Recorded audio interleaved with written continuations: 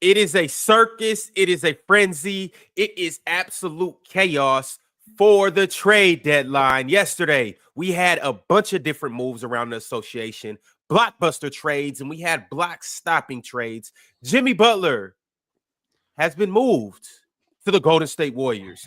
Brandon Ingram has a new home as well. Lonzo Ball did something yesterday. And also Kyle Kuzma. We spoke on it a little bit yesterday, but he's playing for the Milwaukee Bucks. And the Lakers just got a new center. We got to talk about all of this. Ladies and gentlemen, it's going to be another one of those crazy episodes, courtesy of the trade deadline. Oh, and by the way, the deadline hasn't hit yet, so we still have a couple hours right here on this show. I'm pretty sure we will be breaking news that there's some new trades that have hit. So y'all keep your eyes peeled, keep your ears locked in, and stay focused because it's going to be a crazy one. What's good? How much time we got? What, 6 hours? What is it? I think 3 o'clock 3 p.m. Yeah, 3 o'clock is the deadline. 3 p.m. Eastern? Yeah, what's that? Okay, yeah, so we got 4 hours. Yeah, 4 hours. Okay, cool. Yeah, I'll probably be here till 12, y'all, or till 3. I don't know about y'all, but I'm rocking. You know, I'm rocking. I know one thing. I know one thing. Because when we talked about it, we assumed that Nico was going to make another move. Now, in order for him to win this trade, he needs to make another move because the Lakers, I like that. Yeah, I like Mark. I like that, Mark. I like that. Before we get into that, though, let's get into this Jimmy trade. So obviously, it has been complete chaos with Jimmy Butler for the last It's been the last 2 months, last month and a half. Yeah, no, that was in December. So it's been about a month and a half. He's obviously was suspended. He came back, got suspended again indefinitely. Him and Pat Riley, they've been at a stalemate for a very long time. Now, finally, Jimmy Butler has been shipped out of Miami, and he's going to the West Coast. He's coming to California. How y'all feel about Jimmy Butler linking up with Draymond Green and Stephen Curry? I mean, I don't think this pushes them over the top. I don't think this pushes them over the top in the Western Conference. I think that this trade was more for Jimmy. It was more about getting paid. That's all he really wanted to do was get paid. And if he wins in the process, I mean, that's what it is. I mean, I feel like you've gotten everything that you're going to get out of Jimmy Butler at this point. The 4.5 years that he was in Miami. I mean, you got all of the things that you were going to get from him, being an all-pro, being an all-league defender, making it to the NBA championship twice. I think you got everything that you were going to get these last couple of years, because I don't think Jimmy Butler's going to be around at 38, 39 years old. So he wanted to get paid. What I didn't understand initially, but it made sense later on when I thought about it, I was thinking to myself, well, I know what a contract extension is. It's an extension of the existing contract. So why did he opt out of his player option? And I'm thinking, wait a minute, that's $52 million that he's leaving on the table. He's already going to get the contract extension, but I think the opt-out was contingent on him getting the extension. So I mean, I think that's what it is. I mean, if I'm wrong, guys, you can straighten me out, but I think that that's what it was. But I think that Golden State, they now have a secondary scorer, and he does help with some. He does help in some areas like that. But other than that, I mean, I don't think this really moves the needle for them in the Western Conference. I think that they're a play-in team at best, and I think they're a first-round exit. Let me go ahead and highlight all the trade details so you guys know exactly what happened out there. This is what happened in the trade. The Warriors obviously got Jimmy Butler. The Heat got Andrew Wiggins, PJ Tucker, and Kyle Anderson in a 2025 first-round pick. That's top 10 protected. Dennis Schroeder got looped to the Utah Jazz, and Josh Richardson and Lindy Waters III are going to the Detroit Pistons. Mars, how do you feel about this? I feel like Dennis Schroeder saying the trade deadline is like slavery and then getting sent to Utah is ironic. That's hilarious. That's my biggest takeaway from the trade.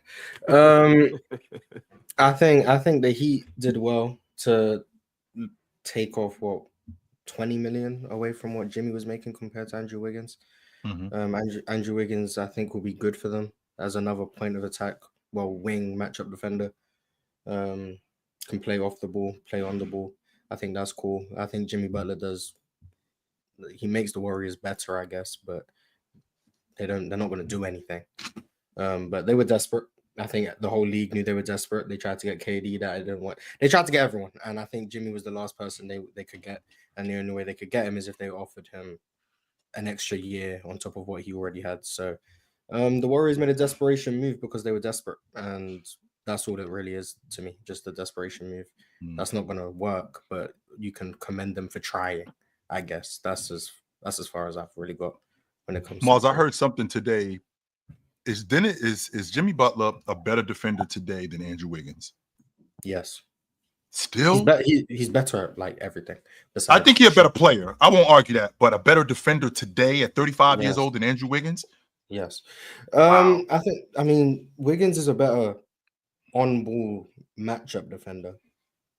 Jimmy's better like everything else. So if you value on-ball defense, which is what the Warriors are losing, so like, I don't like the idea that it's like if you think Jimmy's a better defender than Andrew Wiggins, that doesn't mean the Warriors' defense improved because they added Jimmy. Because what they needed, what Wiggins was their point of attack primary defender. Jimmy's not that. So you're losing that and replacing it with Jimmy, who's a great team defender, passing lanes, he can play weak side, all of those things. He's amazing at that. But now you've lost your point of attack defender, and you have no one else who can do that. So I think their defense is going to get worse, but not because Jimmy is a worse defender than Wiggins. Right. I just think what he brings is redundant compared to what Wiggins was for them. But I do think he's a better defender than Andrew Wiggins is, and I think he's just a better player. And I think offensively, you'll see the biggest difference between Wiggins and Jimmy. But the offense is still going to be flawed. I don't think the Warriors are going to do anything. If Ron's next question is going to be, what can the Warriors do in the playoffs? If they make it, they lose to whoever they play. That's as far as I've got. The biggest news isn't even a trade. It's the fact that Chet's back tomorrow. But like, we can get to that whenever the time Chet is coming back. Yes, he is. That's the biggest news that I've heard in the last 12 hours or so. So that trumps every trade? Yes, it trumps Jimmy to Golden State. It trumps Brandon Ingram to Toronto. It trumps definitely trumps that one. Kuzma to the Bucks, Mark Williams to the Lakers. Chet is back. We're going to see Chet and Isaiah Hartenstein for the first time since preseason. That's the biggest news I've heard in the last 12 hours. All right, Swiper. How you feel about the West Coast getting stronger with the Warriors adding Jimmy Butler? Well, I mean, I feel like I'm probably higher on Jimmy Butler than most of the public. I really like Jimmy. I think he's been kind of just sleepwalking through the year for the most part. He's still been super efficient as a scorer. I also agree with Mars. I think that Jimmy Butler, when he is he's trying, he's one of the 10 best wing defenders in the sport, which, you know, when you're getting that kind of scoring in a playoff pop from Jimmy, like, you know, I think he's a top 10 player at his apex when he's like really locked in. I don't know at 35 years old if he's that, but look, I asked it on Twitter yesterday. I was, you know, just say Mars, there's a reality, right? Where, because the Warriors obviously already beat OKC, you know, in the regular season, but that doesn't mean anything.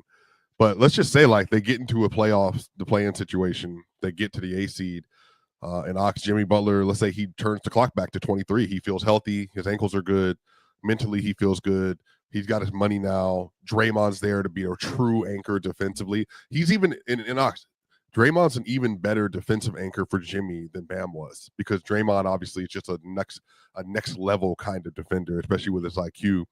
And then on top of that, they got Kuminga still. They got Pod still. They still have a really strong Looney still over there. Yeah, they didn't give up nothing. They didn't give up no crazy pieces. They still got Buddy Hield if he can remember how to shoot. Yeah, well, I'm saying he didn't forget how to shoot, Ron. He can still do that. Yeah, it's just, you know I'm the lowest on Buddy Hield up here. My bad. Go ahead. Right. My bad. Only problem is can he still do that? That's the $1 million question. But go ahead. He can. Yeah. Again, whoever. Yeah, I think he's at a 63 true shooting this year, y'all. Like, I think that's a surprising number if I remember.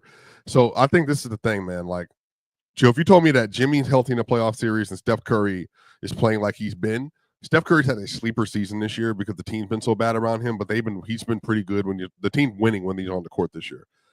I think they could do a legit push versus OKC. They wouldn't beat them more than likely, but obviously it's going to take a supernatural. Like if they had to play in the first round, I'm saying if they made it to play in and they were the A seed, they would be able to put up a fight now with Jimmy. But before that, no, like 100% no. Right. But I really like Jimmy's addition. Like I don't think and also too, because of the nature of the contract, let's say the next year this rest of the year he has a good finish to the year. Next year, he's having an all-NBA start like he did in 22, which is like 21 a game, 5 rebounds, 5 assists, 2 steals a block, super efficient. And let's say he's kind of doing his normal thing because of the nature of his contract. Like they could flip that again if they wanted to and say, they wanted to upgrade or whatever. I like the short-term deal that he got in age 36, 37. You give Steph Curry another star to play with, and then you just kind of see what happens with it. But it probably doesn't raise their ceiling, Ox, to like, they're not like in my top 4 in the Western Conference or anything like that, right. But their ceiling is way higher now. But see, that's the thing, Swiper. Well, is it my turn? Can I go around? Yeah, go ahead. You got it. Have something else? Okay, yeah. I'm with you, Swiper. I've always liked Jimmy Butler, been high on his ability to ball out when it's playoff time. And I'm also one of the guys that feel like if you give Steph Curry a competent basketball team, I'm never putting my money against him. You know what I mean? So while I don't think they're winning the championship this year, I think this move was major for them. And I think Jimmy Butler is better than Andrew Wiggins in the same places that Mars explained. I think the offense is going to look much better. I think Jimmy Butler can exploit that mid-range a little better than Andrew Wiggins. I'm excited to see what the Warriors can do. Once again, I don't think they're championship contenders, but I do feel like you just can't count them all the way out. And mind you, the deadline's not all the way done yet. So we'll see what else if they can do anything else. Man, I'm look out for them. Look out for the Warriors. They have a similar offense when they was running it. That's why I didn't understand why Miami's offense was as bad as it was, because they ran a similar offense like in years when the Miami Heat were at the top of the league, when they had Bam, when they had Jimmy, when they had Hero, when they were going to the NBA Finals, when they were going to the Eastern Conference Finals. They ran a similar offense to what was going on with the Golden State Warriors. So Jimmy should fit in well with this offense. This is not an offense where one guy gets the ball and he's just holding the basketball. He's familiar with ball movement, people movement, and action. So he is familiar with that. The question is can Jimmy Butler stretch the defense in this kind of offense? Because sure, he can knock down mid-range shots. I think that they're going to need him to stretch the defense a little bit more. Jimmy can knock down the long ball. I won't argue that. But can he consistently knock down the long ball, which is what they're going to need in this type of offense? Because Curry is going to need a secondary scorer. Because we've all seen once Curry gets going and nobody else gets going, and he's basically left to do it himself. Now, to get a guy like Jimmy Butler on the roster, can Jimmy Butler consistently give them buckets? Because remember, Ron, he hasn't been playing consistently all season. So it's not like he's just going to jump on this Golden State Warriors roster and he's just going to be the Jimmy Butler of old. I mean, he's been hurt. Well, a lot of these games, chill. A lot of these games have just been suspensions. He's been. I mean, at least for this last month or so, he's been able to play. It's been suspensions. I think Jimmy Butler comes to the Bay and plays. I think he's good to go. I don't think that there shouldn't be any hindrances in that. And as far as a secondary scorer, chill, I think Jimmy is that. Yeah. Also too, and I think we all can agree on that, Ox. Jimmy is probably best suited as a 2 rather than a 1. And he was a good 1 in Miami, but Jimmy as a 2, I think that opens him up fully, his potential. It allows him to fully be Jimmy Butler. But the Warriors have a little bit of ground to make up. Right now, they are the 10th seed, but they're actually tied with Sacramento and the Phoenix Suns at 25 and 24. So the sooner Jimmy can get in, get acclimated, and they can start winning games, that's the highest they may be able to rise in the standings. But they still have some ground to make up to at least get out of the play-in. I know it sounds ridiculous, Ron. I mean, they 3 games off the 6th spot. 3. That's it. Damn, that's crazy. It. They 3 games off the 6th spot. That's it. How many games left, y'all? 30, what, like 30, 37, 36 games? Something like that. That's enough time. And again, let's just say now motivated Jimmy, Dre's there, Steph is there. I mean, I can see it happening for sure, 100%. Here's the biggest thing though. Well, I was just going to say the biggest thing is that, they gave up Kyle Anderson, Dennis Schroeder. And I mean, they gave up Wiggins, but obviously you get that right back you get that right back with Jimmy Butler. But they didn't give up nothing else. They still have all their young players. Technically they can still make a move. Well, they are. They're still prepping to make one. They're looking for a shooting big like Vooch, apparently, is to work. Are they going to be able to make a move in the next few hours, or do they have to wait to the offseason? They're trying to. Okay. Yes, as long as it's not dealing with this, you can trade as many guys as long as you ain't dealing with the same guy. So, like, if I got traded and then you could get traded, Ox. And then right. You know, Boston. I mean, that's not a big deal at all. Well, so I only say that because I'm talking about a bigger move. I'm thinking Lloyd marketing. So I'm just like, but I know. Lowry can't be traded because he recently signed his extension until the offseason. Yeah, I think Lowry has to wait until the offseason. Right. Yeah, I would wait and deal with Danny Ainge. So I know how much you are against dealing with Danny Ainge. I'll wait and just. I'm definitely not calling him back now. Hell no. After what the Lakers just did, hell no, I ain't calling Danny Ainge because I know he already got fleeced. Right, Danny Ainge just got fleeced with the Lakers. He didn't even know what was going on. No, Danny Ainge, he stood on business about Walker Kessler though. What do you mean? That deal that the Lakers didn't get fleeced. He wanted Jalen Hood-Schifino and them 2 picks. Okay, sure. Let's just say for the sake of argument, that's true, Mars. I do want this car. I don't want you to benefit from it though. Not you. Hell no. I'll buy it 100%. I'll buy it. I might even take more than it's worth, but I'm not doing it at the expense of you benefiting from it. Hell no. In fact, I'll leave this car to rot right here before I let you benefit from it. Hell no. When Jalen Hood-Schifino is better than Luka, Danny Ainge gonna be laughing. That's what. Yeah, we'll definitely see about that. Yeah, we will. It's a couple other things, and Penn, I'm gonna highlight these things, and then I'm gonna give you the floor to talk about this trade. But it's a couple things that I do want to mention. That is the most glaring part about this trade, actually. Now, you know, Jimmy Butler, he didn't want to go anywhere where he couldn't get paid. Well, he got traded to the Warriors, and his wish came true. He got paid. But not only did he get paid, Jimmy Butler is going to be the second highest paid player in the NBA next year. He signed an extension that will be 2 years, $121 million. Which will keep him with the Warriors through the 26-27 season. Is he behind Anthony Davis next year?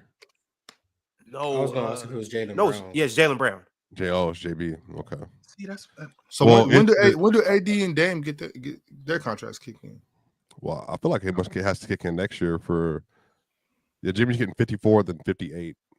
Let me see what Anthony Davis' contract is. NBA money different, man. Damn. Different. And the crazy thing about that, Mars, it was different a while ago. Now it's just crazy. Yeah, it kicks in next year. Oxy getting Anthony Davis getting 54, 58, and then 62.7. So Anthony Davis got probably one more 70 a year deal in his bag, probably a 2 year, 3 year at the end of that. But he has the player. Jimmy Butler getting that? Yes, 100%. He does. Oh, yeah. 80 get a champion. He gets to the finals next 2 years, man. I'll tell you, 80. That's the story will be rewritten about him, but that's another story, bro. Penn, talk to me about this move and what it means for the Warriors or the Heat. Well, I think for the Heat, you get depth, you get pieces that fit into Heat culture, right?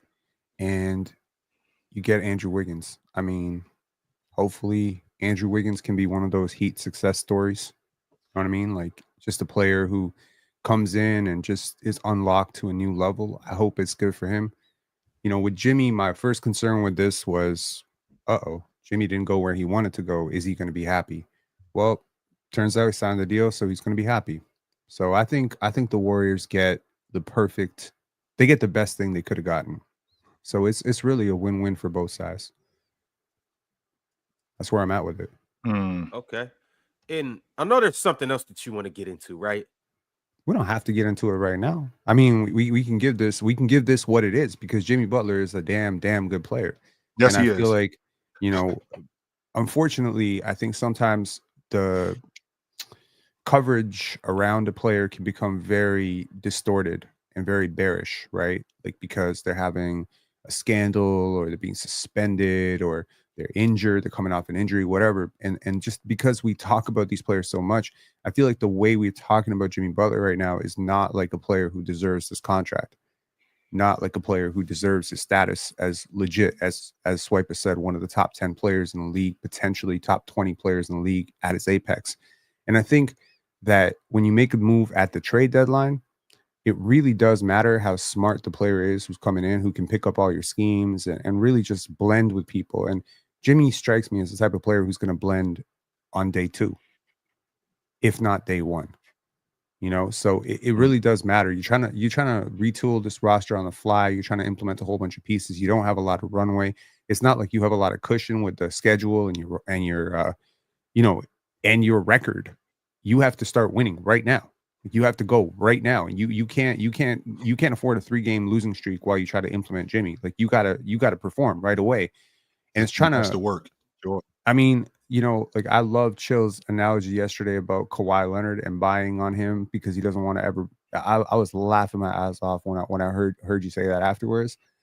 I think this is akin to trying to get into a moving car for Jimmy Butler, and the moving car is going the wrong way, and you got to get in real quick and turn the direction and make sure all the passengers are safe. I don't know. It's going to be interesting. And you got a little bit of time to do it. And you got the road is running out too, Penn. Like it's not like, you got a bunch of road down in front of you. No, the road is running out. So you got to get in this car and you got to get in it quick and you got to change the direction because you don't have a lot of time because the road is running out and you're going to fall off a cliff. And absolutely. And then you got Draymond Green in the back seat. He's right there. And if you mess this up, go this way, go that way, go this way, go that way. He's going to knock your lights out. So, this could be very, very, it's a very boom or bust situation. Like it really could be like terrible. Like this could fall apart so fast. Like there's a huge risk reward here, but damn that reward, right? And it's like if you really wanted to put like the best player you could around Steph Curry to compete for 2 more years, you did the best you could for sure. Yeah, but you're not gonna worry about him getting his lights knocked out though. Draymond, that's for sure.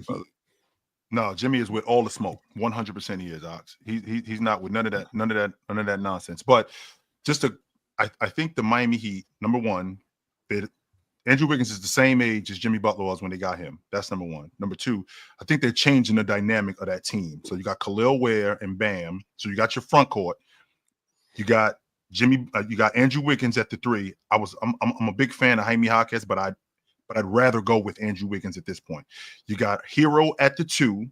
Now you need a lead guard. Once you get a lead guard in there, and I know this may sound ridiculous to some of you guys, would you call up the Brooklyn Nets and ask for Ben Simmons? If you're the Warriors, I thought you were going to say if you are the Miami Heat, would you call up the Brooklyn Nets? And ask for Ben Simmons? Don't forget Andrew Wiggins. Now remember this now, Swiper. Remember this. Okay, number one, Ben Simmons comes off the books after this season, so it's not like this is if I can give up Terry Rozier, yes, that's the idea. Sure, yeah, no problem. That's the idea. Okay, that's number one. Number two, I get my defensive front court and my defender in the back court and my playmaker that I'm looking for, and then I can move forward with that. I don't really have I got floor spacers like Duncan Robinson is a floor spacer, right? I feel like Duncan Robinson is a floor spacer. He can knock down some shots, but I'm going to win. I'm going to go as far as I can go on defense with this crew. I'm going to take advantage of the strengths that I have with Bam, Khalil Ware being the rim protector that he is.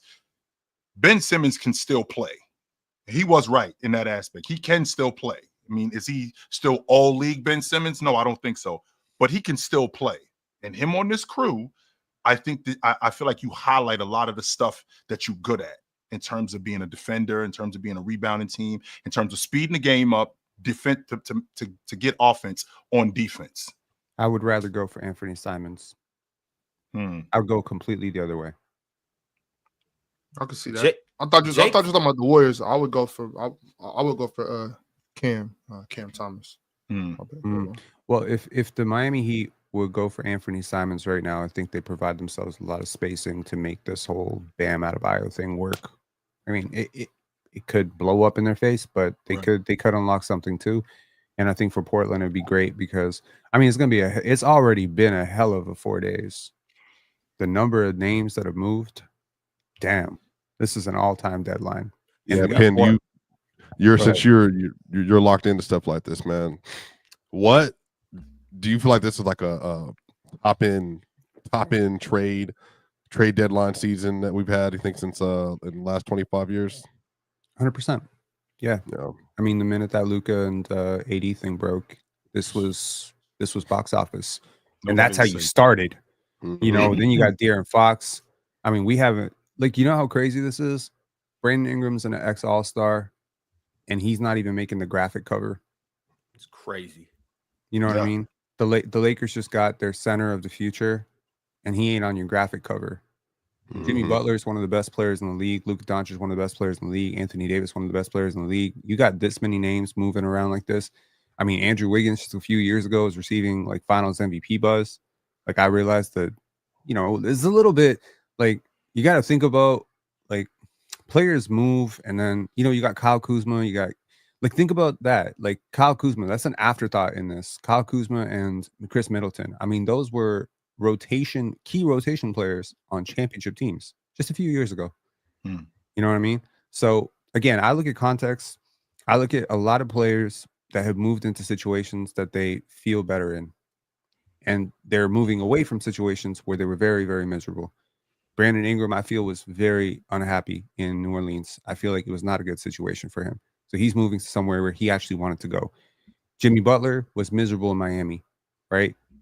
The Luka situation had kind of run its end in Dallas. So you're seeing players get a rebirth mid-season. That's great for ratings. It's great for the players. And it's going to be great for the fans too. And we're about to talk about this Brandon Ingram trade coming right up.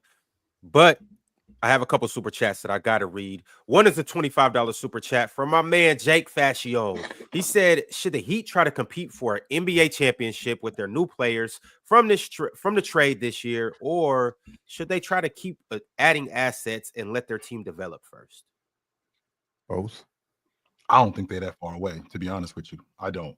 With Bam, with Khalil Ware, competing with Wemby in the East. I don't think they're that far away. If Tyler Hero plays like this and Bam wakes up in the playoffs, do you think they have a chance to beat those teams? And Drew not this year. What? How would Drew have to play? I'm not saying he got to play Finals MVP Drew, but he can't play like last year's Drew either. Man, all they need is some hot shooting from their role players, and they'll go to the finals. Like they're not in contention for the finals. It's Miami. Like no, I don't think so. If Hayward Highsmith decides to turn into Kevin Durant, then they'll go to the finals. Like that's all it takes, Ross. Yeah, that's what it takes. I mean, Gabe Vincent turned into Damian Lillard, and look what happened. They went to the finals. So that's all they need. Just role players having out of body experiences at the right time. That's how they got to the finals twice. So if they want to do it again, let's have some role players have out of body experiences.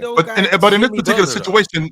You guys royally overstated how much he carried them to the finals both times. So if their role players step up and have out of body experiences.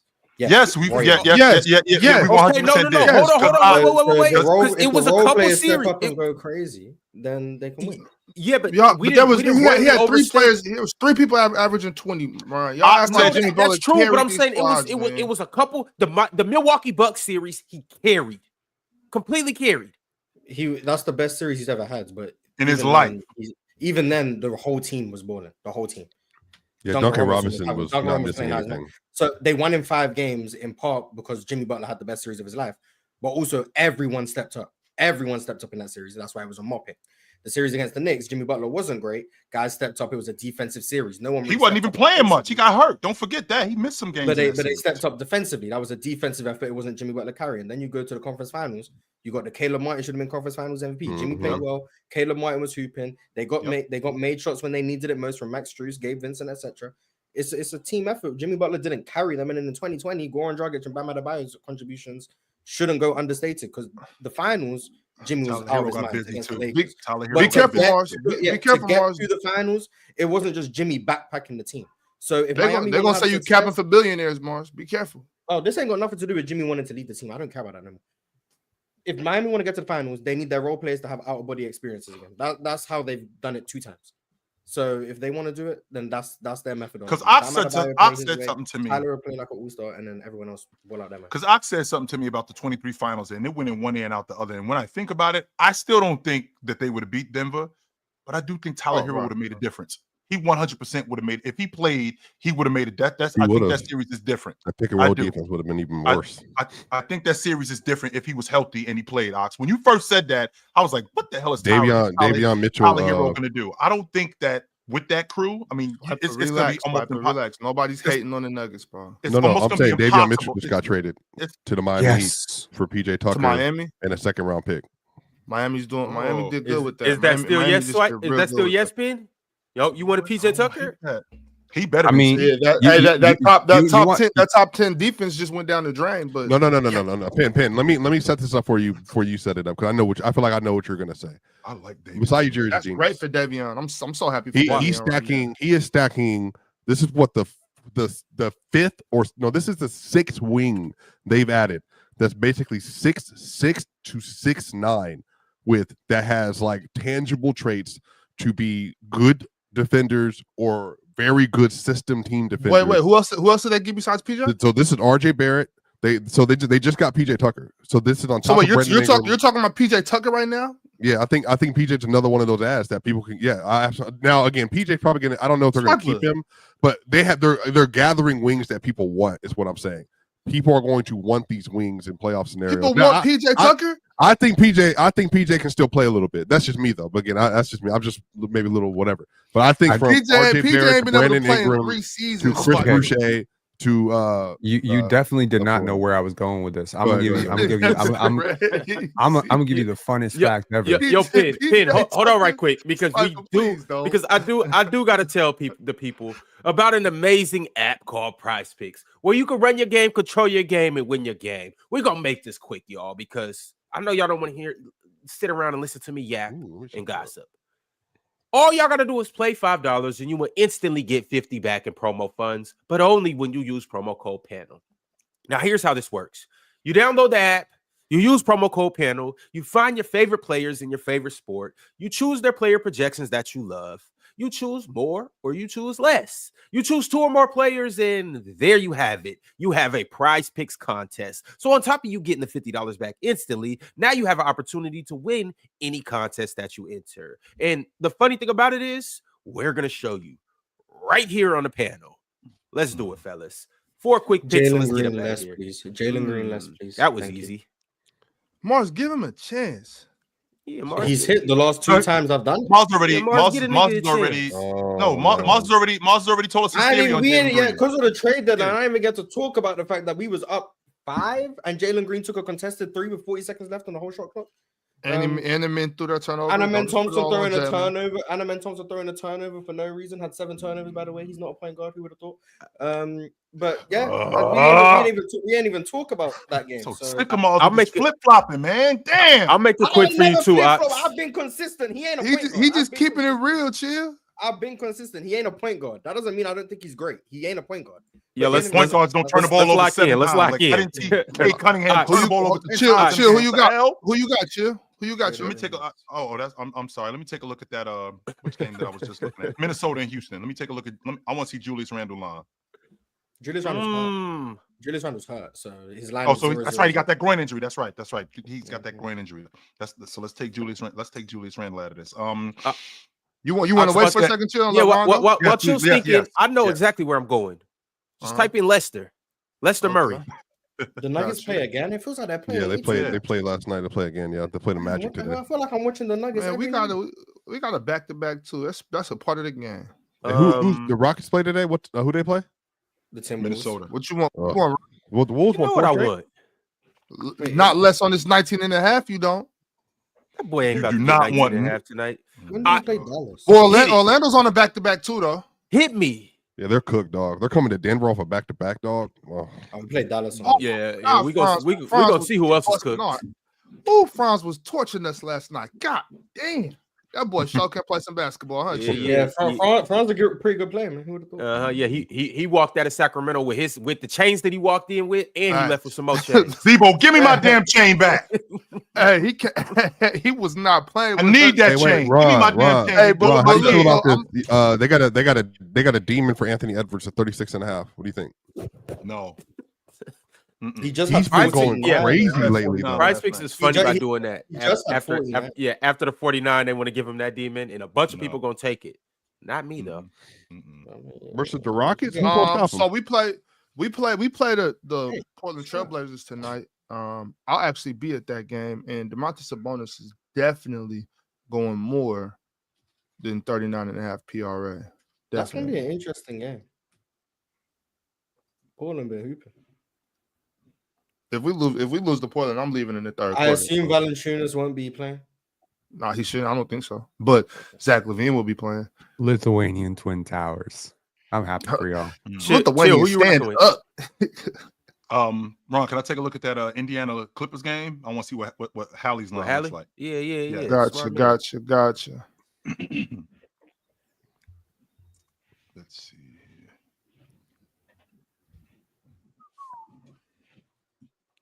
Scroll down. That's not Halliburton, Knox. Oh, my bad. You know, they all look alike.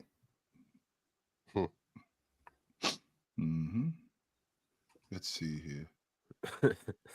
That's crazy. That one kind of just sat there for a second. I was just like, did he just say that? Oh, the views of Big Ox do not represent all of us, ladies and gentlemen. He might not be playing tonight. There he is. Right here. Who you looking for? Halliburton. Tyrese. Here you go. Oh yeah. 12.5 points. I'm taking. I'll take the more on that. I'd hope so. Eight assists. Same game. Points, rebounds, and assists. Not same game. PER. The PER is 29.5. I'll take the more on that. On the PRA, right? One more. Yes, I'll take the more on that one. Yes. Cool. Should have took the demon. All right, let's get him out of here. Hey, Ron. What's up? Give me MPJ more 17.5. Throw that on there, Ox. Yeah.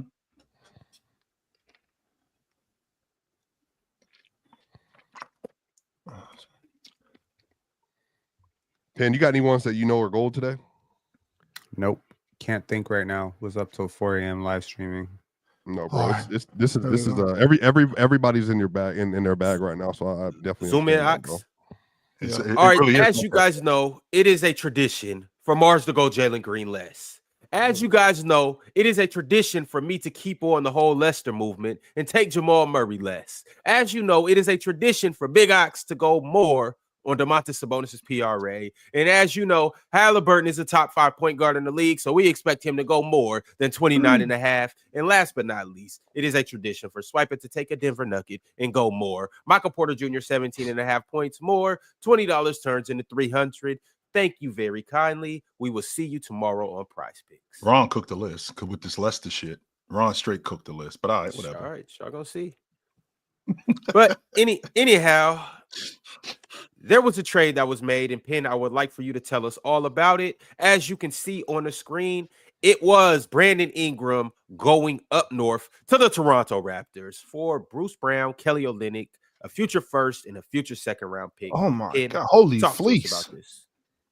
Who got fleeced? The Raptors got fleeced? What? No. I haven't seen an ass whooping like this in a minute. Y'all did y'all thing, Pen. So you saw one like 2 days ago, but okay. I mean, okay. He didn't. No, he didn't. Okay, my thought process going into this trade deadline was that the Raptors were going to make a call for Devin Booker. I was very very convinced that Kevin Durant was not going to get moved, and so I thought that it was going to be D-Book, and that the Raptors would be able to facilitate a deal with getting off some cap space, Emmanuel Quickly, RJ Barrett, etc. Those pieces are still here, and Brandon Ingram is a Raptor, which is really amazing. You know, when I say the bearish outlook and how a player is covered and all that stuff, Brandon Ingram is that, right?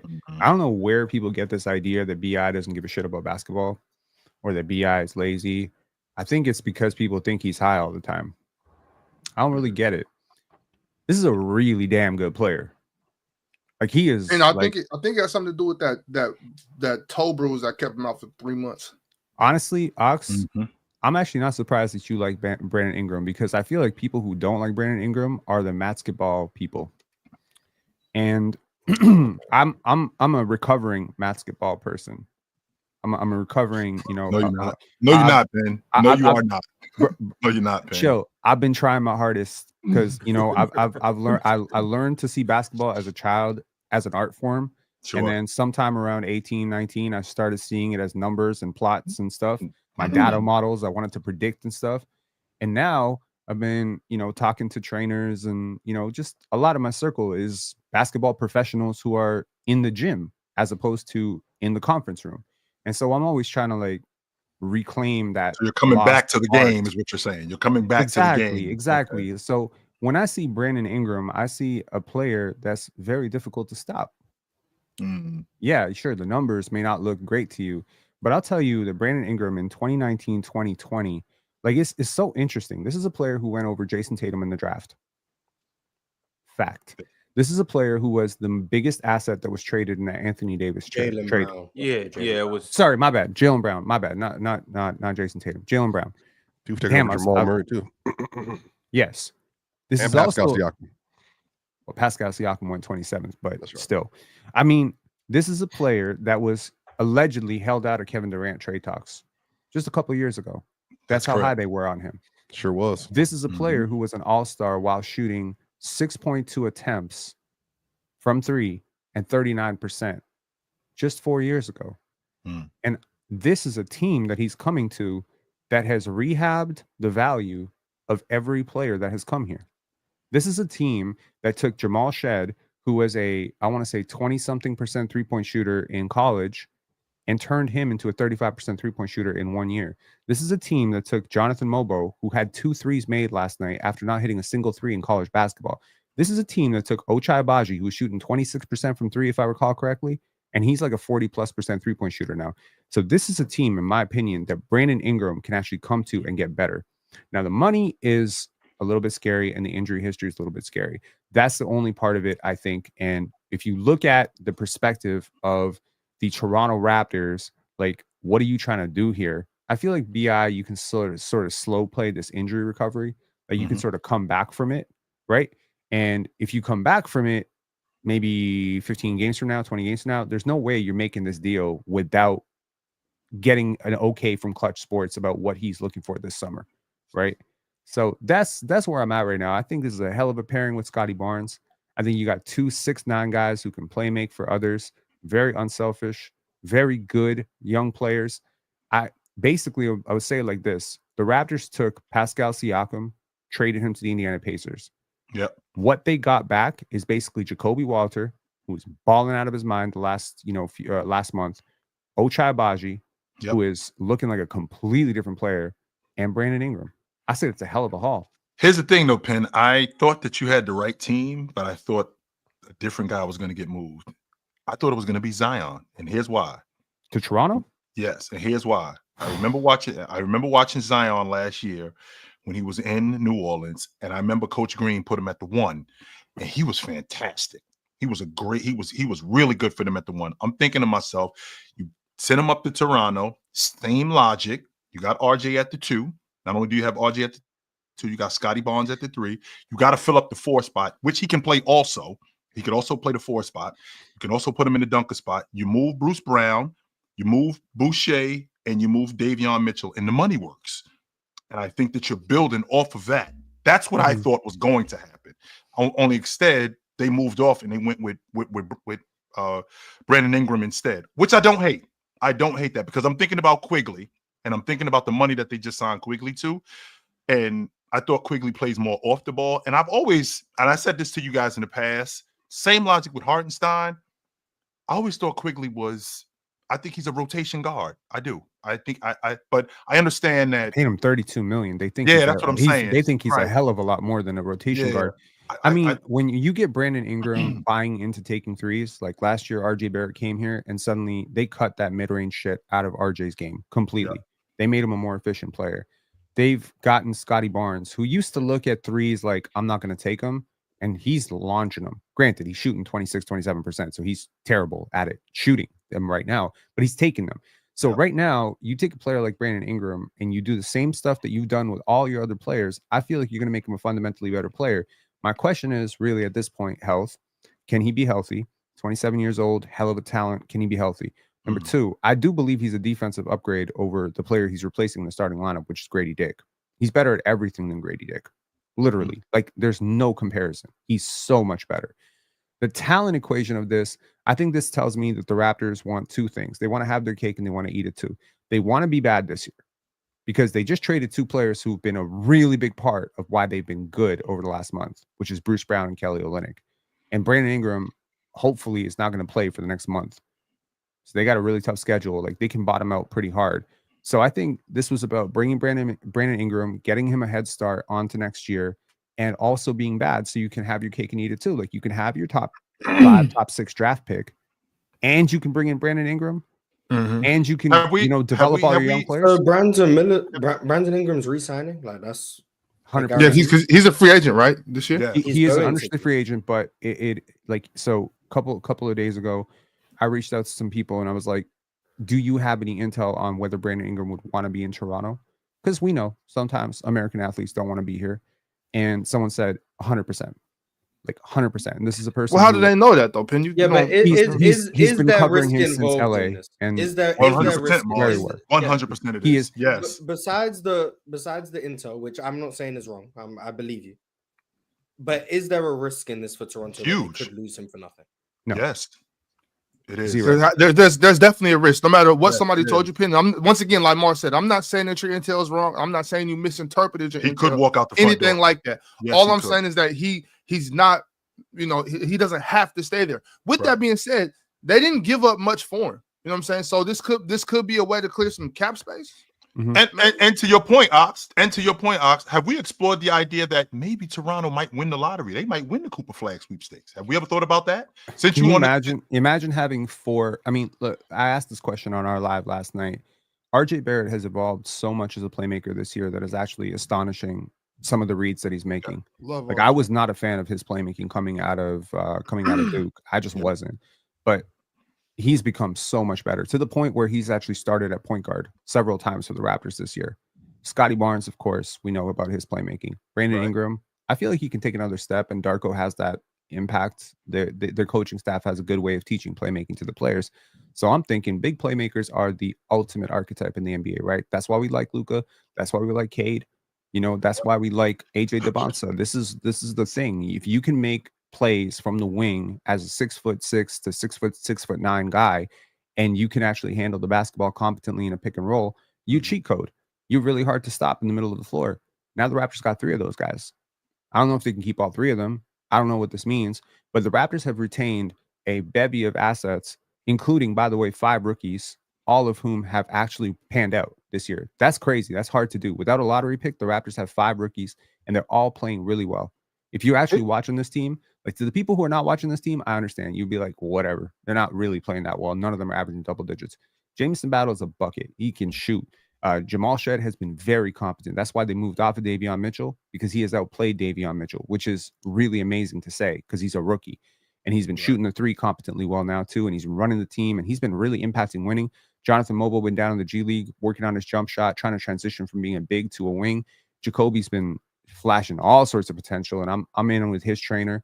Shout outs to Eric, and we've been talking like what this next step for Jacoby could be, and it could be huge. Like he could be a really, really good player at some point, and he was being talked about as a lottery pick for most of the draft cycle before he fell. So I think the Raptors maybe moved off that Indiana pick, thinking our 5 rookies look good. How many young players do we want to add? And But here's the thing that I was curious about, because Swiper brought this up about the Boston Celtics. So you paid Quigley, right? You already extended. You paid Quigley. You've already extended Scotty Barnes. I think RJ Barrett is up soon. He's extension eligible this summer, but he's under contract for 2 more years.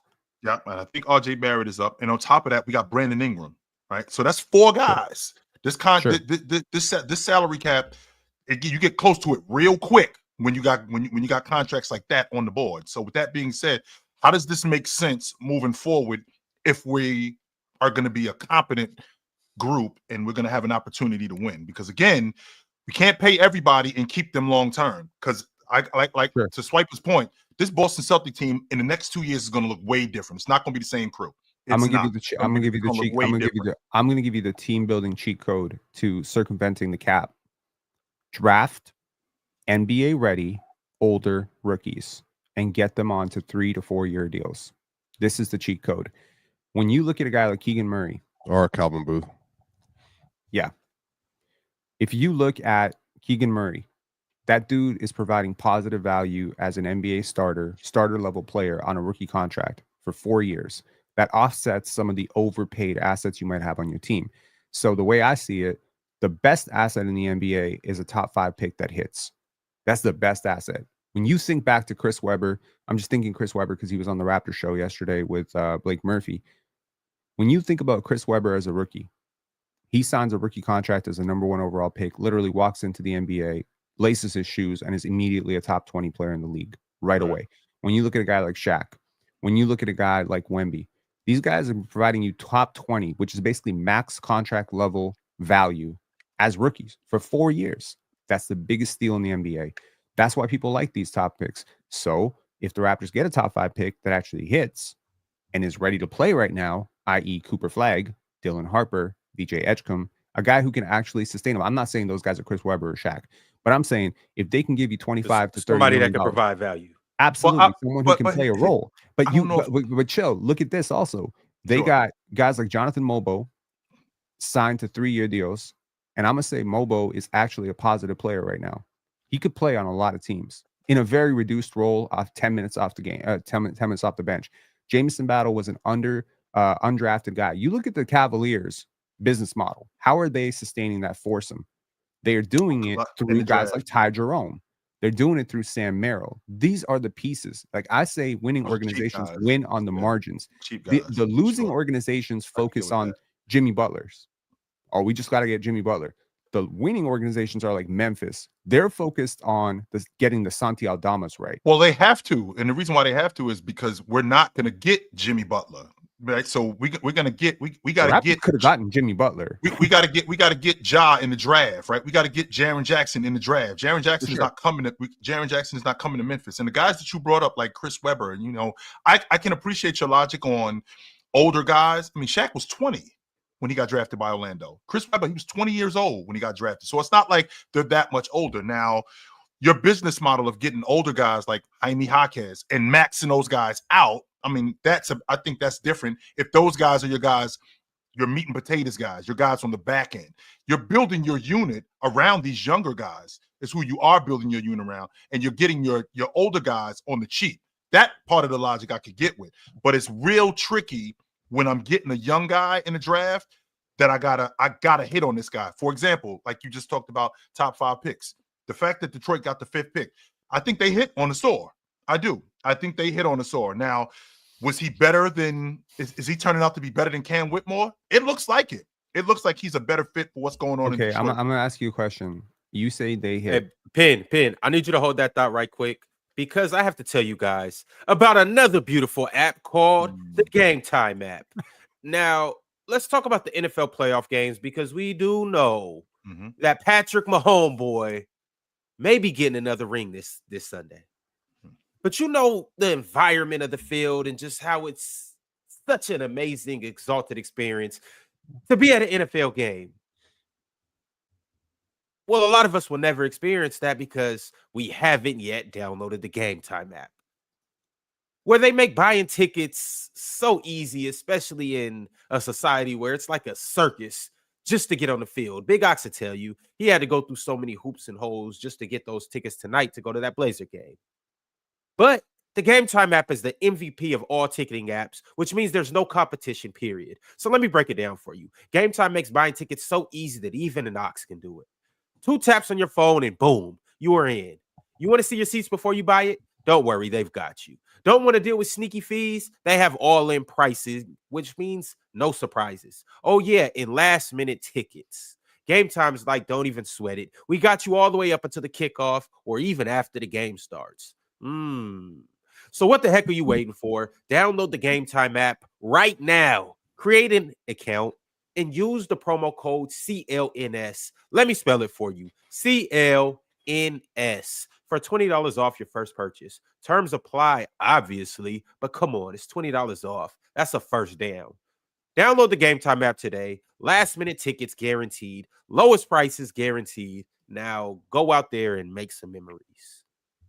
Hey, Ron, I actually did use the GameTime app to get these games tonight. So see.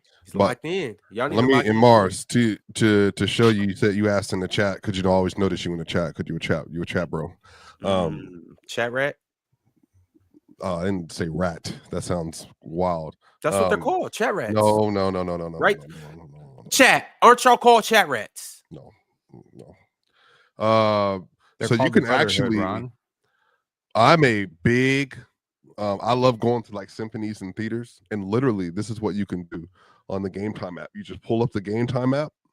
It will tell you by section what the best prices and stuff are on the GameTime app, and it will show you relative to the other seats how much everything costs, whether you want to get the best seating in. I prefer personally first deck, not second deck.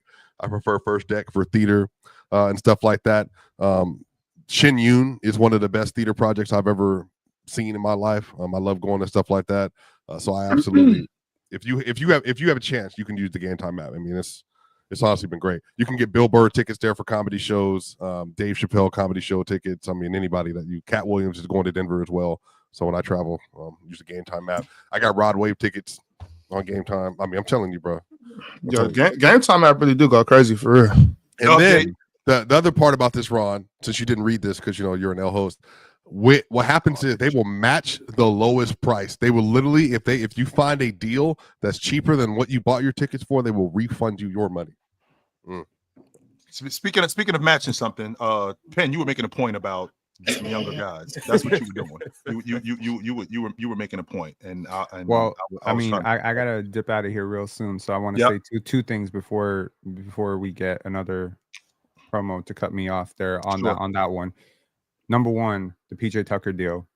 Do you know? And I wanted to say the fun fact, and Ron was like, "Hang on for a second, Penn." It was a 3-second fun fact. This is the third time PJ Tucker is becoming a Raptor. The third time. How about that? He was drafted by the Raptors. Yeah, he did. Went overseas. He came back. He signed with the Raptors. Now he's done his little tour around the league. So that was the funny part. Like this is the third time he's becoming a Raptor. I don't think he's actually going to even touch down. So that's why I was sort of surprised that Swiper went there. I don't even think this is really about PJ. I think this is about Davion. Look, I've been kind of against the Toronto media's coverage of Davion pretty much because everyone's been trying to sell the fan base. Like there's a lot of people here that cover the team, in an official capacity that have been trying to sell the fan base that Davion is the answer at point guard or some shit like that. Now, I respect Davion. I've had a lot of, beef with him back and forth and bullshit, about his game. And back and forth with him? Yeah, he deleted his Twitter account. He was not pleased. So why are you surprised? What did you say to him?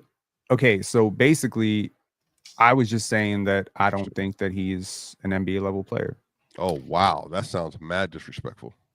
Well, I said it because at the time, I think he was shooting like 22% from three. And I think there's a lot of holes in his game. And there was, and largely it was not meant to be disrespectful to him. It's just that there were people you don't like Rustin. He shot 20% to start the season off, first 10 games of the year. Russell Westbrook and Davion Mitchell are not in the same conversation, respectfully. No, they but are I think it was because there were people in the Toronto media that were pushing this idea of Davion Mitchell coming back at $10 million a year. And I just wanted to get ahead of that because there's a lot of people here that I just fundamentally disagree with how they see the game of basketball. And I often end up on the other side of that equation. Like these are the same people that basically said Scotty Barnes was going to be a bust when he was drafted. Like I just don't agree with, they said trade Scotty for Kevin Durant. Like we have always fundamentally disagreed on shit. So they were like trying to say that Davion was going to come back next year as the answer at backup point guard. He's been so instrumental. I'm just like, you can't, in the modern NBA, you just cannot play a player like this meaningful minutes. Yeah. That's very interesting, Penn. Didn't know this about you. We'll see how Eric Spoelstra feels about that. Penn, the last question I got to ask you before we move on to the next trade. Are you guys actually contending this year, or is this year a wash? Contending? Well, I mean, you have been the one telling me that Scotty, but you just mentioned that Brandon Ingram is who he is. Question. I'm not it's gonna not a nasty question. He already said Brandon Ingram's not back for at least another month. He already said this season is I said I hope he's not back for another month. Yeah, that's what he said. The Raptors have won, from January 13th. And that's why I'm asking that. You guys are kind of hot right now.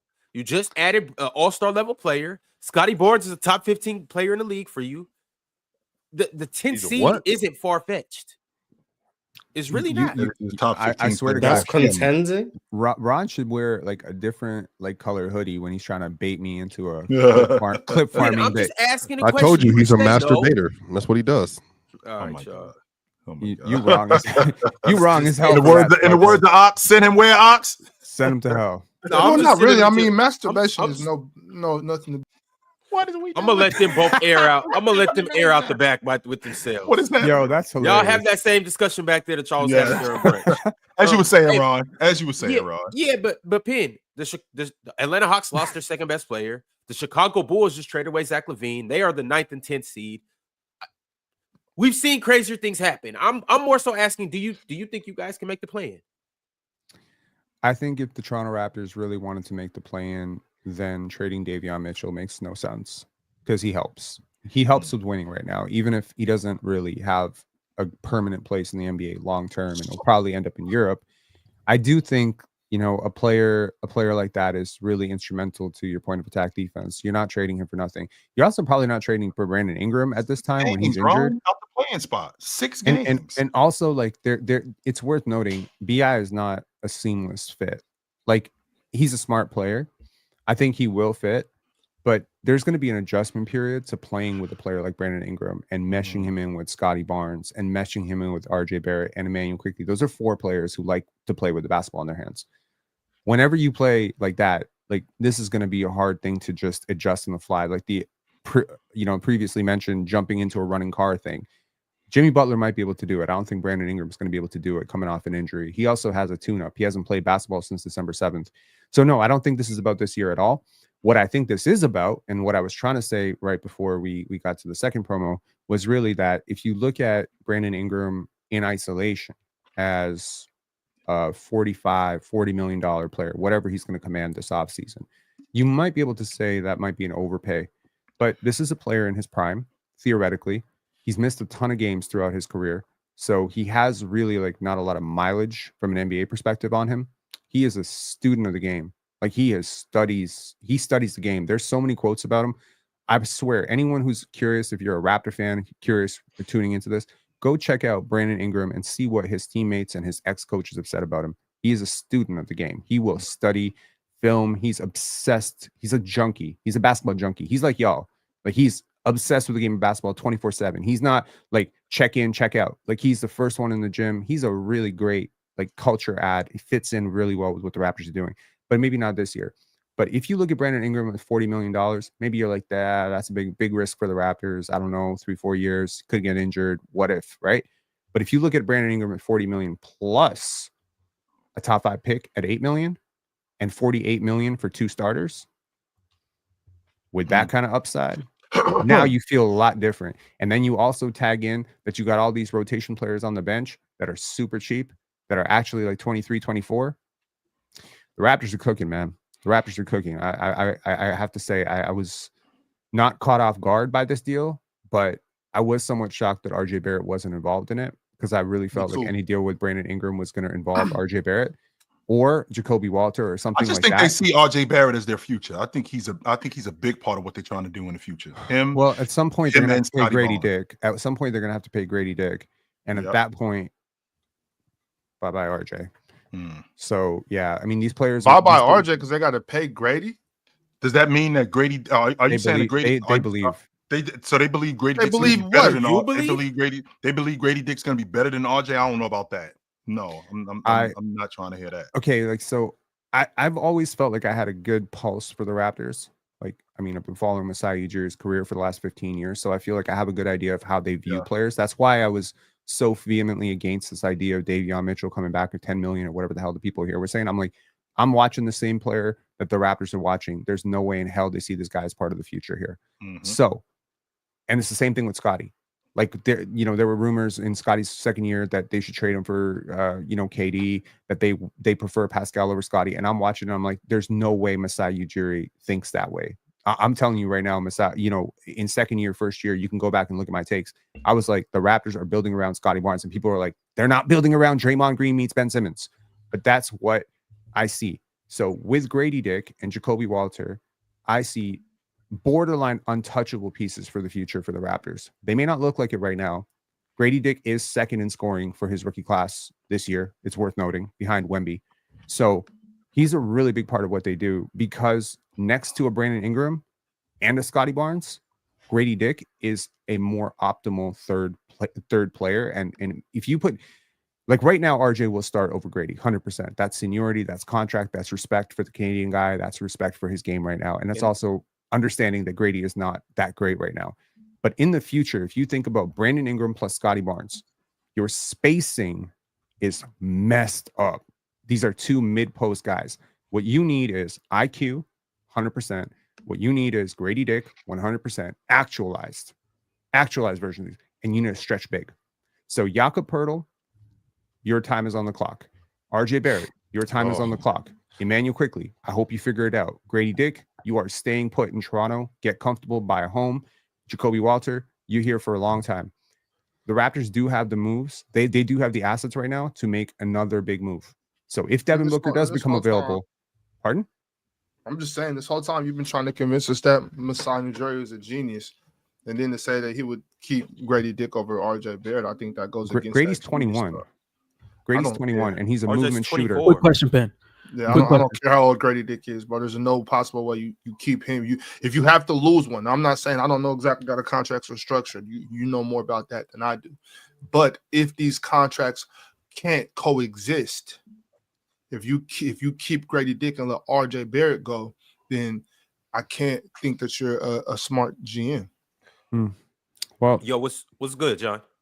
How's everybody doing? It's been a minute. Hey, John. What's good, John? What's the show you and Mars host? What's it called? Hoop Talk podcast. You know, every Sunday we're gonna be doing it this Saturday because the Super Bowl's on Sunday. But basketball conversations every week, sometimes twice a week. I've tried to get Mars in the recording twice a week. You know what I'm saying? But we getting there, man. We getting there. We building a nice little community. How are you getting better at this rate? Can I just understand that? Like, how the hell are you getting this much better every single time you come up here? Can everyone else agree with this? It's because Masai Ujiri.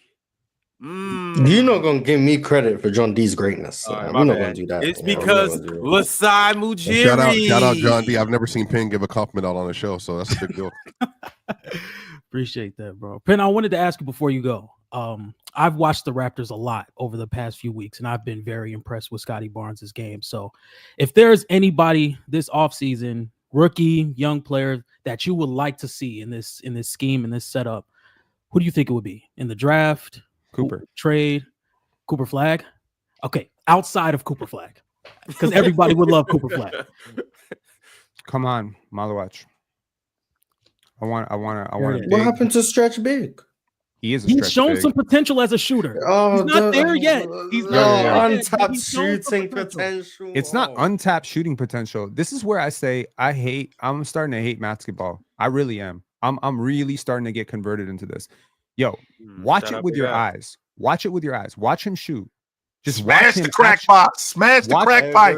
Like watch him actually shoot. Look at the motion. Look at his release, and tell me who the hell is stopping that if you get him in a gym and working on it. They said the same thing about Derek Lively.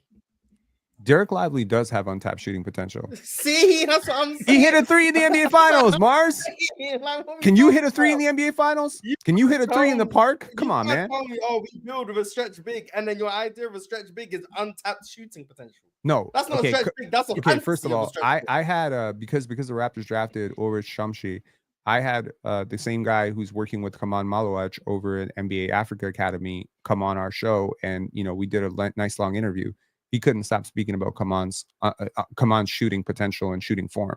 Now, again, it's one thing to do it in a game. It's another thing to do it in practice and do it in an open gym. I get it, but I've watched Kaman's like private workouts and stuff over in NBA Africa Academy. He's hitting like 14, 15, 16 straight. Like, he's a good shooter. He can shoot. His potential is there. And honestly, a lot of people had questions about Pascal Siakam as a shooter coming out of New Mexico State. And the Raptors did all the tracking data work way before it was like publicly available and everyone was like always talking about it and stuff, the private stuff. His percentages inside 22 feet are what I'm looking at. His percentages at the line. There's a lot of indicators of positive shooting potential. And Kaman shoots like crazy percentages around the rim. Like, he's got great finishing. He's a really good defender. I really love him in Toronto. I think he would fit very, very well. Apart from him, honestly, I like VJ Edgecombe. I do. And I like and if the Raptors do make a miracle run into the play-in, I really like Colin. What school he go to? VJ? Baylor. Are you a former Baylor Bear? Everyone, this is a well-known fact. Yeah, 100%. Yeah, that's Waco, Texas all day. You went to Baylor? God damn it! In back-to-back episodes with you, I find out you're partially Nigerian and you went to Baylor. How the hell have I been hating on you this whole time? I don't know, because you don't like. He didn't just go to Baylor, Penn. That's where he went to grad school. So yeah, that's why he was mad at you for insulting Davion Mitchell like at Baylor. Oh, okay, got you. That's why you're capping. You're up here capping for Davion Mitchell. Well, shout outs to Davion Mitchell. I have a lot of respect for him. There's not a Baylor grad that, by the way, that's come to the draft in the first round that hadn't been a good NBA player, except for Jared Butler. But Jared Butler is on his way back. You better believe that. If you legitimately got traded. If you legitimately believe Davion has been a good NBA player so far, I think he will be. I think he will be in a better situation. I'm rooting for him. I'm rooting for him super hard. He's done a lot of really good stuff. He's a real defensive guard next to Tyler Hero. I'm telling you right now, I was right about Tyler Hero. I told y'all what he was. I'm going to be right about Davion Mitchell next to Tyler Hero and Duncan Robinson and Andrew Wiggins and Bam and Khalil Ware. Watch Davion Mitchell pop off with the Miami Heat. He's going to be one of the best for a second, though, Swipe, because Davion played good with us too.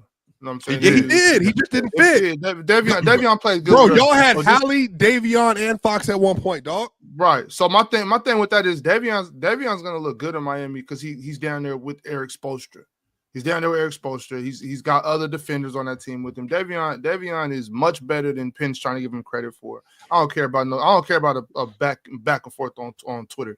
Davion Mitchell is definitely gonna show out. Would you trade him for Devin? Would you trade him for Devin Carter right now if they offered it? Yes, I would. I wish we still had Davion. You would trade him for Devin Carter? I just want to get that on record. You already said yes. You already said yes. Just like I'll tell. Never mind, let me not do that because you might take that the wrrong way. But yes, I said yes already. No, you can say it. I mean, no. All right, fellas. I don't want you to miss the Here we go, fellas. We got to keep it pushing because we got another trade that we got to get into. We got a Laker fan up here, so it's only right. Who's we the Laker fan up here? John D, bro. Oh. It's only right that we get to the move that the Lakers made. Before we do that, y'all already know the drill. Like the video, subscribe to Player's Choice, become a member, and shout out to everybody that's on X. Make sure you come over here and you subscribe and you like the video as well. Shout out to our Hall of Famers, my man Cheese, my man Vale, my man J-Hub, my man Multi-Kenny, and my man Cobra, son of Raditz. Yo, y'all make sure... Y'all make sure to come up here. That was a great analysis, by the way, Penn. Real talk. Appreciate you. Ben. Ron, as you were saying, Ron, I apologize to rude people up here, Ron. He was going. He didn't even give him the flowers before he walked off the show. I'm trying to let the people know he's leaving. You gotta give out the Merry Christmas when someone's leaving. When you leave at the 3-hour mark, I say Merry Christmas to you, so I'm gonna say Merry Christmas to them. We interrupt what we're doing to say goodbye to Cho, so why can't Penn get that same luxury? It's because you old? Nah, we're not doing that, man. Hall of Fame Friday is tomorrow. If you are a Hall of Famer, pull up and talk these trades with us. All right, now back to what we were saying. Because now y'all haven't watched an ounce of Mark Williams in his life, and all of a sudden Lakers fans are showing up. Not y'all. I'm talking about Lakers fan, not y'all. No, not here. Giving 42 and 23. I know, but I'm saying Lakers fans they're never consistent. A lot of them didn't like Luka before they got Luka because he didn't play no damn defense. AD, top 5 player in the league. Oh, now Luka's on the team. Now we got Bron and Luka, and then on top of that, Mark Williams. You look at Mark Williams. Look at we know who Mark is because we watch Charlotte. Because we actually like basketball. They like baddies and beaches. Now Mark Williams gets traded, overpaid by the way, to the Lakers. Damn! Woo! We got our Derek Lively. Yes, sir. It's like you ain't watched this man play not one game, not one.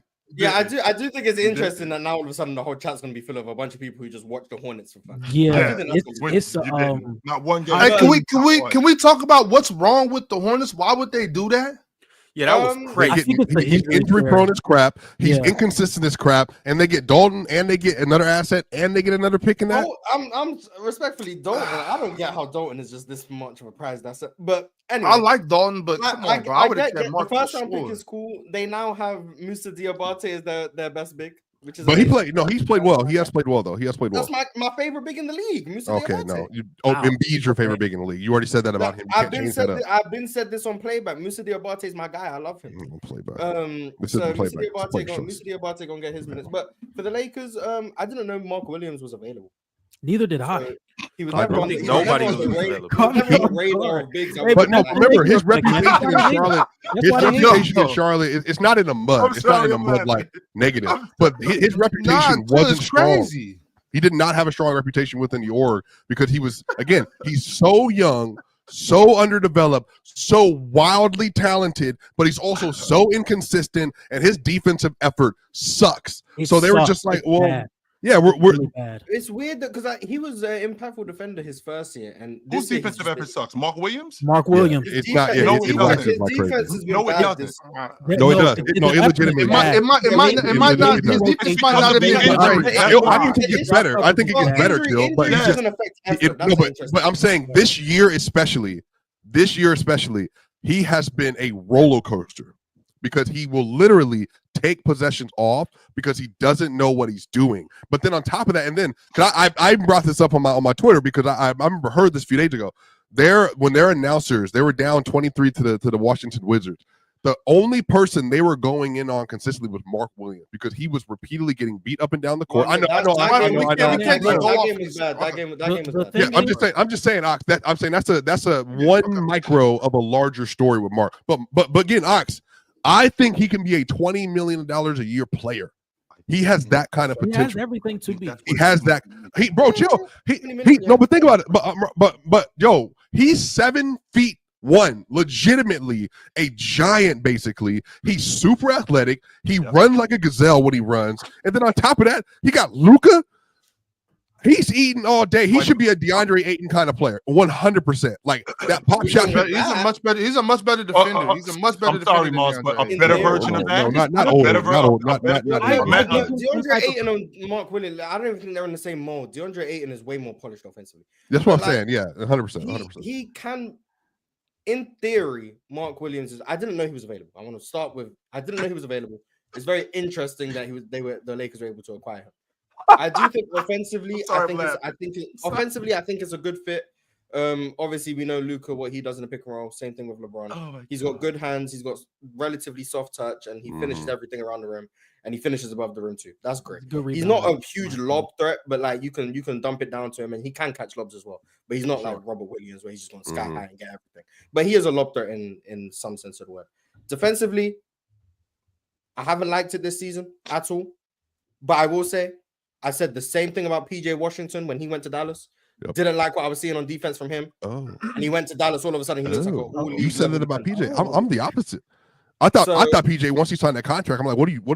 Nobody around the league's gonna take this dude. I think PJ Washington's defense. But let me stop yelling because I'm too excited. I think Ox, my theory on PJ Washington, I'm not kidding y'all. I thought that his value around the league had been diminished because of the Brittany Renner situation because people thought he was dumb. I think people legitimately thought he was an idiot. But if you watched him play, I'm like, well, he's a good player. And he's like coming off the bench. When he started, he was good. And then he went to, this team has quality defensive players around it and Luka and Kyrie. All of a sudden, he's a two-way wing. All of a sudden, he can get rebounds. Which is what I actually do.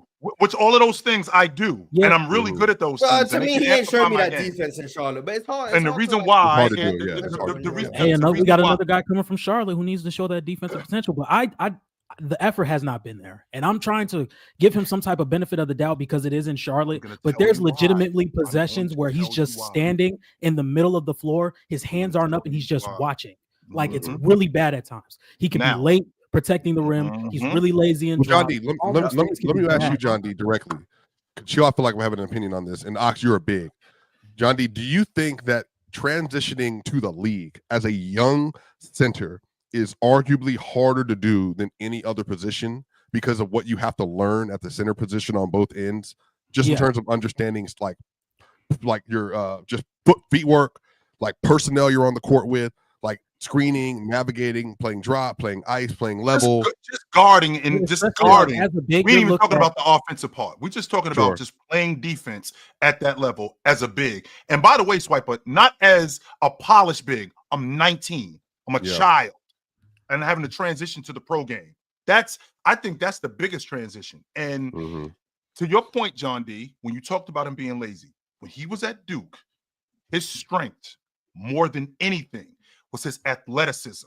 100%. That was his superpower.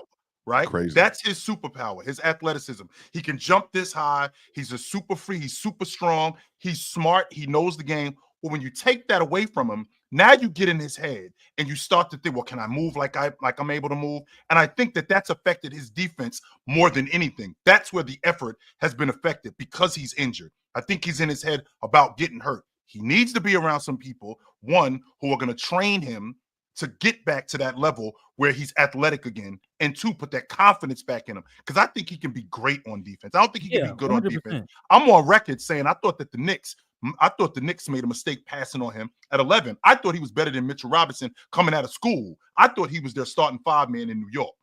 And the fact that, to Mars's point, I brought up Claxton, I brought up Robert Williams, I brought up Valančiūnas, because I didn't think Charlotte would be dumb enough to hand him over. I didn't. Yeah, I was like, hey, we did the breaking yesterday, Chill. We brought Mark Williams up, and we did the breaking. Me, J. Rob, and Ron, and we were talking about all the bigs. We brought Mark Williams up, and we were all like, yeah, right. Charlotte wouldn't trade Mark Williams. 30 minutes later, you haven't Mark learned. Mark Williams is traded to the Player X won't get traded. We can't say that. Well, I mean, and it's not, and not just because he's like some superstar or anything like that, but just because I would think Charlotte needs him. A young team rebuilding would keep their young asset. Like, you would think. Exactly, right? So I'm just like, why was it a good idea? I understand the injury concerns. I mean, the defense hasn't been good this season. Obviously, there's reason to believe it can be better, especially since as a rookie, I think he was a lot better defensively than he is now. But some of that could just be injury. He might be slowing down. But the motor thing is interesting. Is it weird because his motor offensively seems to be really good. He runs the floor very well. When he runs the floor. He's a gazelle. But, So it's a weird thing when it comes to that. It might be that's also possible. He didn't play for a long time, so there's a lot of things that is reason to be optimistic. I think obviously he's a flawed big. You're not going to go get a superstar with no flaws. But in terms of what he does offensively, I do think he can finish around the rim, which is great for Luka and LeBron. The one concern I have offensively is he's not Derek Lively in the short roll. So when Luka does get blitzed, you have Mark Williams in the short roll. I do think there's going to be a lot of mishaps there as a playmaker and decision maker. So you ideally want to keep him out of the short roll as much as possible, which is going to be difficult because teams are going to blitz Luka. So that's my concern offensively. And then defensively, I don't think he solves problems, especially with how flawed I think this perimeter defense is going to be. But maybe they can do something to keep him. Quick question. I noticed you said he wasn't the best in the short roll. Do you think you would put him in the dunker and just let LeBron be the guy who sets the screen and let him make the decisions in the short roll to dump off to Mark? You have a spot up in a ball creator or a ball handler with Austin Reeves. Yeah, but I think that could work, but I'm at the point where I do believe if teams are running up against the LeBron Luka pick and roll, I think they're just going to switch it. So you're not going to have those short roll opportunities. Yeah, I get that. Which is great. I mean, there's advantages that come with switching. I'm 100%. I'm obviously not saying, oh yeah, that's the solution, guys. Switch. I'm obviously not. But well, you should though. I mean, Mars, but because I feel like now there's a little flaw to this, but if I can guard Luka, I can guard LeBron. If I could guard LeBron, that's the principle. I think Boston's gonna switch. So you only really are in those short roll positions where it will be a Vanderbilt setting the screen, or it will be a Mark Williams. And I'm more comfortable with Vanderbilt in the short roll than Mark Williams. But if Mark Williams is in that position, I do think there's going to be flaws there. So you have to find ways to either optimize the spacing in those situations or make his decisions as easy as possible. So that's the question offensively. And then defensively, I just think he hasn't been very good this year. But he's been good in the past. So James playing the pick and pop and the pick and dive game and the pick and short roll game with Gabe Vincent, with Austin Reeves has been really good. Luka, as we all know, does such a good job at putting those guys in jail when they try to switch. He does such a good job with putting those guys in jail when they go over screens. He does such a great job with that. And then when you put Mark Williams in that, Luka has such a good job of putting guys on his hip with Mark Williams diving to the basket, plus with him being around the rim. I think that this is fantastic for them. I never brought up Mark Williams to the Lakers because I didn't think that Charlotte would be dumb enough to hand him over to the Lakers. No, I didn't think that. Mars, to your point, you don't think it's dumb. I think it's ridiculous. I got my lead guard in Lonzo. I think it's ridiculous. I think I got my league. What did I call him? Did I call him Lonzo? Yeah. I'm sorry. No, he'll be here soon. Don't worry. I call him so LaMelo. You got LaMelo at your league guard, and you got Mark Williams as you got Mark Williams as your big. You have a foundation of building right there. But I got a question. Big Ox, have you ever had that chick that you kind of screwed it up with her? But, however, just a little time has passed, and you might have another opportunity to double back with that. I think that's what happened in Charlotte. They screwed up on Dalton Connect. He was their guy last summer in the draft, and they passed on him. And they had an opportunity. They saw an opportunity to get him back, and they jumped on it. You know what? This is our guy. Let's take him. Chill. See, I hear you with that. And it upsets me because we also passed on Dalton Connect, and I was pretty upset about that. Mm-hmm. The Lakers could have had Alex Len. I had y'all taking Jared McCain, if that helps. You know what I'm saying? The Lakers could have had Alex Len. I think if Dalton went 6, that would have been bad, but Tijon Salon is worse. So I guess they could have. And they had an opportunity to get him back. I don't know, at the expense of Mark Williams, Mars. No, I'm not going that far. I just think they can't be bothered with his health. If I had to guess, I think that's the reason. I think that's what it is too. And I think that the Lakers, just like with Luka, the narrative on Luka, he's fat, he's out of shape, he doesn't give effort. We can change that. Happened. The logic, well, that's part of it. No, that's not what happened. The logic with Mark Williams, he's injury prone, he doesn't give effort. We can change that. Well, I think we can fix that. And that's why he's with there's no way you're having a mental breakdown about that. I can't believe I don't understand why.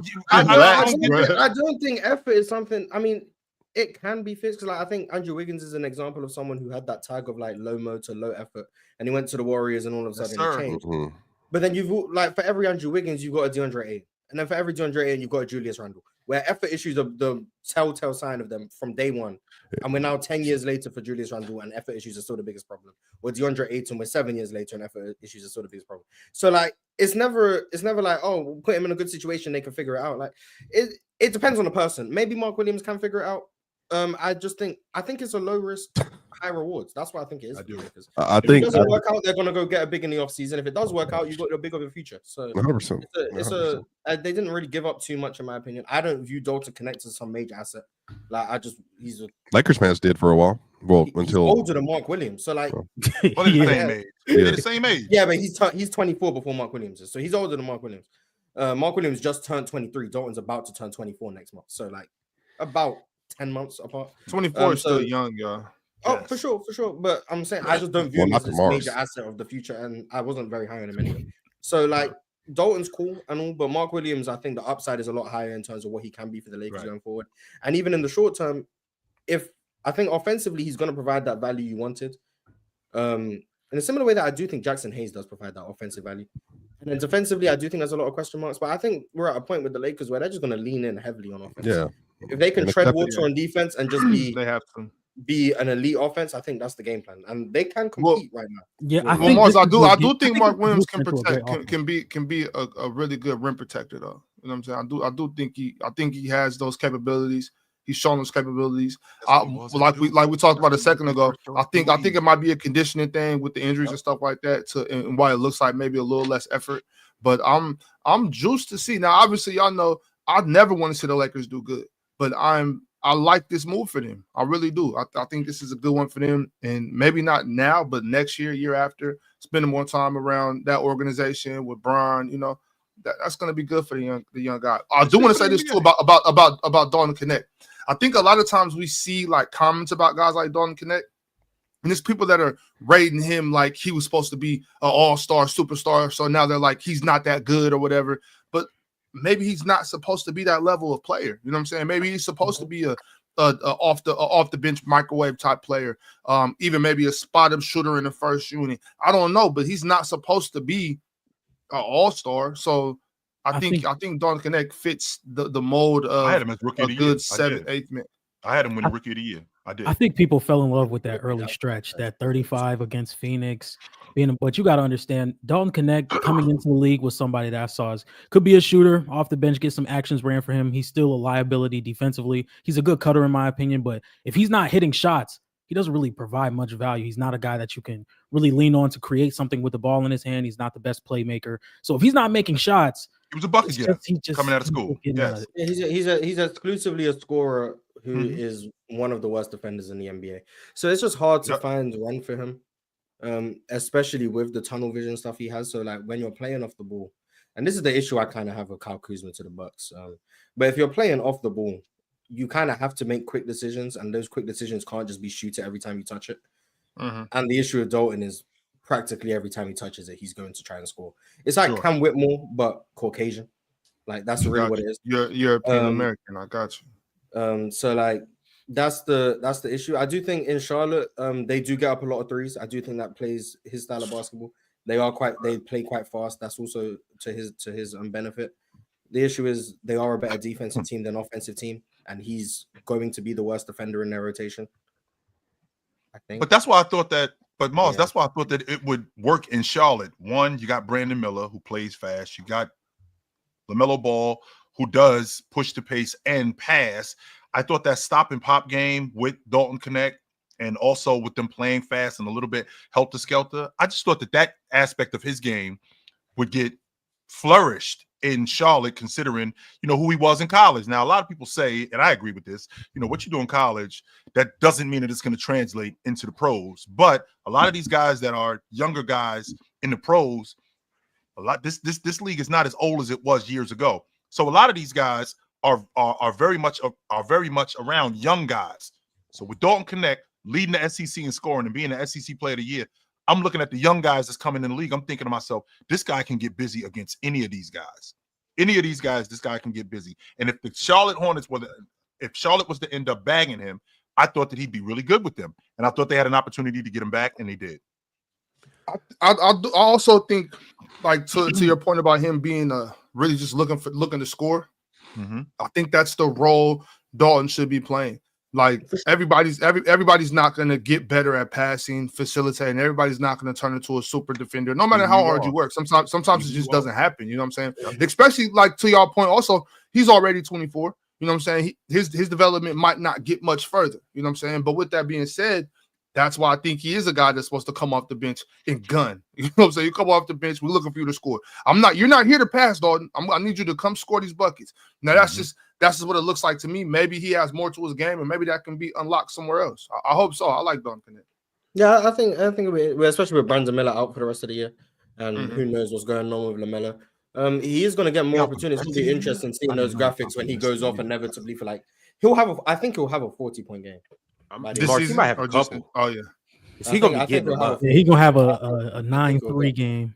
He gonna have a game where he go like 9 for 14 from 3 and has like 37 or something. He gonna have games where he just explodes. So it's gonna be interesting to see. I know I'm gonna be watching. Anytime Musa Diabate out there, I'm gonna be out there watching. I'm Is curious. Diabate? Chill. Chill. You don't gotta do this. No. I know where Mars is. Mars. Diabate or Misi? Who's better, Yves Misi? But who do I prefer? Diabate. I just like Diabate because he's like not old school. He's like he does nothing but rebounds. Like I just think that's cool. Like he's not a great. Defender. He's an effort guy around the rim. I like that. He's not a great defender. He can't score. He can't. There's no shooting ability. He plays hard and rebounds the ball. Like I just every time he's out there, I just know he's gonna go chase. He's necessary. We need him. You gotta love that. Like I just like Musa Diabate. Like he does. Well, Ron, 12 years from now, when he's still in the league, and we like, damn, he's still in the league. It's gonna be because exactly what he just said. He's probably improved on something, but either way it goes, like y'all know we watching Diabate hoops tomorrow, right? Yes. Yeah, we on the main stage of Playback, and we got the Hornets versus the Spurs. Who would have thought? We get to watch. I'm taking the Diabate rebounds. I can guarantee. Who would have thought we get to watch Diabate? Hopefully, Dalton Connects gets a chance to suit up so we can see his first game with the Hornets, and then also too, we get to see De'Aaron Fox in action with his team. I'm not watching. I wanted to talk about that. I can't do it.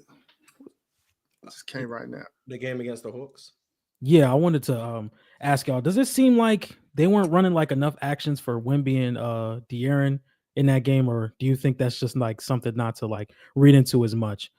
I think there's an adjustment period. I think they went to it late a lot. They went to it late and it worked. I've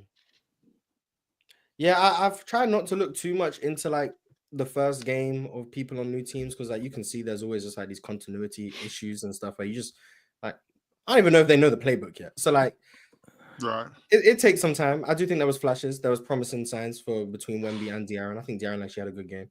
Yeah, he did. And they got the win, so that's important. But I wanted the Hawks to pull. You got to wait. You got to wait quarter. A few weeks. You got to wait at least a few weeks. Yeah. I mean, you can even wait longer than that, Mars. You put De'Aaron Fox and Victor Wembanyama together, it's gonna be good. Like it could look terrible for 5, 10, 15 straight games. I don't care. That's gonna work. That's gonna work out. Yeah, I mean, it depends how it's looking terrible, but I see your point. I do think there's reason to be optimistic, and I wouldn't like overreact to one bad game. I wouldn't overreact to one good game, but like, obviously it's gonna work. Same thing with Zach LaVine on the Kings. I do think there was flashes of moments where it's like, okay, we can see how this can work. But there's also flashes of moments where it's like he doesn't really know where he's meant to be, or like he's ISOing when he probably should just reset the play. And like there's situation, but like you gotta just figure those things out. So things take time. But definitely I think the Spurs got better, and I think in the long run they're gonna be better with De'Aaron. I want to say this about De'Aaron. He instantly makes their defense better. I'm talking about he picking up Trae Young full court, not Stephon Castle. Not Devin Vassell, not Jeremy Sohan, which they all guarded Trae during parts of the game. De'Aaron Fox was picking up Trae Young full court, poking the ball from him, turning him. Ron, that's what he chasing him over screens. Like he instantly makes their defense better. And on top of that, I've seen De'Aaron Fox get his hands. He wasn't necessarily getting the steals, but he would get a long rebound or he would get an outlet, and the ball was going up quick. Yeah, the transition. Watch how all of a sudden people start watching him play more because he's playing with Wemby, and all of a sudden, oh my God, De'Aaron Fox is a great defender. Watch how quick that happens, y'all. I'm telling y'all about to start hearing De'Aaron Fox is a great defender. Watch, I'm trying to tell you. Watch. But when he was in Sacramento, not on this show. Not on this show. We will stand on truth and justice. Yeah, you can be a hater. That's okay. You can do that. But my truth and justice. My thing to your point, Mars. Justice. Mars is that so for instance, like watching last night when the Kings play, you can see there's times out there when you got Malik, DeMar, and Zach LaVine and maybe Keegan Murray, and they're kind of like moving, but they're kind of looking like, so I go here and then Zach get the ball, he just go down here, won't get a bucket. You know what I'm saying? It's like they got to figure it out. They just got to figure it out. And that's for all these teams that are making big trades. Like the Lakers are going to have to go through that. Dallas, all these teams are going to have to figure it out. But for the most part, I've seen a lot of teams get better in this past 3-4 days. A lot of teams got better. Yeah, I'm very high on a lot of these trades. And LaVine one, I think, will figure itself out. I don't think it was like perfect last night. I do think there was flashes of like moments where you could see like this is what it looks like if it does work out. But you can see LaVine isn't used to playing with a big like DeMontis. I think that was the like most glaring thing to me. He's not used to someone a big who can find him whenever he's cutting through the lane. He's cutting through the lane just to clear out space, and next thing he knows the ball's like right there for him, and he's not expecting it. So like, but if once he realizes that if I'm cutting through, I can get a bucket here. Like he's gonna cut with more urgency. He's gonna make those decisions quicker, and he's ready to score. Like he's gonna get a lot of easy offense once he like realizes that. He's not cutting through just for the sake of cutting through to clear out for a post up. He's cutting through, and there's an opportunity to score here. That's a fact, Mars. When you play with somebody that's a willing passer, there's a difference between being a good passer and a willing passer. I would much rather play with a willing passer, somebody that's looking for you actively. And when you have somebody that you're playing with that's like looking at you like cut, like move, that's gonna make you want to cut more. It's gonna add new aspects to your game. Like you spot on with that, Mars. Spot on with that. Before we move on to the next trade, I do want to. I don't know exactly what you guys dove into with Dalton Connect and how much you talked about the Hornets, but we did a pretty good deal. How did you guys doing your job? About the Hornets more than most people. If you was here, you would have known that. But go ahead. Yeah, it's cool. How do you guys like the fit of LaMelo, Dalton, and Brandon Miller moving forward? Nice backup shooter. Yeah, Dalton's off the bench. Yeah, I don't think he starts. He's off the bench. Yeah, of course. He'll start for this season because Brandon Miller's out for the rest of the year. Yeah. But next season, Brandon Miller's back. He's off the bench. Yeah. Who starts over him? LaMelo, Brandon Miller, Miles Bridges. That's Miles plays the 4. Who on the wing starts over him? I'm not starting now. Or Trey Man if is Trey. Trey Man, their little AI off the bench. I think he starts. he's not going to. It's going to be LaMelo, Brandon Miller, Josh Green, Miles Bridges, and Moussa Diabate. That's going to be that starting five. They're probably going to draft the big, if I'm being honest. But yeah, I'm gonna still go incoming. Mr. Diabate. I think Miles should be gone. I think Miles needs to be gone. I've been trying to get Miles off the team for a minute. Yeah. You've been trying to get Miles off the team for a different reason, though, Miles. No. Okay. Once again. Yes, I also think he probably shouldn't be in the league, but I also just don't think he's that good. So it goes both ways. Same thing with Kevin Porter Jr. Although Kevin Porter Jr. has actually been playing better, like as of late, so like I haven't been able to just slander him. But Miles Bridges, I actively think should just not be part of this rebuild in Charlotte. So like, I would just get rid of him. I would have got rid of him before I found out he hit women. Like I've been saying he's not good for a minute. And then I found out he hit women. I'm like, just get him out of the league. Why not? But then I actually don't hate. I don't hate Miles. I don't hate Bridges on this unit. I don't. You don't?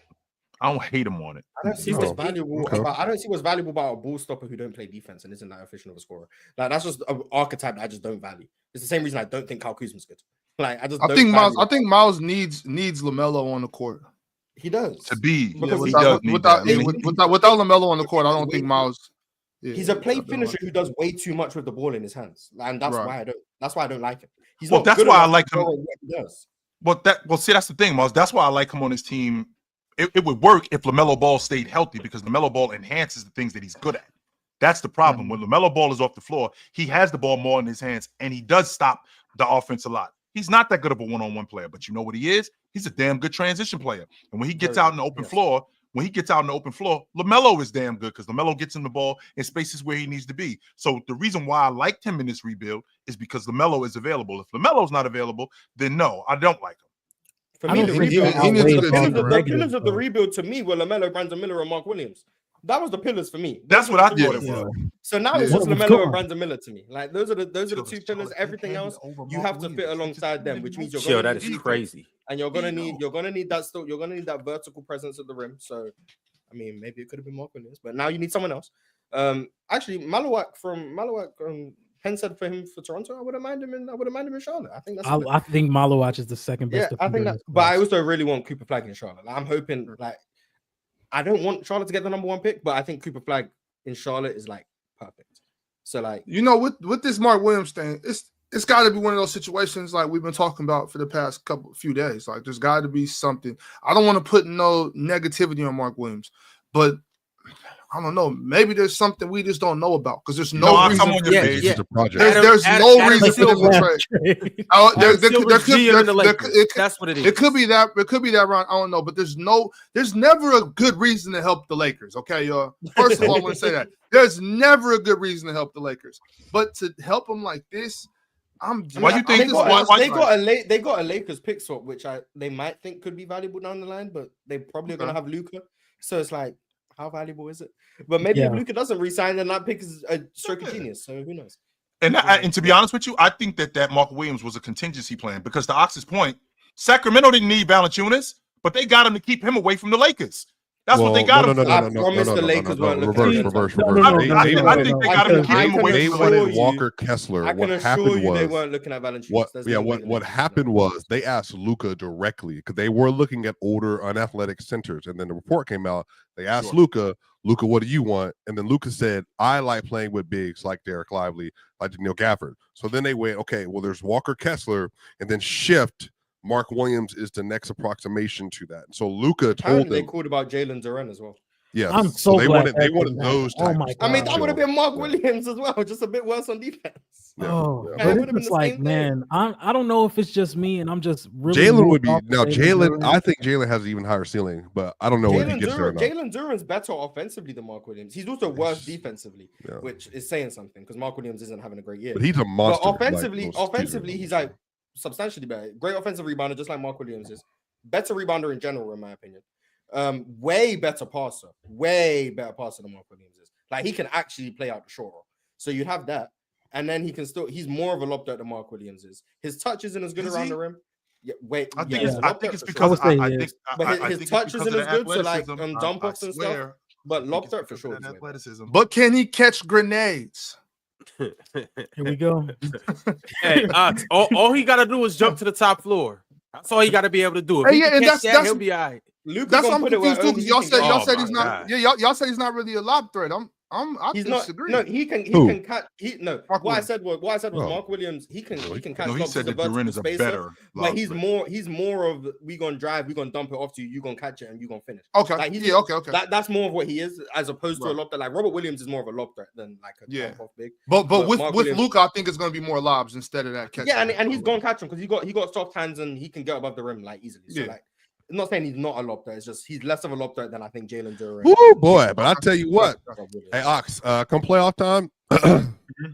Austin Reeves, Luka, LeBron, Rui, Mark Williams. Bucket food on defense. Food on defense. Is that what you're saying? Rui. But they got DFS and Mando though. I expect Rui to be gone today. I'm sorry. Yeah, I pray he's to be gone today. Chill. We got 2.5 hours, y'all. Yeah, you don't have. You don't have a couple of seconds. Bring in Lonzo. Let's get a reunion going. Lonzo won't be there, and the reason why Lonzo won't be there. Can they trade Lonzo? They just signed him. Yeah, they just signed him. Yeah, they gave him a two-year, $10 million extension. So you can't trade per year. You can't trade someone who you just extended, right? Or is that he just got extended. I don't think they can. Oh wait, so are you not allowed to swipe it? Or are you just I don't saying think you can. I don't think. I do not think you can sign a player and then trade them. It has to be a sign and trade. But in the offseason, but in the season, I think you have to trade player and then he gets extended. I think that's where the stepping rules and all that stuff come into play. Yeah, well, that would make sense though. That would make sense. You can't tweak their contract just to help you. Yeah, so that makes sense. Yeah, well, Lonzo Ball is back in Chicago. We all expected him to be elsewhere, and maybe we expect him to get bought out, but he's back in Chicago. So, hey, Ron, that's the smartest thing they've done this year. I'm still getting used to Lonzo even being on the floor. So this is just, what I'm saying, this is just what's up. Like that's cool. It's nice he's still gonna be in the league, man. I'm happy. Yeah. He's at 100%. Yes. Once he starts making his threes at a good clip again, he gonna be Lonzo. Like that's the only thing that's really changed from Lonzo we last remembered to Lonzo now. Like he's just not knocking down threes right now.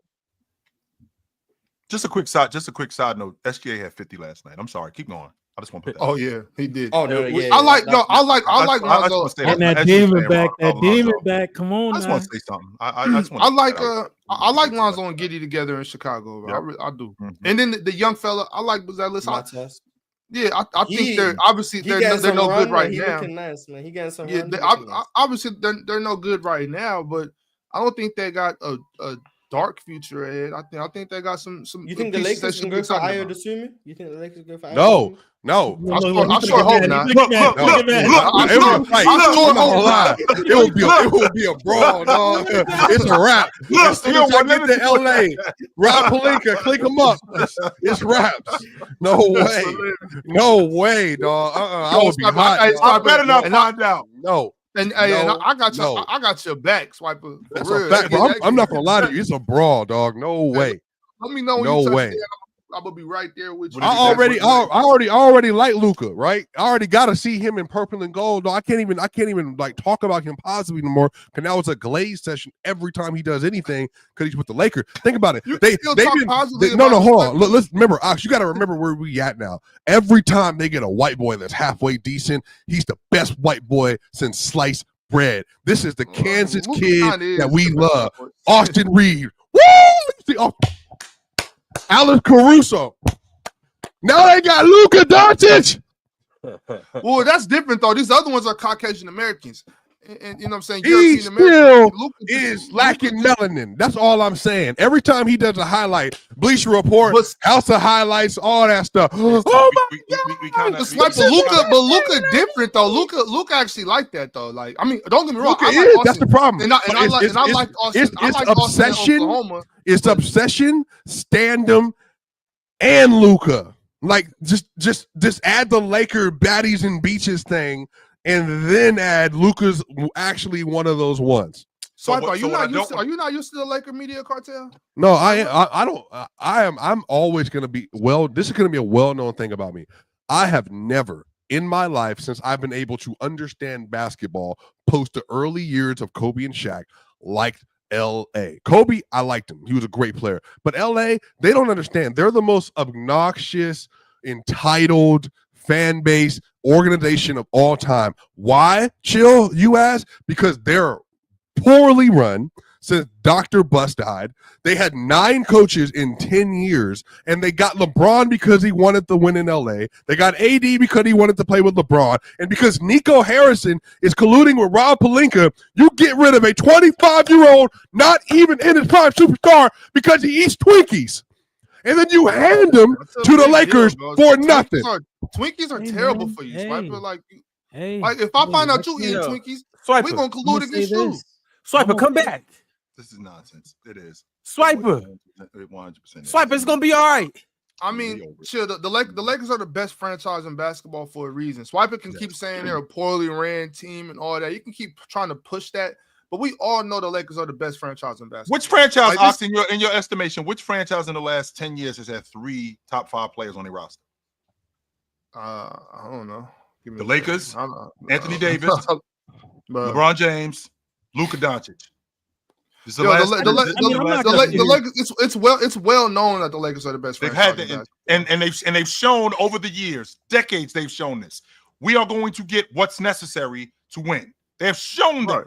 Over the years, whatever's necessary to win, we're gonna get that. No question about that. But if DeSamo would get Swiper's blood pressure up, I can only imagine if because he's an actual player. They don't. Right, you don't. I understand that. But I understand you don't. This is the problem. The Lakers are getting not Mark Williams. I'm talking about Luke himself. Luke the Don. Luke Skywalker. You don't just give players up like that. Like Ayo Dosunmu is legitimately a 2-way guard that I think can be a damn near star. I love Ayo's game. He's making $7 million a year. Respect. I'm saying the starter. Relax, Mars. You heard what he said about PJ Tucker earlier. He's a Derek. No, I'm saying he's Derek White in this role. He could be a Derek White kind of player. Why would I want you? I want to Ayo. I've told y'all about Ayo for what 2 years since I met y'all. That's my dude. He's higher on my Chris Dunn list. Here's my Chris Dunn chart. About to ask you, so you can only imagine. Ayo is at the top of the Chris Dunn chart. Chris Dunn's the middle. He's the mean. He's the median. Ayo's at the top of that list. Hand over Chris Dunn. I can only imagine. Swiper. We all think Ayo's a really good player. You know what I'm saying? We all think so. I've never heard you speak about his name ever. The Bulls stole. I mean, I was watching him in college at Illinois, but you know what I'm saying. I guess he dropped. Thanks for putting me on Ayo, Swiper. I never knew about him. But I mean, I would like for y'all to get him too. So I mean, Ayo Dosunmu, by the way. We got. I'm not gonna say that. Not because I don't want to, but because I can't. Swiper. The thing about it is, it's the Lakers, bro. We just gotta live with it. This has been like this all our lives. You're gonna stand on that side of the boat. Ox, this thing is, you know why me and you have a great relationship, because you stand on business most times. You got delusional takes, but you don't think they're delusional. You love your takes, so you stand on those takes. But for whatever reason, when it comes to the franchise that has screwed your organization more times than one, you just I do not. I just Swiper, when you got an enemy, see the only enemies of mine are worthy adversaries. You know what I'm saying? I wouldn't if the Lakers were a trash franchise, I wouldn't care about them. You know what I'm saying? Why would the Lakers, I'm saying? They are who they are. You know what I mean? And if you just because you don't like somebody, that don't mean you're supposed to just pretend like they weak or they're not. I think they're going to be good because they got Luka. I'm not going to do that with you, Swiper. I'm gonna show love where it's when have I said they're a bad team? Franchise or not. I'm going to say this about the Lakers. Go ahead, John D. I have been a little concerned with some of their decisions over the past few years. But in the end of the day, when you have a market like LA and you have superstars that just fall right in your hands, what does it really matter on the draft picks that we really bring in? We're going to bring in talent. We've shown over the past 20 to 25 years, we're always going to bring in talent. So people forget about the Jalen Hood Shafino. People forget about those picks because now we have Luka Robert Sacre. It's better you guys draft bums because at the end of the day, if you drafted Cam Whitmore instead of Jalen Hood Shafino, all that happens is that the Jazz get Cam Whitmore instead. Like now, the Jazz just get a bum in the trade. Like they're never gonna stay. They're always gonna get traded. So you might as well draft bums. Like why are you gonna draft good prospects to just send them to other teams? Draft bums to send them to other teams. Like, yeah, the Lakers don't need to worry about Swipe. The thing about LA is the franchise is like a lot of franchises take on the persona of their city though. Swiping LA is just that type of place. It's a superficial place. You know what I'm saying? It's just a situation. You know, we gotta deal with it. Well, Big Ox, I wanna transition to your Sacramento Kings. You guys obviously made a splash yesterday, and you picked up big Valančiūnas. And you traded City Sissoko and 2 second-round picks. How are you feeling about the Twin Towers that you guys now have? Lithuania stand up. Jonas get to play with his little bro. You know, it's good that we got another big man that can rebound. You know what I'm saying? Just be big in the paint. You know what I mean? All those things. Now, obviously, I understand he's not a switchable big. He can't switch on and guard Trae Young, but that's okay. You know what I'm saying? That's okay. I'm happy. I'm happy we got Jonas Valančiūnas. I'm happy with this pickup, and he's better than Alex Len. For sure. Why weren't the Lakers interested in this? And why weren't the Lakers interested? Because he can't defend. Because he can't defend. Can't defend. He's slow-footed. Yeah, he's not the Lakers need mobility, which is Mark Williams isn't the pinnacle of that, but Valančiūnas is not a Lakers big. He's too slow. He doesn't play the way that benefits Luka. So he's a good player, not a Lakers player. It makes sense for the Kings for different reasons. But how can the Kings afford him, man? Like DeMar DeRozan's getting paid. Zach LaVine's getting paid. DeMontis is getting paid. Malik just re-upped. And they just traded City Sissoko, who's making nothing, for Valančiūnas, who's making like 10 million. How? Well, Keegan's not paid yet. It was actually less than 10. I think it was 3 years at 20 million, so it's less than 10. It's 3 years 30. It's 3 years 30. So that's what confused. I just didn't know how much money you guys actually had available to you. So that was interesting. But I do think Valančiūnas is good for you guys because you guys needed a backup big. Like y'all need some rebounding. Like because the moment DeMontis goes off the court, you guys can't get. So do the Lakers. But the thing is, they needed one that can move. They needed one that can move, not one who could just sit in the paint and get rebounds. So the need was different. A big is a big, but not all bigs are the same needs. Like if the Rockets need a big, they need a different big than what the Lakers need. Like you need different bigs. The Lakers didn't need Valančiūnas is just a lumbering. The Lakers didn't need a post up big who gets rebounds. The Lakers needed a locked up big who could pick and roll. Chill. I mean, Chill. He is right about that though. Valančiūnas isn't super mobile. You know what I'm saying? But he does other things good. You know what I'm saying? And that's what I'm saying. The Kings, but wouldn't help the Lakers as much. Right. And I'm only talking about from just overall. From not speaking from any team standpoint. I'm just saying he has qualities. You know what I mean? His qualities aren't being a lob threat. His qualities aren't switching out to guard these super fast point guards. You know what I mean? He can get buckets on the block. He is super strong. You know, you're not just gonna pick on him. You know what I mean? He can rebound. I mean, I think as a backup, and also, I know y'all might not like this, but I'm curious to see the few minutes that they play together. You know what I'm saying? It's not gonna be a whole bunch. Every rebound, it's just gonna be how many misses can you actually force teams. Right. You know what I'm saying? And I know. Why is it ridiculous to think that Sabonis can move to the floor? He can move Sabonis to the floor. That might be old school for y'all, but I might not be as worried, but defensively that might be really ugly. I mean, I think Sabonis is getting a bit underrated defensively. But a lot of it underrated. A bit. I just don't view him as the overwhelming negative like over something. No. Jonas. Well, Jonas for sure. Jonas is Sabonis has been good defensively. Yeah, I'm saying cool Sabonis is being underrated defensively. Jonas, no, he's good, but Sabonis is underrated defensively. I think. And the minutes I do, I'm not saying those minutes are going to be spectacular. I'm just saying I want to see him. You're just curious. Yeah, I just want to see how they shoot like 90% from the free throw line. By the way, found that out when I was watching the Wizards Hornets game. He missed the free throw after the commentator said that. But why does that always happen? Like it never fails. They play so hard versus each other. Crazy. But yeah, Mars, who'd you do that to? You did that to Chris Paul? Chris Paul. Yeah, I haven't seen Chris Paul miss a free throw this season. Then he missed. Oh yeah, that's right. But yeah, it's going to be that if they play a series. Matter of fact, or Zoo, if the Clippers have to play the Kings, that's going to be the most physical series in the NBA. All those, the Lithuanians, including the Bosnians, the Serbians. Who else is in that conversation? They all play extremely hard versus each other. It's like they take that matchup extremely personal. It's good basketball, but like it's going to be a war. That's the thing that the Clippers actually do need a backup big for the same reason the Kings did. Because when Zoo goes to the bench, they fall apart defensively and in terms of rebound. Yeah. And they just get like Mo Bamba and Kai Jones just suck. They got Drew Eubanks. We got Alex Len for him. Like Drew Eubanks is better than what they had, but it's like it's Drew Eubanks. Like people laughed at me, Mark, when I said I'd rather have Eubanks than Sarge. People were like, "Oh no, you don't." I'm like, I'd rather have Eubanks than Sarge. And I don't even want that's also not saying much, but like The Clippers need another big. I don't think Eubanks is the answer, but when Zoo goes off the court, they just fall apart. Hey, Mars, by the way, on the trade wire right now is Larry Nance Jr. I think whoever gets him would be a nice little add to the roster. He's a Laker. I heard the Cavs are trying to get DeAndre Hunter. Yes. I love that. That'd be nice. To your point about Mark Williams, I didn't know DeAndre Hunter was available, especially not to Cleveland. I'd assume injuries are the reason again. Where's Cam Johnson going? It looks like Brooklyn Net for life at this point. It looks like it's Hunter for Karis LeVert, and that's because they worried about Karis LeVert's injury history. Well, it's going to be Hunter for Karis LeVert and. Yeah, I'm not going to be straight up. No, it's not going to be straight up. And since we're on the subject of and, it turns out that Philly's throwing in a number 2 for Caleb Martin too, in addition to sending them away. The Bucks just got off of Patrick Baldwin. And sent him to the Spurs. Are the Mavericks not going to do anything else? No, they sent him and money to the Spurs. Yeah.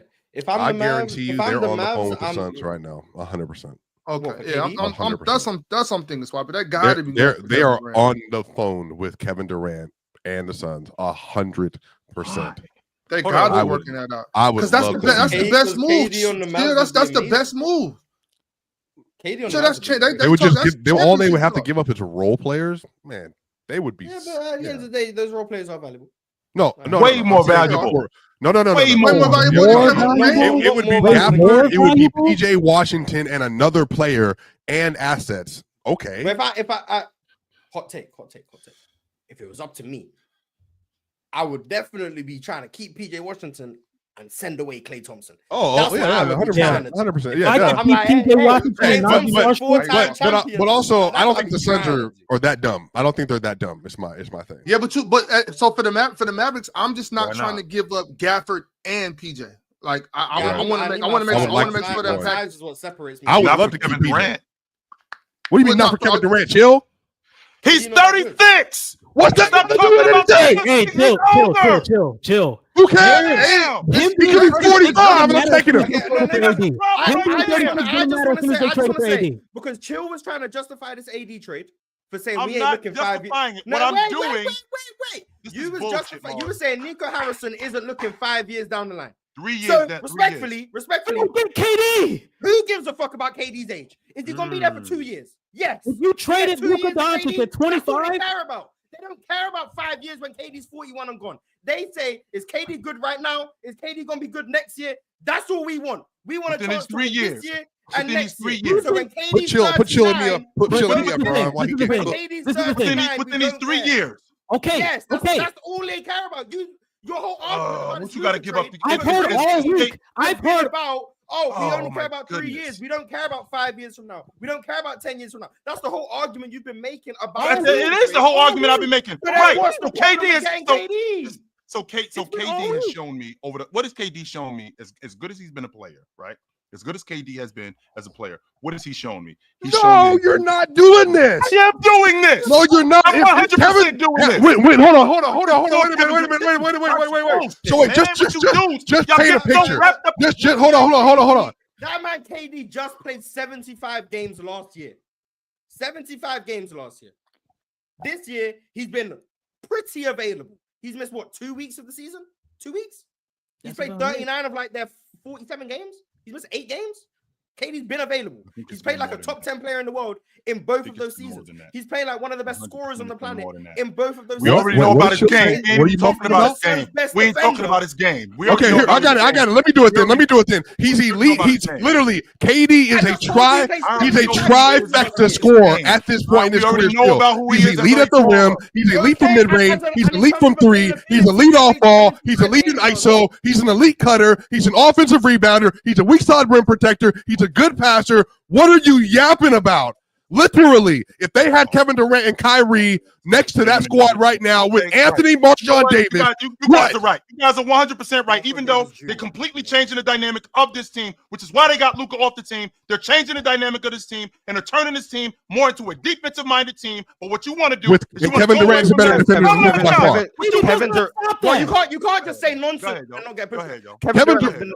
KD has been the in what world does Kevin Durant to the Mavericks to make this defense work? Best defender since he got to the Suns. Kevin Durant has been the Suns' best defensive player since he arrived in Phoenix. At He has been 36. their best What? defensive player. Chill, no way you're doing this. Who do they have in Phoenix? What are you talking That's about? That Chill, that is irrelevant. That's what doesn't make any sense, Chill. He's been. Why doesn't it make sense? Hold on, I got you, Chill. Chill, I don't want to yell. I'm gonna calm back down because again, this is me defending Kevin Durant. I have been, and I told you, Chill, but again, Chill. I said last year, I think Kevin Durant was top 6 player in the league. I think Kevin Durant's been amazing this year. The squad around him has been horrendous. Kevin Durant right now, if you walked him into any situation with a competent team, he would be a top 3 defender at the least on every team he would walk into. He would be a top 2 offensive player on every team. And I mean, it depends on the team. He could be the best offensive player. But when in this situation, just chill. Just imagine this. You have Kyrie, Anthony Davis, Kevin Durant, Derek Lively in the playoffs, whoever. Max Christie. They would be Max Christie. They would literally have all of the defenders you could hope to have around Kyrie, and they would have 2 elite. And this is the thing: they would be so much better. No, hold on, chill. But they would have chill. They would have Anthony Davis and Kevin Durant and Kyrie. They have 2 elite play finishers. Did we not see the Kevin Durant? Did we not see the Kevin Durant and Kyrie movie already? Did we not? No, not with Anthony Davis. Not with Anthony Davis. No, chill. Anthony Davis would make that. Anthony Davis? Yeah, we've seen the KD Kyrie movie, I guess, even with James Harden. Yeah, even though the movie kind of like got put to a stop because of COVID. Injuries. They would have won in 21. They would. If you want to be disingenuous, we're not being disingenuous. But you can talk about COVID. Sure, you can 100% talk about COVID. But like you just said, Mars, don't be disingenuous. Talk about all of it. Talk about the fact that he missed half of the season because he got injured, and now that was 5 years ago. That was 4 years ago. But he's been healthy the last 2 years. So he wasn't healthy. He was in and out of the lineup in Phoenix. Just like how we talk about in the past few seasons. He played a bunch of games last year. He's playing games this year. Chill. But even your argument, because the years in which KD missed games are the same years that Anthony Davis missed games. And you justified the Anthony Davis move by saying we're only looking 3 years into the future. In 22, Anthony Davis missed a bunch of games. In 23, Anthony Davis was missing games. Last year, guess who was both available? AD and KD. This year, guess who's both been available? AD and KD. They've both been available. In the playoffs, KD is always available. KD plays in the postseason. And Anthony Davis, KD and Kyrie with Max Christie, with Derek Lively. I'm telling you, I'm defense, and that's the potential. No, chill. No, Mars. Yes, you are, Mars, because Anthony Davis is 4 years younger than Kevin Durant. Hold on. Okay, but hold on. Wait a minute. We're getting lost. No, hold on. Mars. Respectfully, I want to stay on the point. We're getting lost. Chill. Are you telling me that if they walked into, let's just again, everyone's healthy in the world, everyone in the league. If they walked into a playoff series right now, Kyrie, Christie, KD, AD, Derek Lively as their starting 5 with the bench they would have put together as well, you don't think that team would be a contending top 2 level team in the Western Conference? I think they're the favorite. What? You said what, Chill? No, just like Chill. I never said that. He's asking you to say I'm asking. Yes, they are. Oh. Do you think that team could be anybody in the NBA? Yes, I do. Chill, do you actually believe that? I think that the Dallas Mavericks are trying to change the dynamic of their team. But if you put Kevin Durant on this team, this is what it's going to be. They're going to win. No, but Chill. But do you understand though that the reason why Nico, which is why I think he needs to do it, Nico said we're not worried about 10 years from now because he doesn't believe he's going to be around. If he wants to maximize the 3 to 4 year window, and AD's already 31 years old, and Kyrie's will be 33 soon at the end of this month. So then you just want to get the rest of the prime of Durant, the rest of the prime of Kyrie, and then the rest of the prime of Anthony Davis, and then you put defenders around them. Would that not if Kevin Durant is the move? I would love to see it. I would absolutely love to see it. Let me just ask this. I would absolutely love to see it. If Kevin Durant is the move, I would love to see it. I see what Nico Harrison is doing with this current unit and what he's trying to change, and I see the vision and which way he's trying to go with this. If you get Kevin Durant on this crew, I think that we're going the other way. with that. How so? The reason why the reason why I feel like we're going the other way with that is because this is more of a defensive-minded team with PJ, with Anthony Davis, with Derek, with Anthony Davis, with Derek Lively. As much as you talk about Kevin Durant as a defender, I feel like Kevin Durant is older.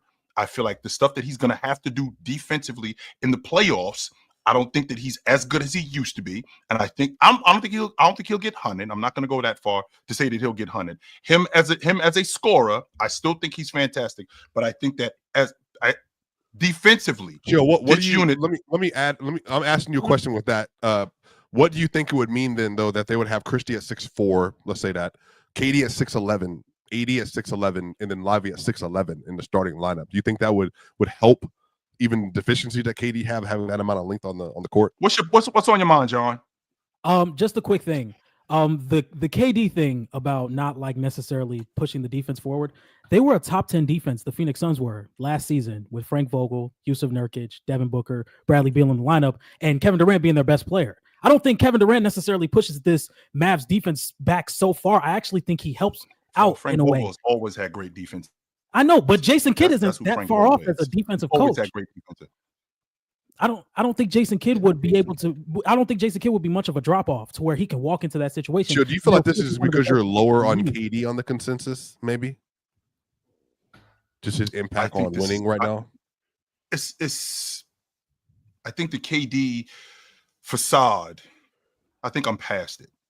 So wait, hold on. I have a question. If I have been arguing that the Nuggets need to trade for KD. If KD got traded for Porter, Zeke, and whatever assets, do you think that KD on the Nuggets team would make them a championship team? I mean, if KD's with Joker, that's completely different. Holy shit! I mean, KD, Joker. I mean, what are we doing? I don't think that. I think that's. But still, KD don't need nobody to make him though. I didn't say that. KD is one of the most portable players, if not the most portable player in the game. That part I'm not arguing. What I am arguing is what I've seen from KD over the course of years, over the course of the last 4 years, it hasn't worked. And I see what they're trying to do in Dallas. I feel like if KD got on that crew, I'm not sure if it's going to work with what they're trying to do. Chill, don't let these dudes rile you up. You right about this whole thing. I'm not. You right about this whole thing. No, you're not, Ron. Because it hasn't been KD. That's not true, Ron. Because none of these past situations have been failures because of Kevin Durant. Kevin Durant has not been the reason that these situations haven't worked. One time his feet was just too big. Imagine if he would have. I'm with you. 21 would have worked. I'm with you. 21. I don't hold 21. Like Bradley Beal has not held up his end of the bargain. They win the NBA championship. So they win the NBA championship in 21 after they beat Milwaukee because they're going to beat Atlanta and then they're going to beat Phoenix with the crew that he has. They're going to beat them. Yes. No, they're not, John. See, don't say if they're healthy because they weren't. That's the problem. They weren't. So now we move to 22. Kevin Durant was healthy. You're talking about KD. Kevin Durant was healthy. Yes, he was. So talking about KD then. Correct. We're only talking about KD. Yeah, we're not talking about James Harden's hamstring. We're talking about Kevin Durant. And Kevin Durant was healthy in 21. Correct? Yes, he was.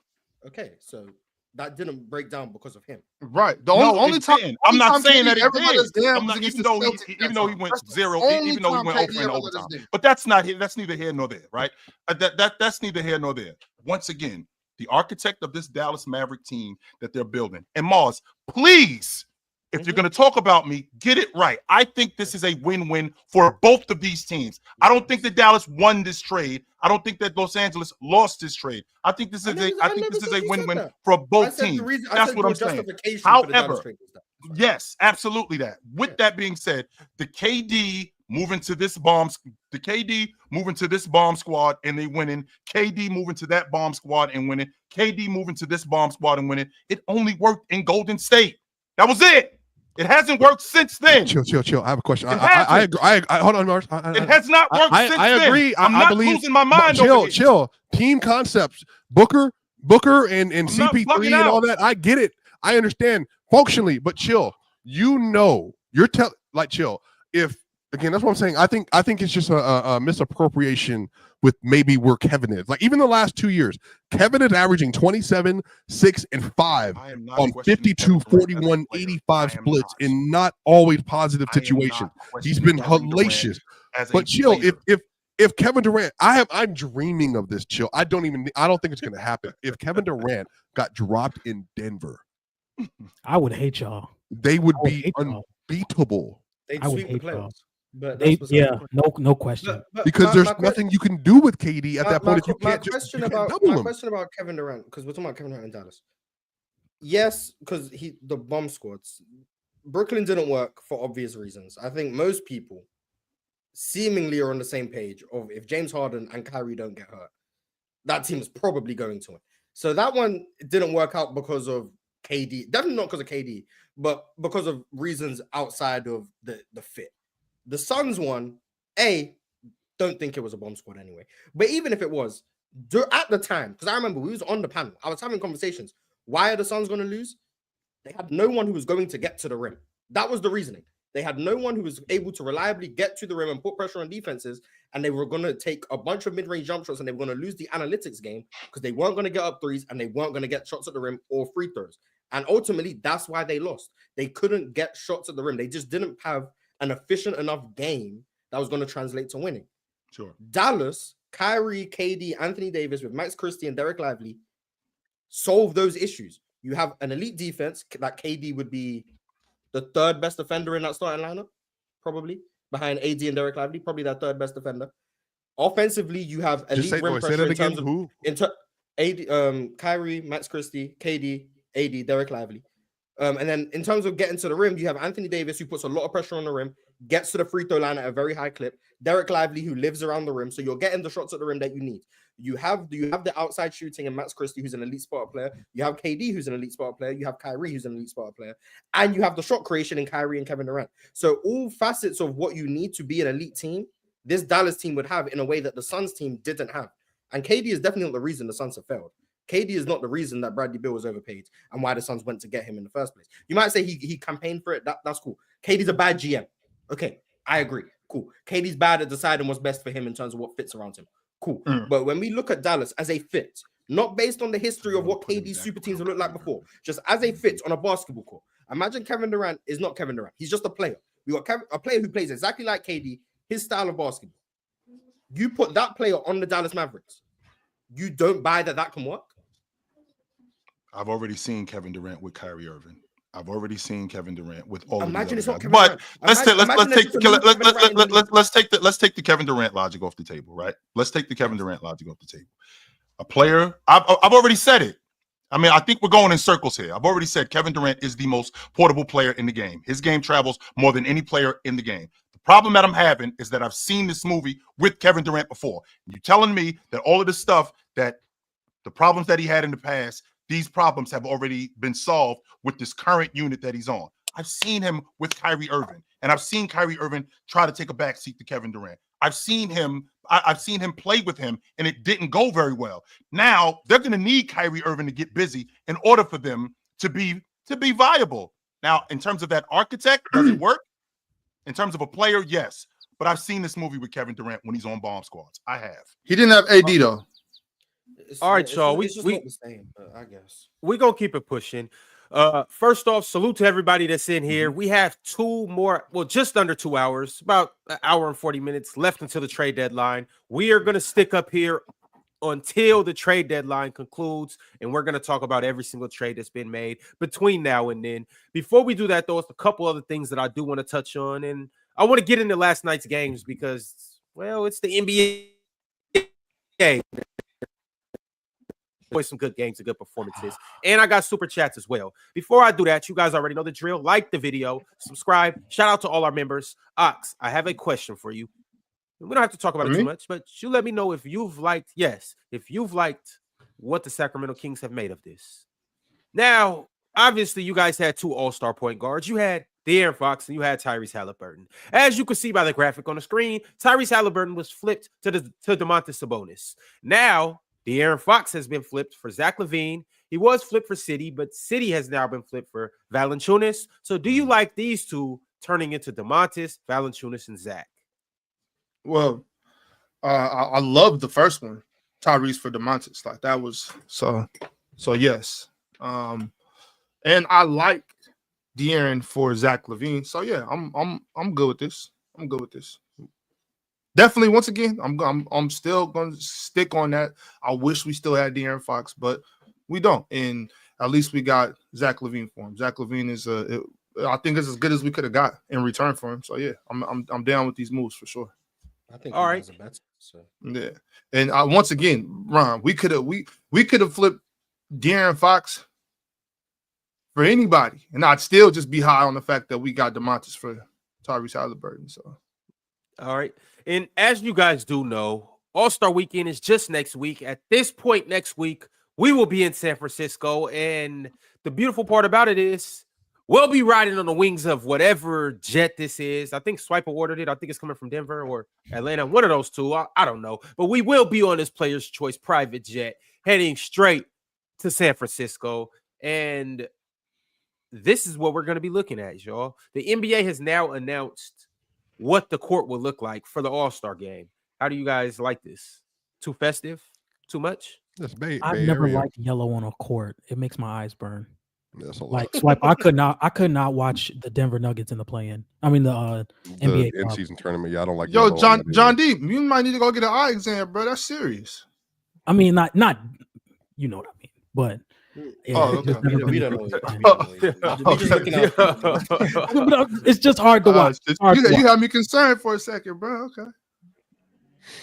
Yeah, well, this is the court for All-Star Weekend. I like the Golden Gate Bridge in the back. I like the San Francisco Bay Area. I know Pirate texted me on the side, and he said this is the best court that the NBA has ever put together. So shout out Pirate, shout out San Francisco, shout out the Bay Area, shout out the Warriors.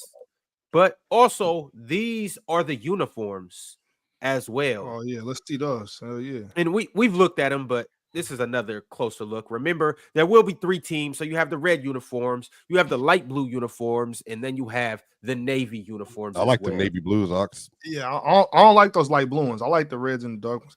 Hey, when will we ever? Well, I guess you can't do it in this one since there's going to be multiple teams. But if there was only 2 teams, are we ever going to get back to them wearing their teams' jerseys, just the home and away?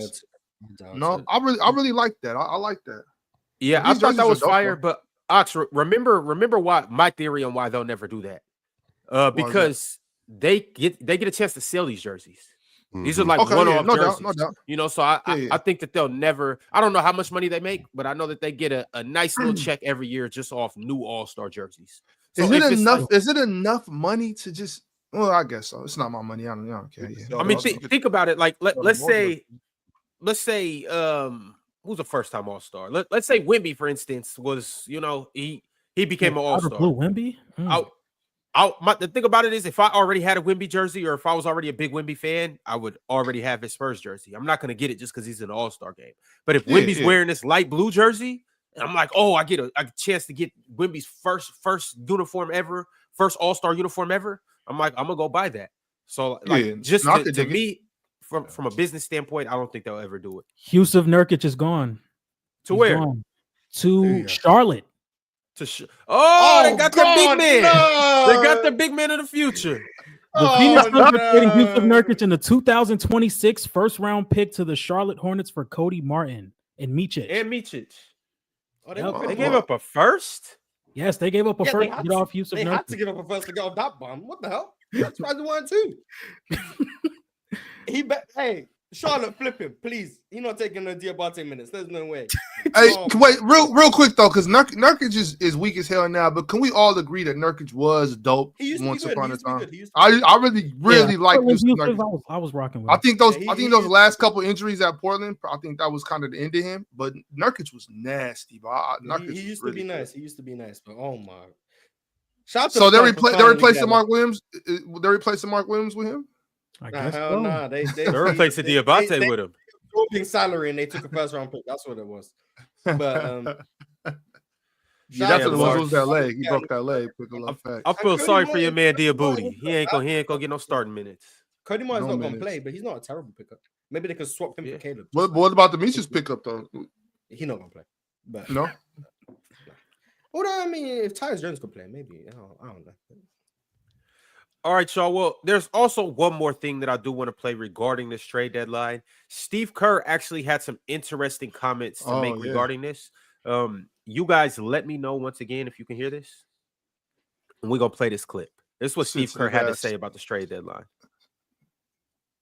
The league should consider making the trade deadline, at the All-Star break, just so you don't have to face these games where guys are getting traded half an hour before and a game, and you're trying to process the emotions and trying to win a game. I don't know if it's possible, but it'd be great if we could move it back to or make the last couple of days, before the deadline, like off day. I don't know how to do it, but these are tough days for sure.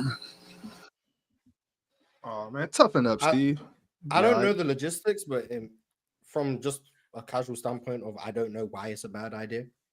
Neither do I. Like a bad idea to me. Now there might actually be real, there might actually be real reasons for why that's not possible. I don't know them, so if someone can actually give me the tangible reasons why. But just from my casual listening point of, I can't think of the bad reasons. It sounds like a good idea to me if you can move it into the All-Star break. Y'all remember break. Yeah, because y'all remember when we traded DeMarcus for Buddy, that happened during the All-Star game. Yeah, that's why they pushed it like 2 weeks ahead or a week ahead or something. The All-Star, I think the trade deadline actually got pushed back because it used to be before this. I mean, it used to be after this. Like, I think what's the date? The 6th? Yeah. I think it was later than this. I remember it being something like February the 10th or 11th, like the trade deadline would be. I don't think it was always this early. I think it used to be later than this. But chill, don't you think this just adds to the aura, the allure of basketball, of the NBA? You know what I mean? Just the trade deadline. Like I understand you've coached the guy for a while, and you feel bad right now. You're like, damn, I hate to see him go, and we got to deal with this right now. But isn't that just part of the game? It's like sometimes isn't adversity just a part of the game? Well, let me ask you this. I think it's weird when you're just missing players. Like Dennis Schroeder got traded to the Jazz 30 minutes before the Warriors played the Jazz. Right. So, coach, you got to coach. What we gonna do without Dennis? Boom. Let's work something out. You know what I'm saying? Coach got to coach, man. Let's give that's just kind of inconvenient. It is. It's very inconvenient. It is. Yes, it is. Yes, it is, though, Ox. But with that also being said, he could have got traded in December too, half an hour before the game. He could have got traded 2 weeks ago, half an hour before the game. That happens. That's not like this something that only happens at the trade deadline. That happens all the time. So with that being said, and to your point, Ox, I mean, if you're gonna trade a guy, Ox, if you're breaking up with Honey, you ain't just breaking up with her.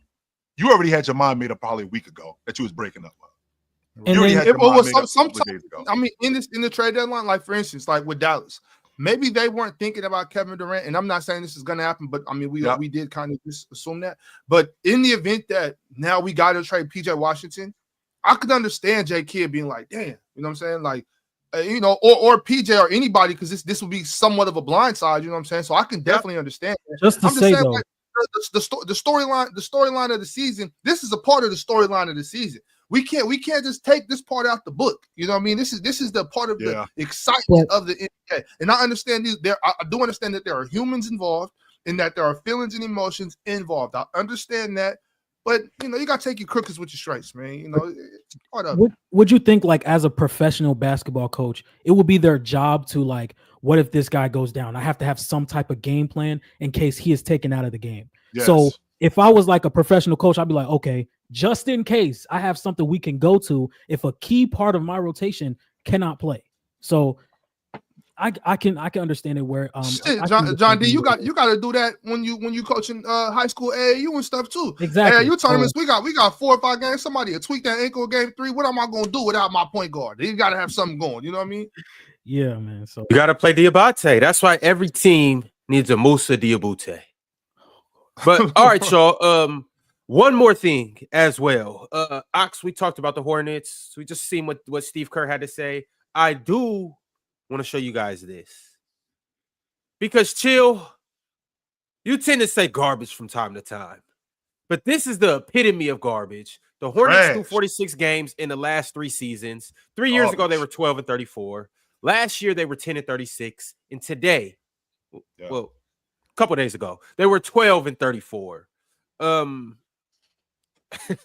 Is there any hope for the Hornets? I'm not gonna lie. This is the last team I want to see Cooper Flag go to, and maybe I'm just being a hater, but I'd rather see Cooper Flag go to the Wizards or to the Nets than to the Hornets. I don't necessarily like believe that they're going to be building something soon. They have a lot of bad injury luck that doesn't help. Yeah, the last 3 years, LaMelo's been hurt every year. Mark Williams, Gordon Hayward was missing a lot of time. Brandon Miller's now out for this season. Grant Williams just tore his ACL. Trey Mann is out for the season. Like, they just got a lot of injuries. Like, every year, they just have a lot of injuries. Miles Bridges missed a whole year because not mentally injured, but it's a lot of unfortunate circumstances that don't help Charlotte. When they're whole, they're not they weren't incompetent a few years ago. Now when they're whole, still kind of incompetent. But like a few years ago when LaMelo was available and everyone was available, like they were making the play-in, getting smacked in the play-in and then going home. But like before Gordon Hayward went down, they were the 5th seed in the East. And then Gordon Hayward went down, and then after Gordon Hayward goes down, then LaMelo Ball gets hurt, and then it just becomes, for lack of a better term, a show. Yeah, like they're not good, but they also haven't had the luck on their side to where I don't think they're as bad as their records have suggested over the years. They just haven't been healthy. It's kind of like how not to the same extent, but kind of like how New Orleans aren't as bad as this, but they're going through a terrible season because of injuries.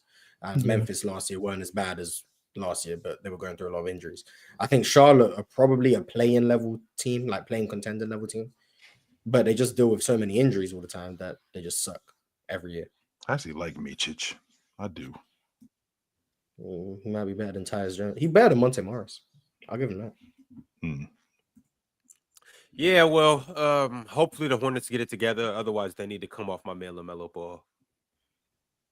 But y'all, we got super chats. So salute to everybody that sent through super chats. Once again, we will be here for an extra hour until the trade deadline ends at 3 p.m. Eastern time, 12 Pacific. So y'all stick around and stay tuned. Just like us, we got our popcorn. We got our eyes peeled. We are forever vigilant until this trade deadline happens. All right, here we go, y'all. Huncho sent through a members chat. He said, Dennis still better than Derek White, Ron?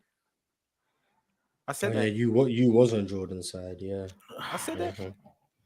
No, and then you started reading off Dennis Schroeder's game log. He was like, 27-12, 23-11, 24-7. Like, and then you would skip the games where he had 6 points, and then you go like 18-6. So it's like, okay, I remember that. Wow, that's a showing, Ron.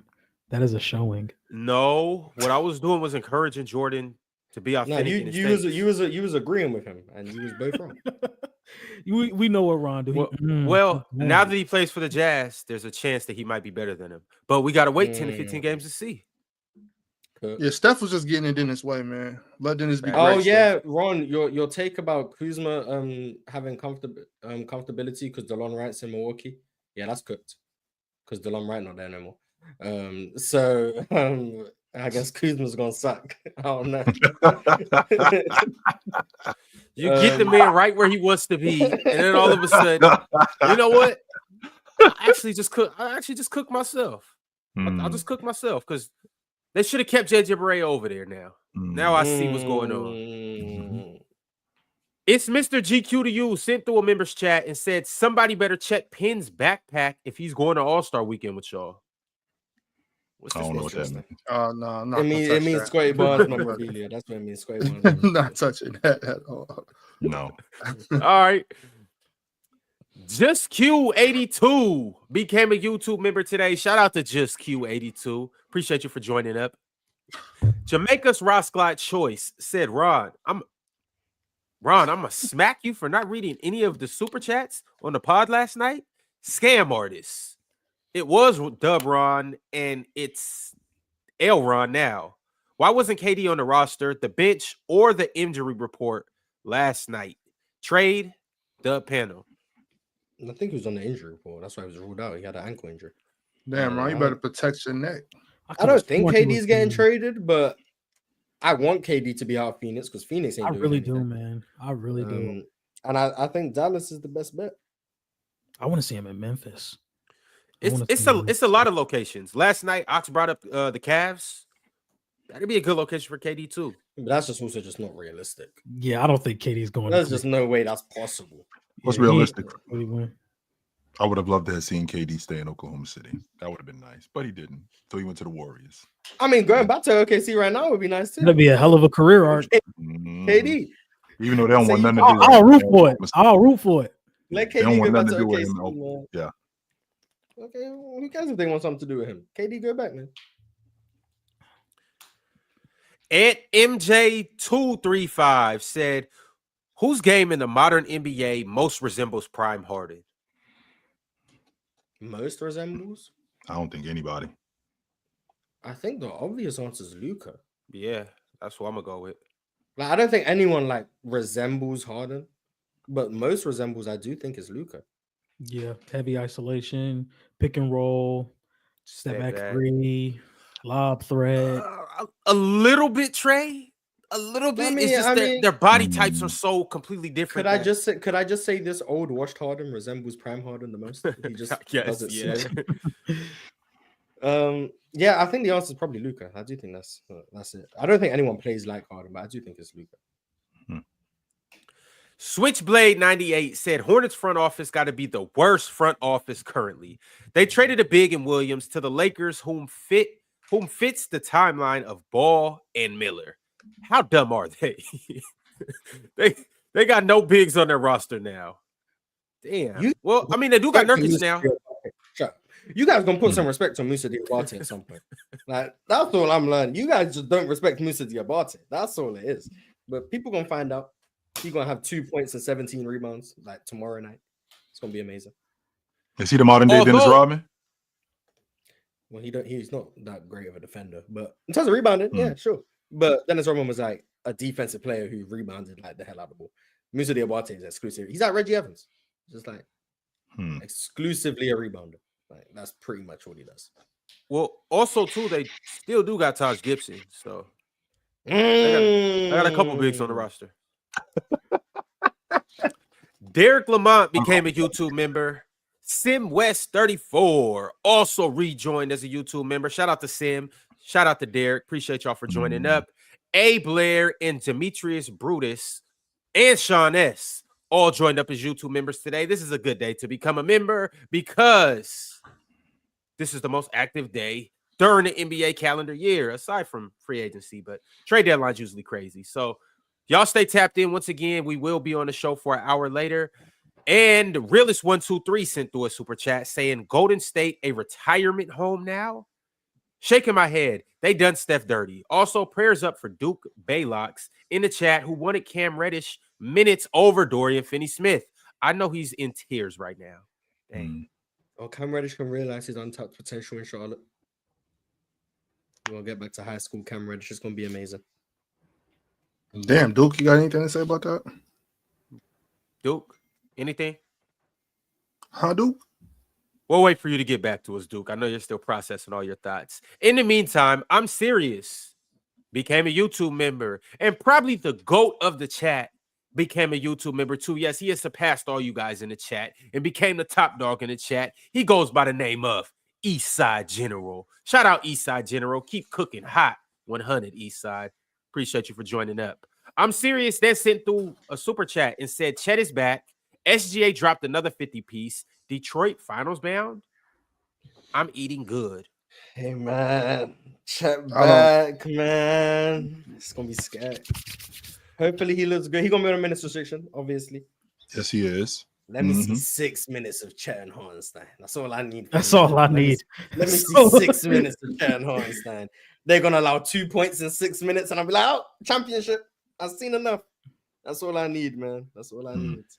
Well, let's get into this, y'all, because obviously SGA is doing SGA things this year. He's the MVP front runner. And last night, he added a little more convincing to his case by dropping another 50 piece. I think it's his third 50 piece in 2 weeks. 3 weeks. So, yeah. Yeah, well, he destroyed the Phoenix Suns last night with 50 points, 8 rebounds, 5 assists. They beat the Suns 140-109, and the OKC Thunder are now 40-9. He's special, man. I don't know Special. what to say. Penn said he better than Peak Steph. I disagree. But he one of the best guards I've ever seen. I'll say that. He's one of the best guards I've ever seen. He's amazing. I've been singing his praises for a while now, but like I feel like in order to appreciate a player, like how great they are, you don't want to just automatically go to like how good are they relative to like the all-time greats. Like there's no point for me to just start comparing him to Dwayne Wade to like randomly. Really good. Like he's really good. So last night we had a ball game going on early. Oh, I don't really. Yeah, what it reminds me of how the Warriors were. Like, you know, you stick around, and once that third quarter comes, here comes the avalanche, and then they just truck guys. And I kind of saw that to be honest with you, I didn't watch the rest of that Oklahoma City game because they threw them. I think in the middle of the third quarter, they were up at one point as almost 20, and then I got to the probably like 8 minutes left in the fourth quarter, and I was out because they were up by like 28, and I was out. I didn't stopped watching when Shea had 42. I think so. I didn't see the last 8 points. I don't know the last 8 points. The last bucket. Did y'all see the last bucket? No. Shea catches the ball on the left wing. Bradley Beal's guarding him. No. Oh no! That was the last one. Yeah. I seen that bucket. DeAndre Hunter is a Cleveland Cavalier. Oh, that's a good trade. Trade. Wait, what they give up? Let me look. Let's see what they gave up. Karis LeVert, George Niang, 3 second-round picks, and 2 swaps. Karis LeVert, George Niang. The Cavs got better.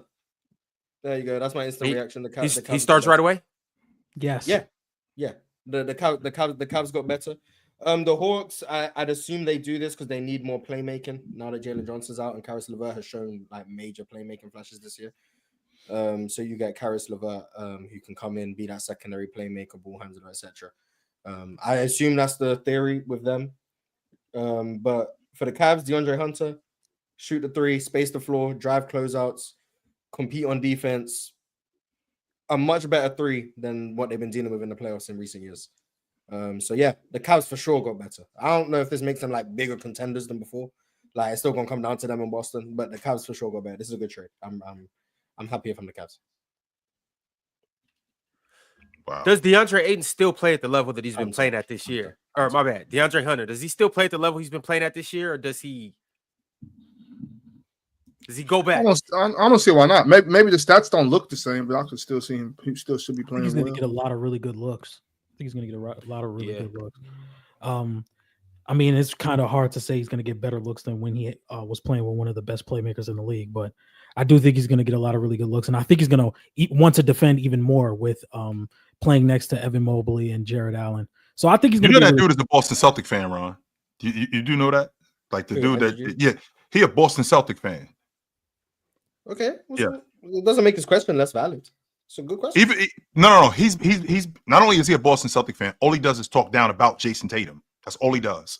Oh, so you saying that's the trend nowadays? He's a Boston Celtic fan. All he does is talk bad about Jason Tatum, and not just talk bad about Jason Tatum.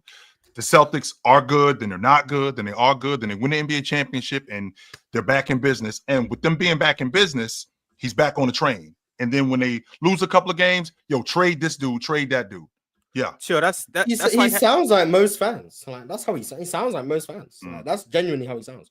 As a Rockets fan, I'm very active on Rockets Twitter. That's Rockets fans after every game. Jalen Green has a good game. Oh my god, next superstar. Jalen Green has a bad game. Trade Jalen Green. Şengün has a good game. Oh my god, the Şengün MVP, top 7 MVP. Blah blah blah. Şengün has a bad game. You're never gonna win with Şengün. Like it just sounds like. Let me read Mars's latest tweet real quick. Thank you, Blazers Nation. You can find it. I mean, I don't think it's difficult to find. What are you talking about? Yo, chill. Is that like having that chick that every time she gets mad at you, she calling up her friends talking about I hate him, I'm about to dump him. Every time she get drunk, we can't have a fight. Once we have a fight, she want to break up. Talk about my man ain't nothing. And the minute I do something nice, she want to marry me. I'm the dopest thing ever. I'm the dopest thing ever. She never been with a dude like me before. I'm the dopest thing ever. But the minute we have a fight, she want to break up. That's I should have never left my ex for you. Yeah. That's no, that's crazy. That's too far. That's crazy. That's too far. That's too far. That's way too far. But that's one thing I just can't do. I can't do them social media chicks that every time you get into it, they put it all on. Nah, we done. But I should have never left my ex stuff. Matter of fact, you could go back to him right now. You could go. Goodbye. Yeah, you better go back to him. You ain't coming back over here. Yeah, because I'm out. That is the crazy thing to say. Figure that out. Oh man, that's insane. Ron, I haven't heard your Cheerio reference today. What's going on, man? There she go right there too. Oh, I don't know what's going on in the chat, so I Oh, okay. There you go. What up? In case y'all don't know, it's a Cheerio in the chat. Okay. Hey, some of y'all might like Frosted Flakes. Some of y'all might like Fruit Loops. Some of y'all might like Cinnamon Toast Crunch. Me personally, I'm a Cheerios type of guy. Oh, no. Honey Nut Cheerios. I love Claire. Yes, I love Claire. She's awesome. Shout out Claire. All right, y'all. We got a couple more super chats. Does anybody want to speak on DeAndre Hunter though in Cleveland? We're talking about arguably the best rotation player in the game this year. He might be winning 6 Man of the Year. And for real. For them to get him for Karis LeVert, who I'm a big Karis LeVert fan. I think he's instant offense off the bench and a solid defender, really good at getting downhill and really good at getting to the rim. George Niang could be somewhat of a liability. I mean, even though he can shoot the long ball with the best of them, but I think he was a throw-in. But wow, getting DeAndre Hunter, I didn't think this was a real thing, but it turns out it is. I think this is a definite W for Cleveland, no doubt. So it's actually been a couple players for the Cavs that have made him expendable. The Karis LeVert, Wade, Max Strus, and Coro, Ty Jerome. Money Bay. Hey, when Ty Jerome get rolling, it's kind of like what we need Karis for. So now it's like you shore up your starting lineup, and then you got Ty Jerome, you got Dean Wade. I'm assuming Dean Wade to come off the bench, but even if they do bring Hunter off the bench, now it's like that's just more firepower. Because I don't know if they just bring Dean Wade off the bench, but either I assume they start Hunter. But either way it goes, like you got the three white guys coming off the bench, and then you got it just makes them nice. It just makes them nice. I like it. He was great in Atlanta as a rotation guy. I would stick to that. I would absolutely stick. Yes, I would stick to that. With the starting five that they got with Garland, Mitchell, Max Strus, Mobley, Allen, I would stick to that. They've been rolling with it. Yes, stick to that. I'm not putting Hunter. Yeah, I'm not putting Hunter in the starting lineup. No, Dean Hunter or DeAndre Hunter. Like that's, I like it. But where does this put them at in terms of the way you guys see them navigating through the playoffs? I think it makes this them a needle mover? I don't think they have enough to be Boston. Is it a needle mover though? It was still them or Boston. I don't know if this, like, if I had Boston before, I don't know if this is what makes me change my mind. But if I had Cleveland before, this doesn't change my mind the other way either. Right. Like, I feel like it doesn't change your mind unless you had them like neck and neck, which I actually don't know, if I'm being honest. Like, I really just don't know how I feel about the East. I like it though. To be honest, DeAndre Hunter makes them better though. I will yes, say he does. He 100% does. Definitely does. He definitely does. This might be one of the closest ones to call. Like we're at the All-Star break technically. I mean, we're a week away, right? So we can consider this the All-Star break, right? This is one of the hardest ones to call. Like last year, I think most of us had the Celtics. You know what I'm saying? And whoever you had out the West. Right now, this season, it's a tough one for me. I'm flip-flopping not every week. I'm flip-flopping every day with who I think is going to the finals out the East and the West. I cannot call it. Maybe I just don't know ball though. There's always I'm still pretty confident in the Celtics. Depending on what Jaylen Brown we get in the postseason, because I just have not been the biggest fan of his game as of recent. But I still do believe that he can play at a level to where the Boston Celtics can go back to the NBA Finals, because once again, the Boston Celtics just have everything you need for Jaylen Brown to not be a negative, because I think him having the ball way more this season is not the best for the team, just because he's not the best ball handler. He's not the best decision maker. But as far as taking advantage of mismatches, he does that pretty well. But I would still pretty comfortably say Boston.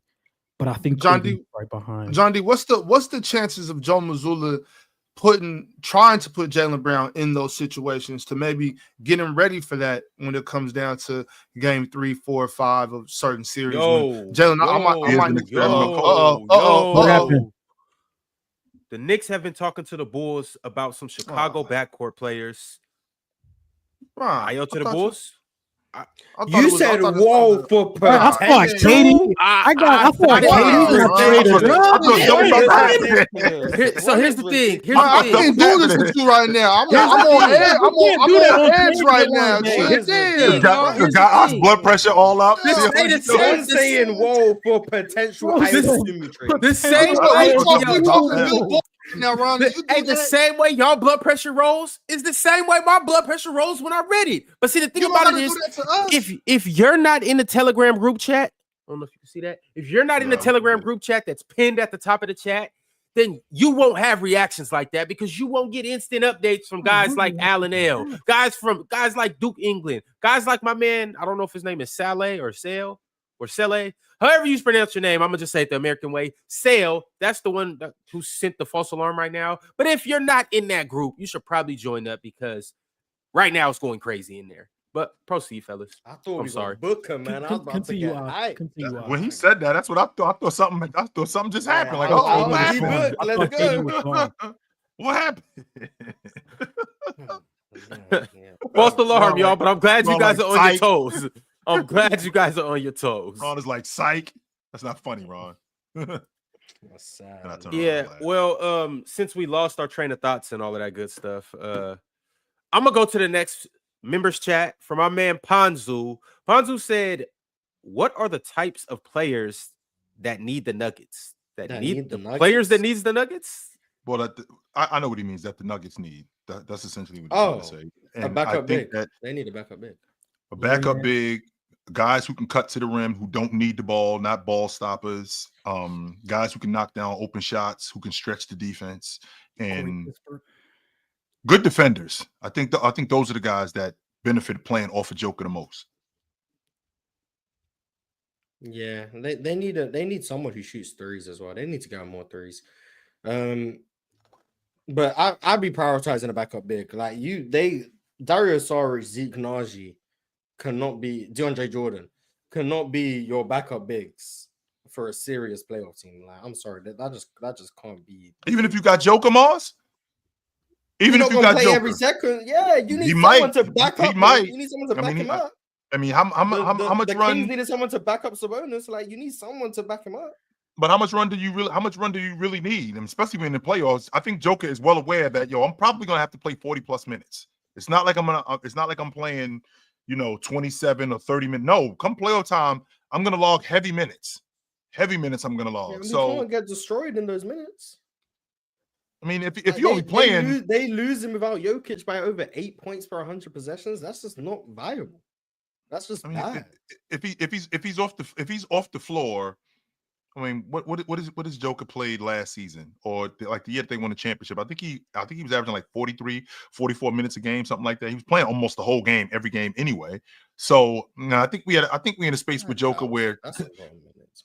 It is 100%. I think that we're in a space where you kind of got to expect that with him. Like he's going to play a lot of minutes. He played 40 minutes the last two postseasons. 40. So 40 minutes. All right. So and that's on average, Mars. That's not including the games where he's playing the entire game, right?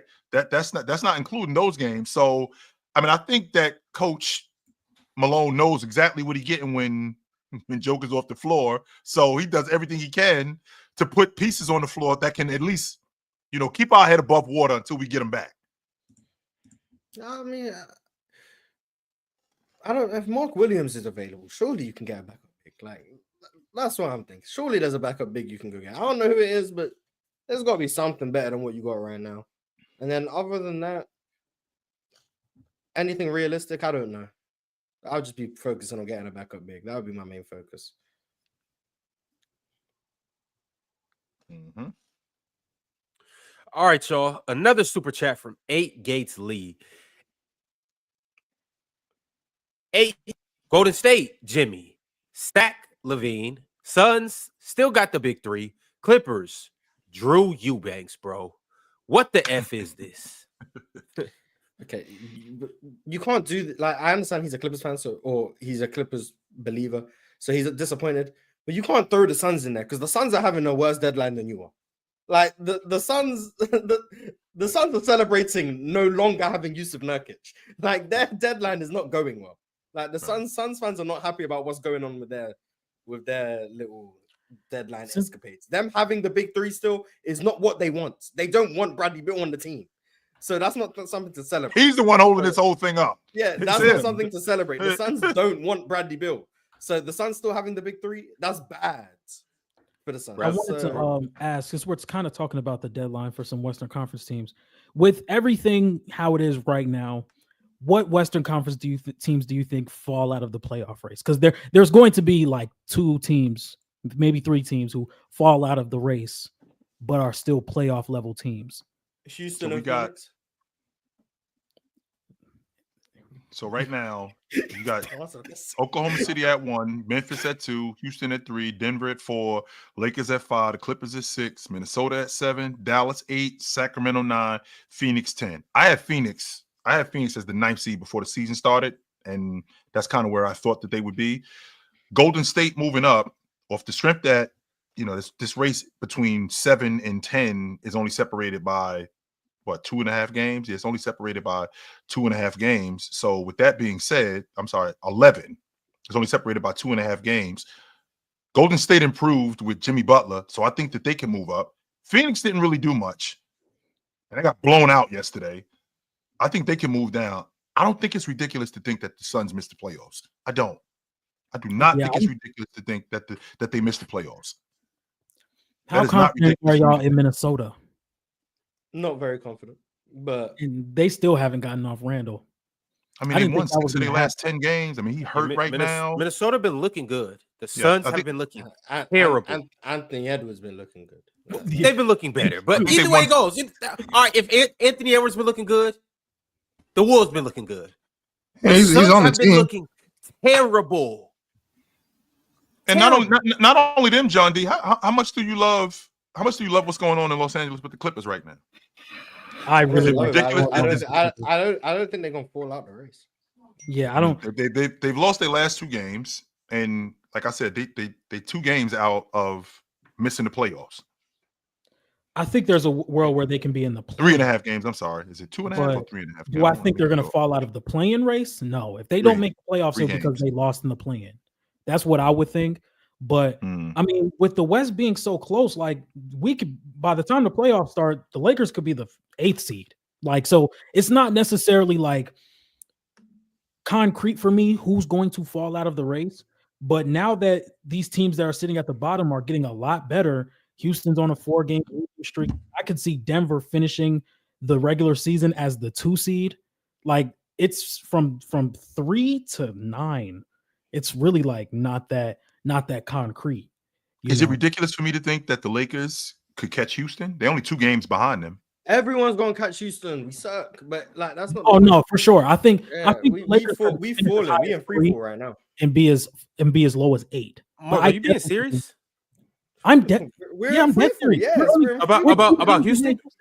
We're 2 points behind Houston. Yes, we're in free fall. So no, let me look up Houston. I'm talking about Houston. I'm not talking about the Lakers. I doubt he's right though, Ron. I mean, they lost 4 straight. If we dropped into the play-in, I wouldn't be shocked. Yeah, but I just don't. And then I don't see that trust my team? Do I trust my team to win 2 single-game eliminations? Not necessarily.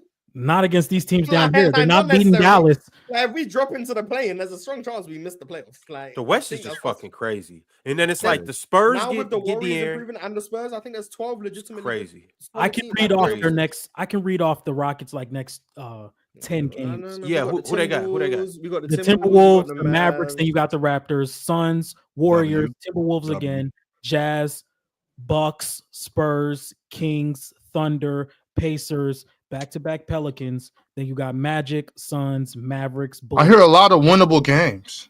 That's what it sounds like to me. I see a lot of winnable games, but I see a lot of. We actually do have the easiest strength of schedule in the Western Conference. Right. For the rest of the season. I do want to put out it. Mars, I think them 2 games. We lose to the game bad against Brooklyn. teams. That's what I'm saying, Mars. I think that was an anomaly against Brooklyn. We lost to them twice. twice. Double anomaly. Like what? Double anomaly. Y'all had them beat. And they blew us out the first time. Wasn't it earlier in the season when y'all got smoked by them? It was like 3 days ago. Oh. We just keep losing to the Nets. They ran a zone and we couldn't score. Like it was bad. The team is just struggling right now. We lost to the Grizzlies on national TV. It was a close game. We competed. No Şengün. We fought. It was tough. We lost. We blew that game in the fourth quarter. We then got blown out by the Nets the next game. Then we lost to the Knicks. The Knicks game that we once again. Yeah, we once again blew a lead in the fourth quarter against the Knicks. And then against the Nets, the worst blown lead in the NBA this season. By far. By far the worst blown lead in the NBA. The game was won. And here's the little events that happened, right? We get a stop. 50 seconds left, I think. We up 5. We up 6. We up something. I done turned the game off. Reed Shepherd decides to take a pull-up 3 for no reason. 50 seconds left in the game. He takes a pull-up 3 with 20 seconds on the shot clock. I was like, what are you doing? But we got the rebound. So I was like, okay. Inconsequential. We'll live with the results. We then kick it out to Jalen Green. And what does this genius decide to do? Shoot the ball again for no reason. So he shoots the ball and misses. Hits the other side of the backboard, by the way. Like, it was a terrible miss, not even close. Then they go up the other end and they score. Then, if I remember, so let me try and remember these events like as they actually happen, because it's hard to remember the events. Well, you just won 5. You had one previous to this 4-game losing streak. You had won 4 in a row. You beat some damn good teams. We beat the Cavs. We beat the Celtics. We beat the Grizzlies. It was a good little run of games. It was amazing. So what happened? So here's what happened, right? Reed Shepherd misses. We get the offensive rebounds. Then we kick out to Jalen Green, who then misses. Then the Nets go up the other end. Zaire Williams makes a 3. Then we come out the timeout. Alperen Şengün goes to the line. Good work, Şengün. He finally made some free throws. It was great. We're up 3 with like 30 seconds to go at this point. Then D'Angelo Russell dribbles the ball out of bounds. I don't know if you guys watched the game, but D'Angelo Russell dribbles the ball out of bounds. Yep. We're up 3 with the ball with 20 seconds to go. It's looking amazing. Then Alperen Şengün gets fouled again. Makes 2 more free throws. Amazing. Good work. We are up 5. Then the Nets go up the other end, score real quick. Keon Johnson dunk. He hits a 3. Cool. Yep. It's cool. Because we're up 3 right now. Then Dylan Brooks draws a foul. Splits the free throws. Unacceptable. But it's cool. We're up 4. We're fine. They call a timeout. Jayshawn Tate's now in the game for defense and just gives up an open 3 to Keon Johnson. They make a 3. We're still up 1 with 3 seconds to go. And the ball. And Amen Thompson, Mr. Point Guard himself, can't inbound the ball without turning it over.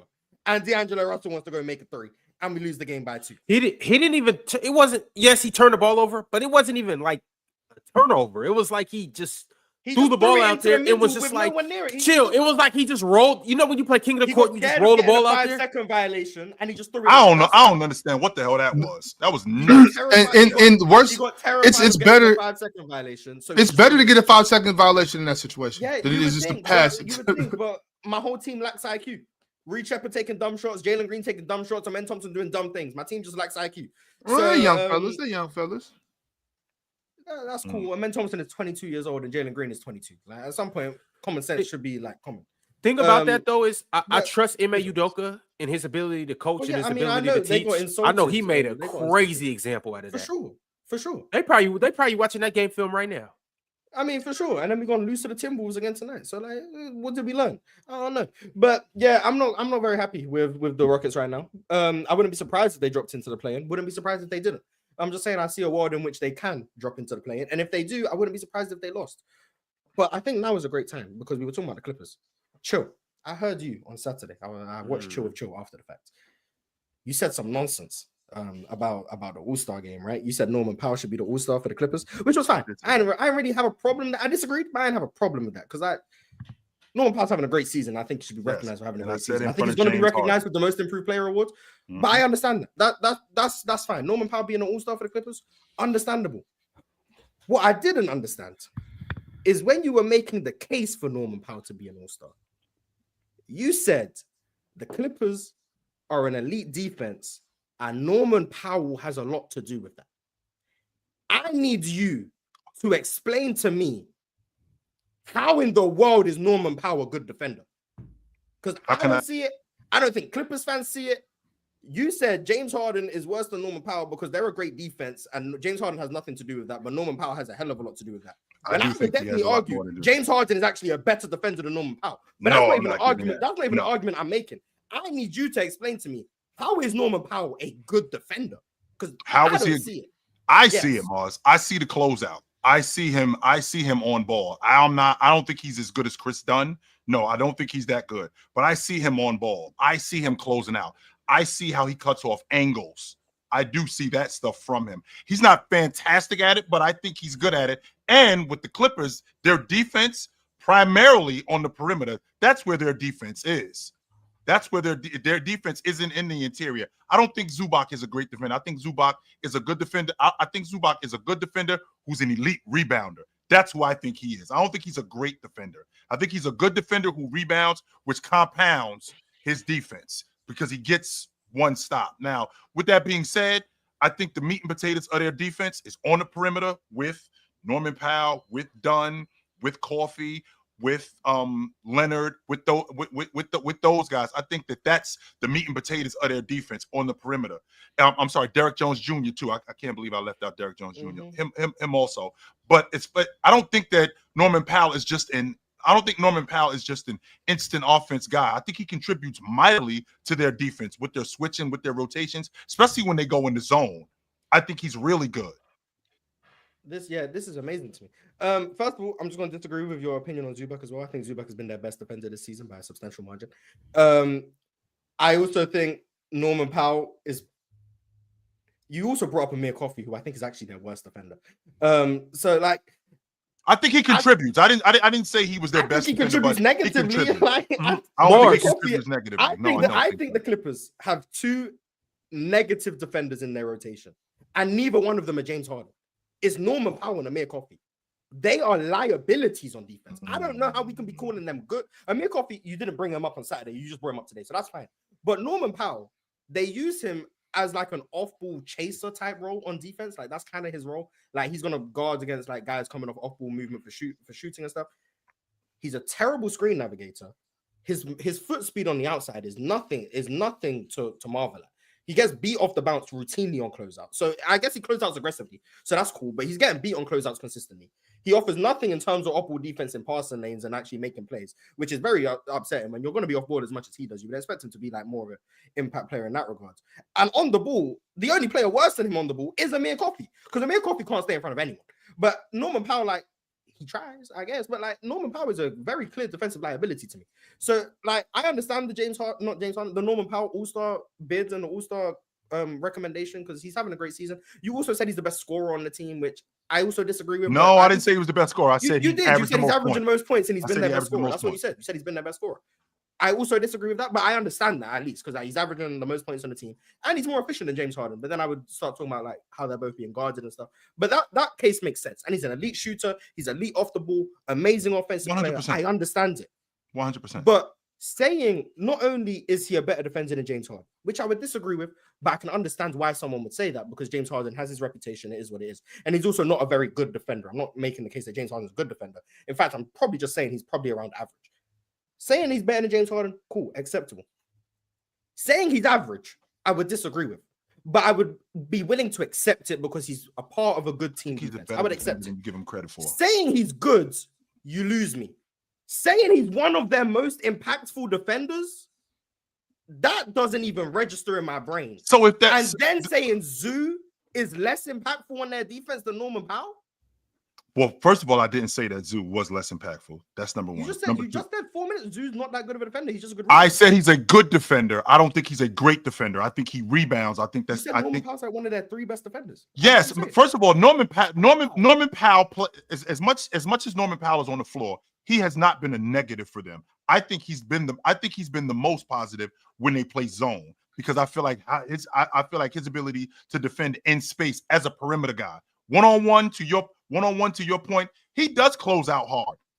He does get beat, but when I watch him, he does close out hard. He does get beat, but he doesn't give up on plays neither. And that's where Zubac comes in. Zubac comes in and covers up for some of that. And when they get shots, Zubac being one of the best rebounders in the league, he covers up for that, so they only give up one shot. And I think that has something to do with Norman Powell. I don't think Norman Powell is better than Derek Jones Jr. as a defender. I don't think he's better than Kawhi Leonard as a defender. I don't think he's better than Chris Dunn as a defender. I don't think he's that good as a defender. However, I do think that he gives them a lot more on defense than you give him credit for, particularly in their zone. I'm not going to keep going in circles. We just disagree. This is the furthest we can on the player. I didn't know one person could think someone's a defensive liability, and another one thinks they're one of the 3 best defenders on the team on an elite defense. It's just like we're very, very far apart. But shout out to Norman Powell having a great season. It's just that was very having a great season. So you don't think Norman contributes to their defense at all? I think he's a bad defender. I think their defense is very good in spite of him. Okay. Yes.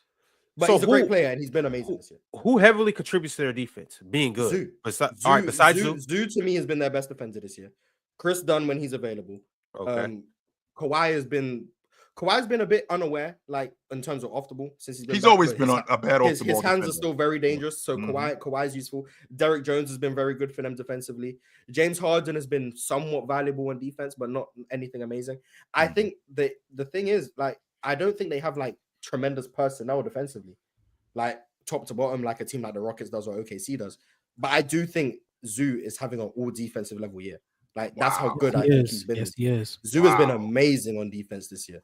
So like there's just a lot of disconnect. I didn't see him that good, but okay. Yeah. Right. So that's where the disconnect is. But like, shout out to Norman Powell again. Like I don't want to disrespect Norman Powell because I do think he's having an all-star caliber year and a most improved player year, which I do think he's gonna win, rightfully so.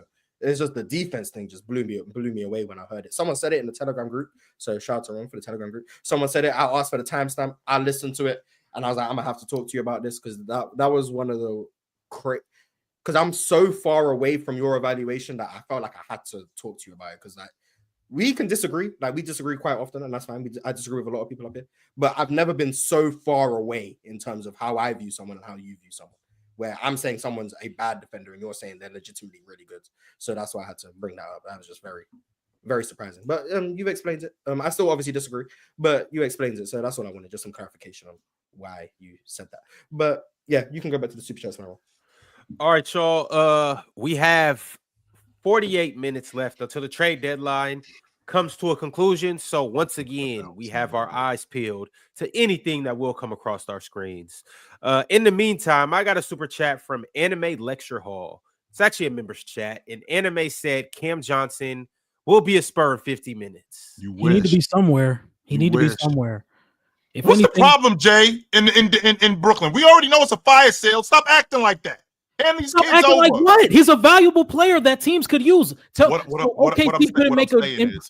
I'm saying is we all know that y'all not trying to win. Hand over the kid. Stop playing with us, man. In a minute, I'm going to tell y'all Rob, ain't trying to win. Come on, man. Hand him over. Stop. Y'all not trying to win. Hand over Ben Simmons. Hand over Cam Johnson. Cam Thomas, I understand that, you're trying to hold on to a bucket getter. You don't want to be a high school team, right? I get that part. But, like, we know it's a fire sale. We know it. You told us already. You told us a month ago that all of these dudes were available. You told us that. It's not like, it's a secret that, this guy might be available. You gave us a list of all the guys available. What's the problem? Why are you getting so picky now with a guy like Cam Johnson? Well, you know what? We don't. Why doesn't MPJ and the number one do it? Why? Why doesn't that work? Who? MPJ and the first for Cam Johnson. And the number one. Do we need the money? We got to get the money to work. Why would the Nuggets give up MPJ for Cam Johnson? Younger. That becomes no, he's not young. He's not a lateral move, but it becomes a move where it's like you want Cam Johnson there with MPJ. Yeah. Instead of. It'll really probably be, which they probably wouldn't be able to do, but it'll probably be what's his name? It'd be Christian Brown. Yeah, Christian in the first round. So why doesn't Cam Johnson for Jaime Jaquez work? Because Cam's better than Jaime. Yeah, and Jaime's a 29-year-old second-year player, so it's not. It's a little bit older than that, a little younger than that, Mars. Just a little bit. Yeah, 36, same thing. But like, I do expect Cam Johnson to be moved, but we are running out of time. So maybe they do just keep him. Like, he is by far their best asset, in my opinion, because like he's the only one on their team who I think like actually like can push a contender over the top. OKC have to get it done, in my opinion. Like they have to. Chet coming back tomorrow night.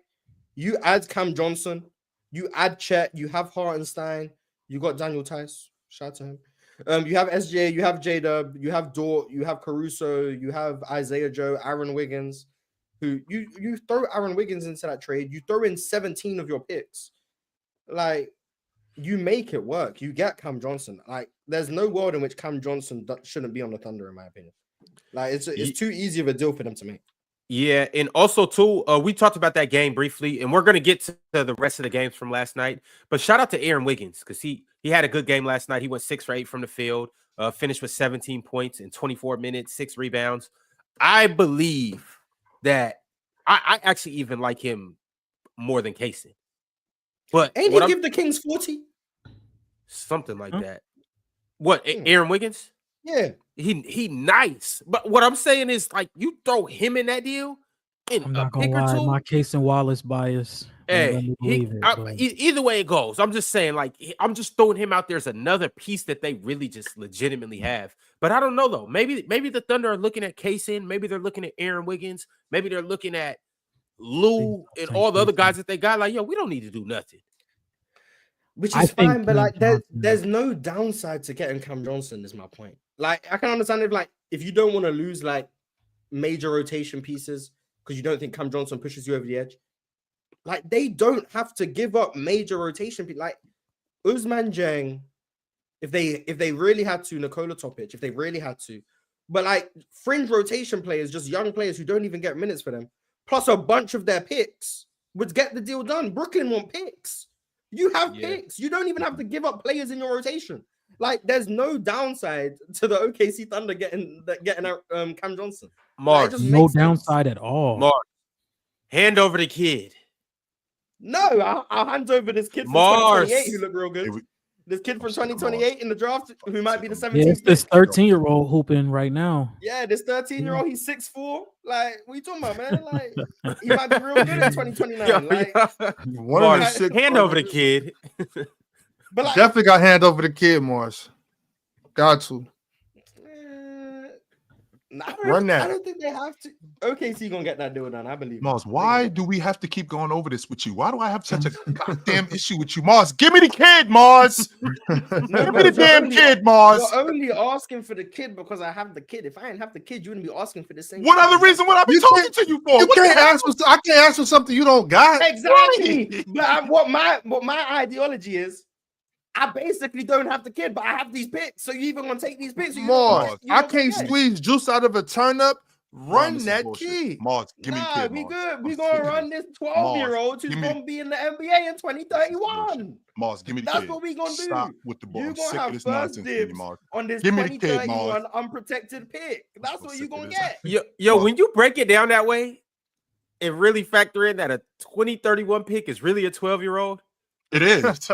These teams are sick for trading 12-year-olds. It is. They are disgusting, 100%. Man. It's what you call it. It's what you call. What's today? What are we in? 2025. It's Cooper Flag. 5 years ago. That's who it is. Crazy. It's Cooper. It's Cooper Flag 5 years ago. So it's whomever 5 years from now is. I don't care about that though, Mars. Give me the kid. Imagine you're at recess and you're like, "Damn, I just got traded." Facts. You don't even know it. You don't even know it. Crazy thing about it though is 5 years later, you be like, "Give me the kid," because they really get nice between 12 and 17. What's even crazier than that though, John D, is that kid might not even play ball right now. Right. That kid might not even like basketball right now. That kid could be watching us right now. Nobody about to get traded. That's You're him. Be watching this show, and we're gonna find out OKC have traded a 2032 unprotected first-round pick, and it turns out to be him. And we're gonna be like, "Hey, Shout out to you, man. We were saying when you got Facts, man. traded. He out here playing baseball. He don't care about basketball. Gym class. Give me the kid, Moss. I told y'all. I think I messaged y'all. I believe that day when I was at my son's practice, and like the older team came in, like the sixth graders or whatever. And I'm talking about they were absolutely obliterating these two kids. I'm talking about roasting them, calling them all types of crazy names because he didn't know who Anthony Edwards is. These kids were going hard, like you don't know, you're so stupid. I mean, they were calling things I don't even know. I don't know these slang. Anthony Edwards, that's tough. You're such because I mean, they're in the sixth grade. I don't know that they're using terms I don't know. You know what I'm saying? So it's just like, damn. You know what I'm saying? Like, shit. But you just felt the energy. You just knew he was. Oh yeah, they were on their line, bro. I was like, wow. Sorry, but it is crazy. It is crazy to be. How old are the sixth graders? 12, 11, Yeah, 11 years old, 11, and not know who Anthony Edwards is. It's kind of crazy. Maybe you don't watch the NBA. Well, that's true.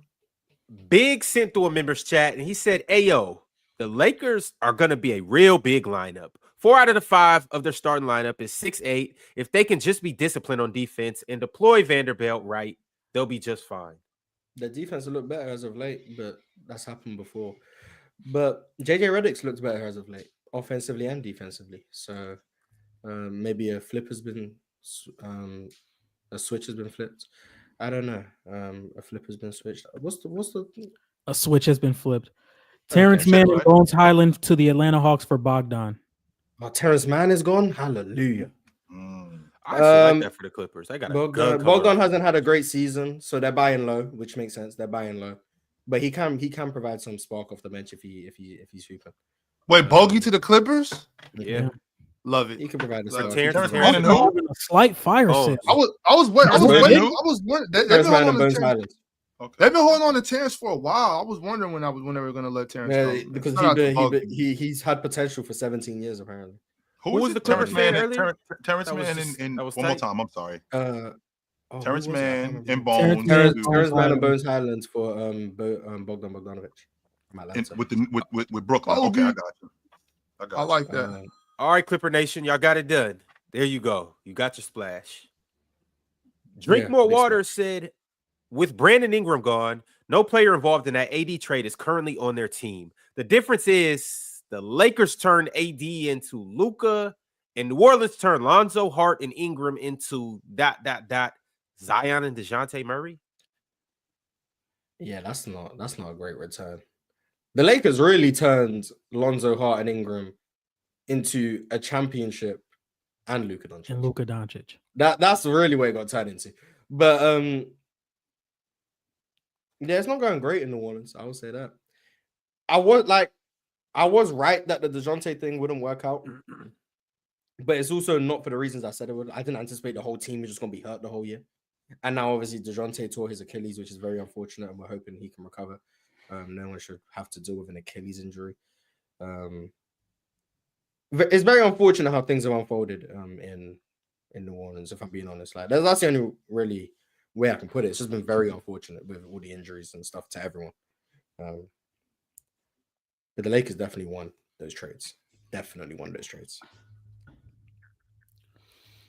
Elijah Cruz said, "Bro, chill be hating on buckets. You never once said this year that Miami is not that far away, but as soon as Jimmy leaves, all of a sudden, they're not that far away." Shaking my head. When Jimmy Butler was on the crew, I didn't say that they weren't that. I never said they weren't that far away. I never said that. They were in the championship. I just said you can't win it with Jimmy as your man. That's all. And now Wiggins. I ain't saying no.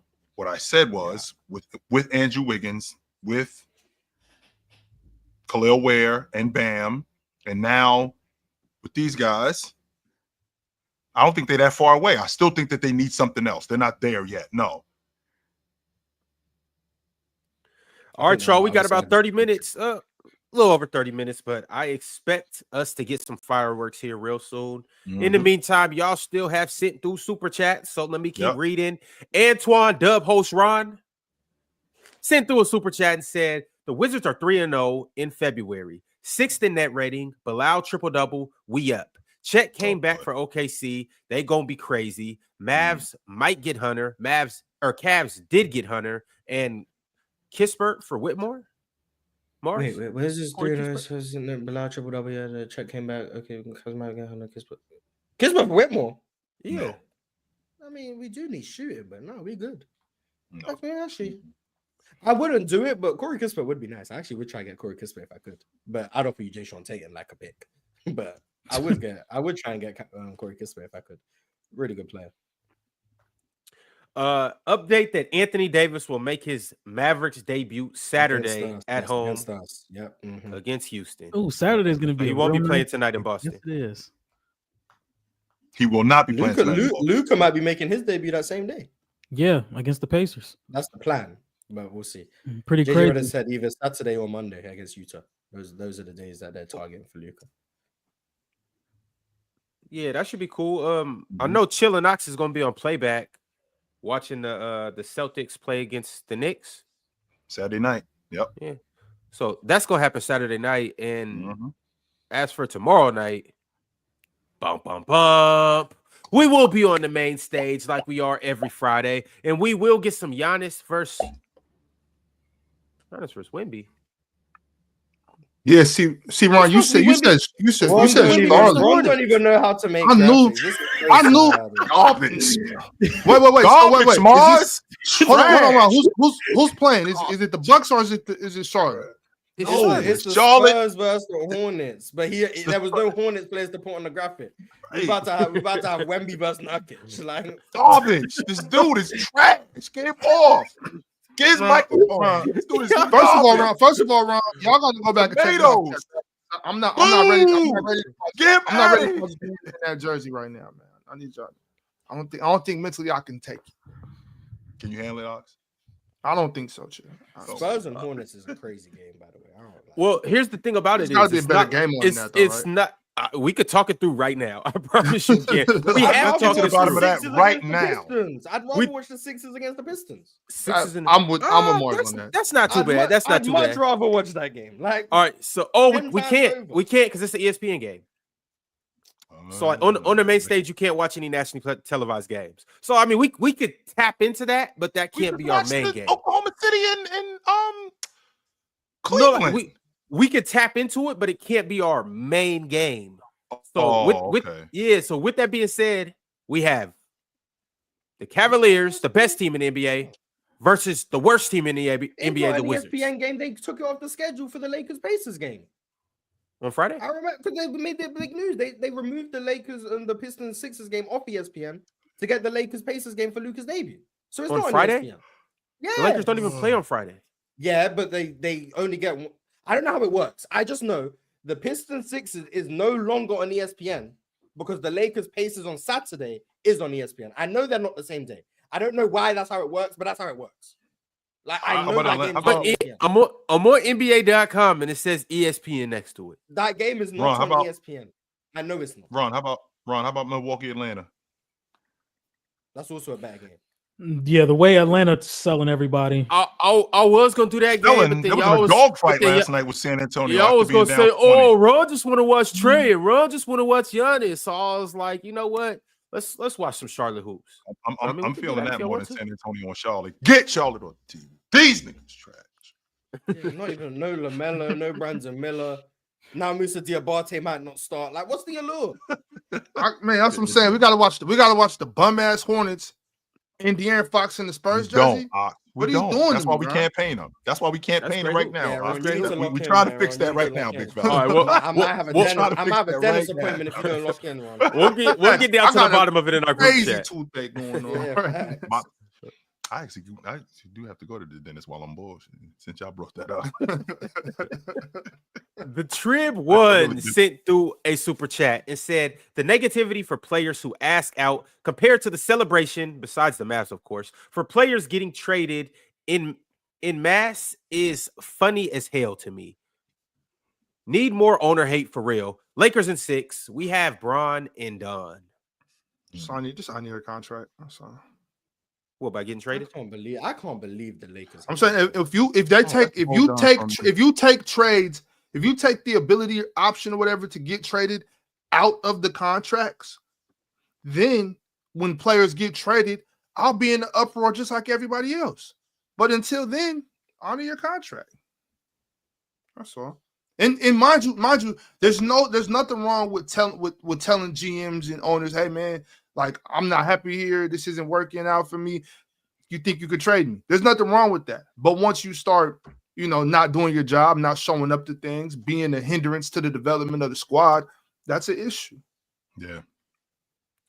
All right. So this Friday, you will see us Alakazam. There we go. That's a little better, right?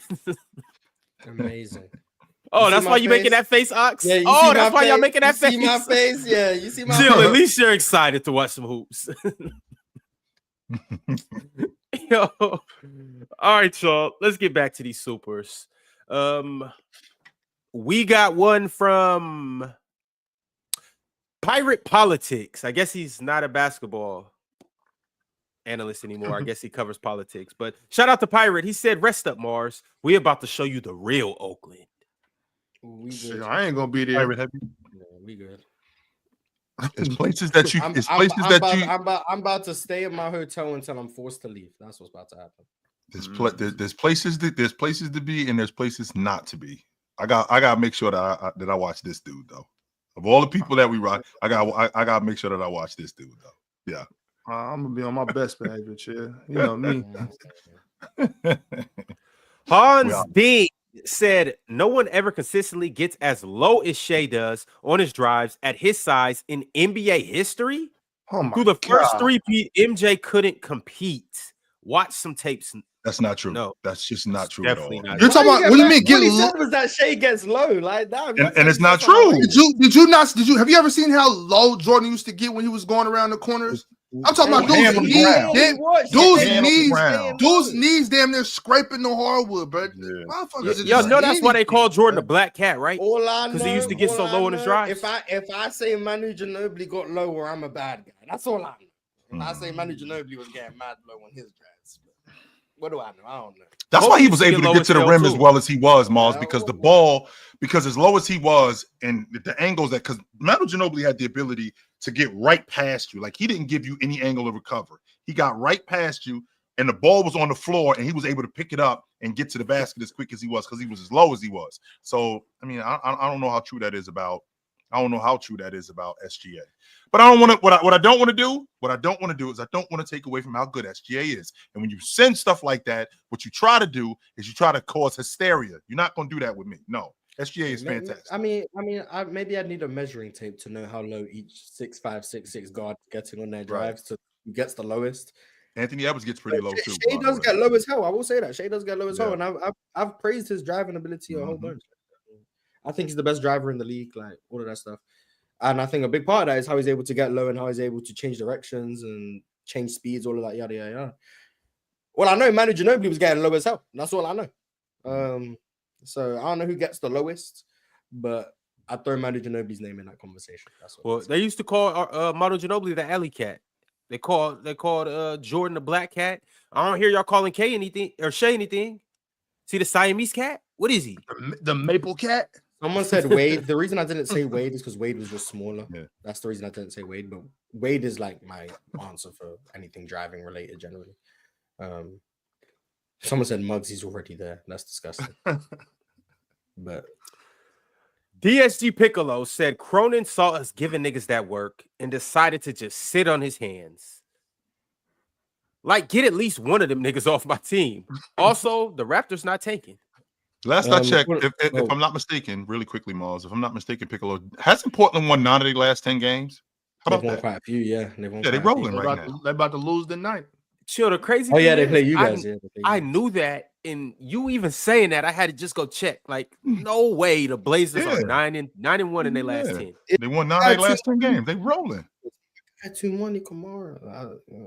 Yeah, they rolling right defensive level wing. I'll say that. And guess what? The Suns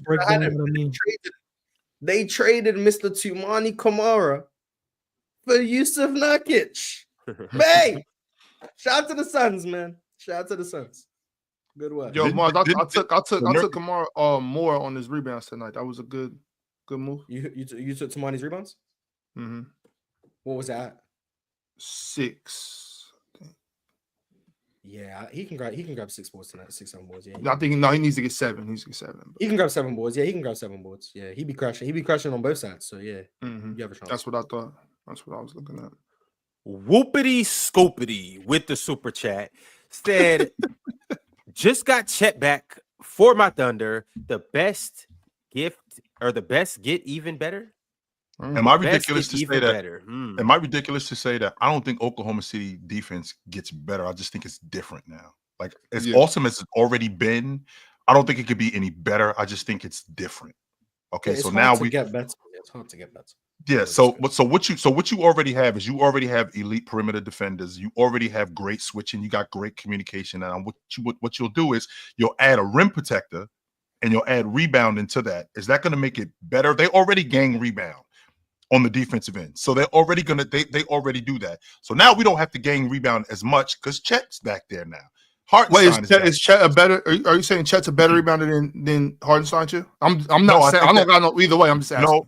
No. What I'm saying is Chet with Hartenstein. All of us don't have to gang rebound as much, which means we can get out and transition more, and that works for us. As opposed to we can't we run, but we can't run as much. If we gang rebound, now we getting out because we got these guys back. Does that make our defense better? No, I just think it makes our defense different. We still awesome though.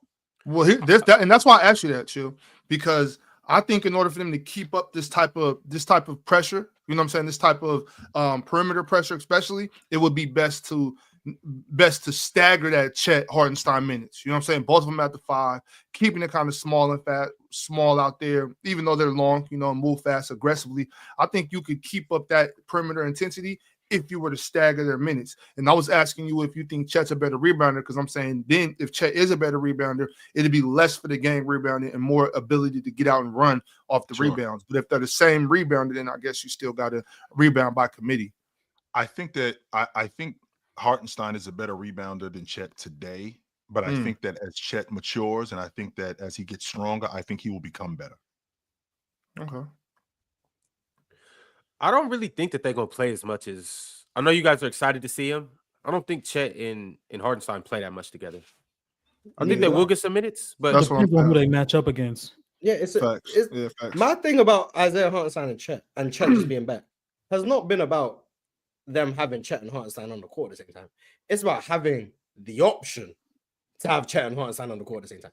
Statistically, I don't think that defense is going to get much better. We're at the point where how much better can this defense really get just within the confines of the modern game?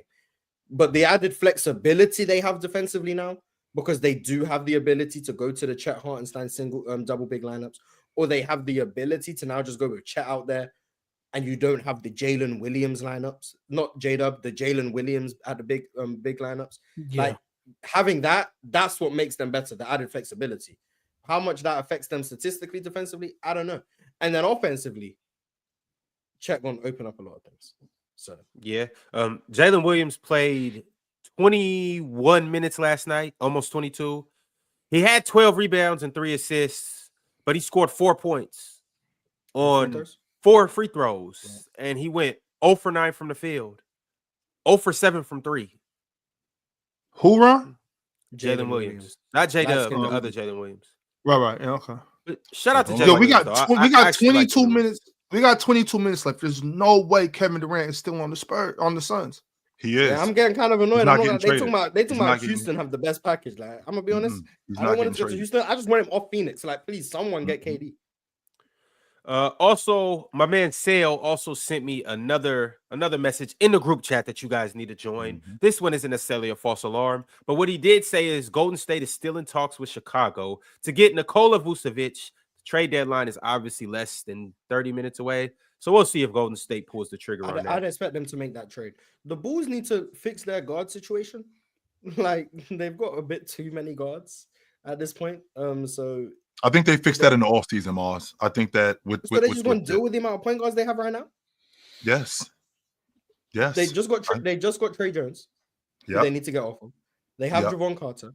They have Lonzo. They have Josh Giddey. They have Ayo Dosunmu. They have Kobe White. Kobe White.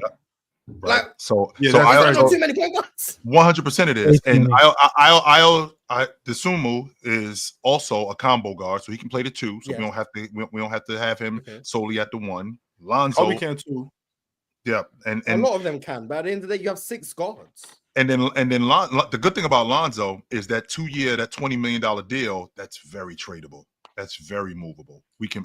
I'm not sure if Lonzo is a part of their future.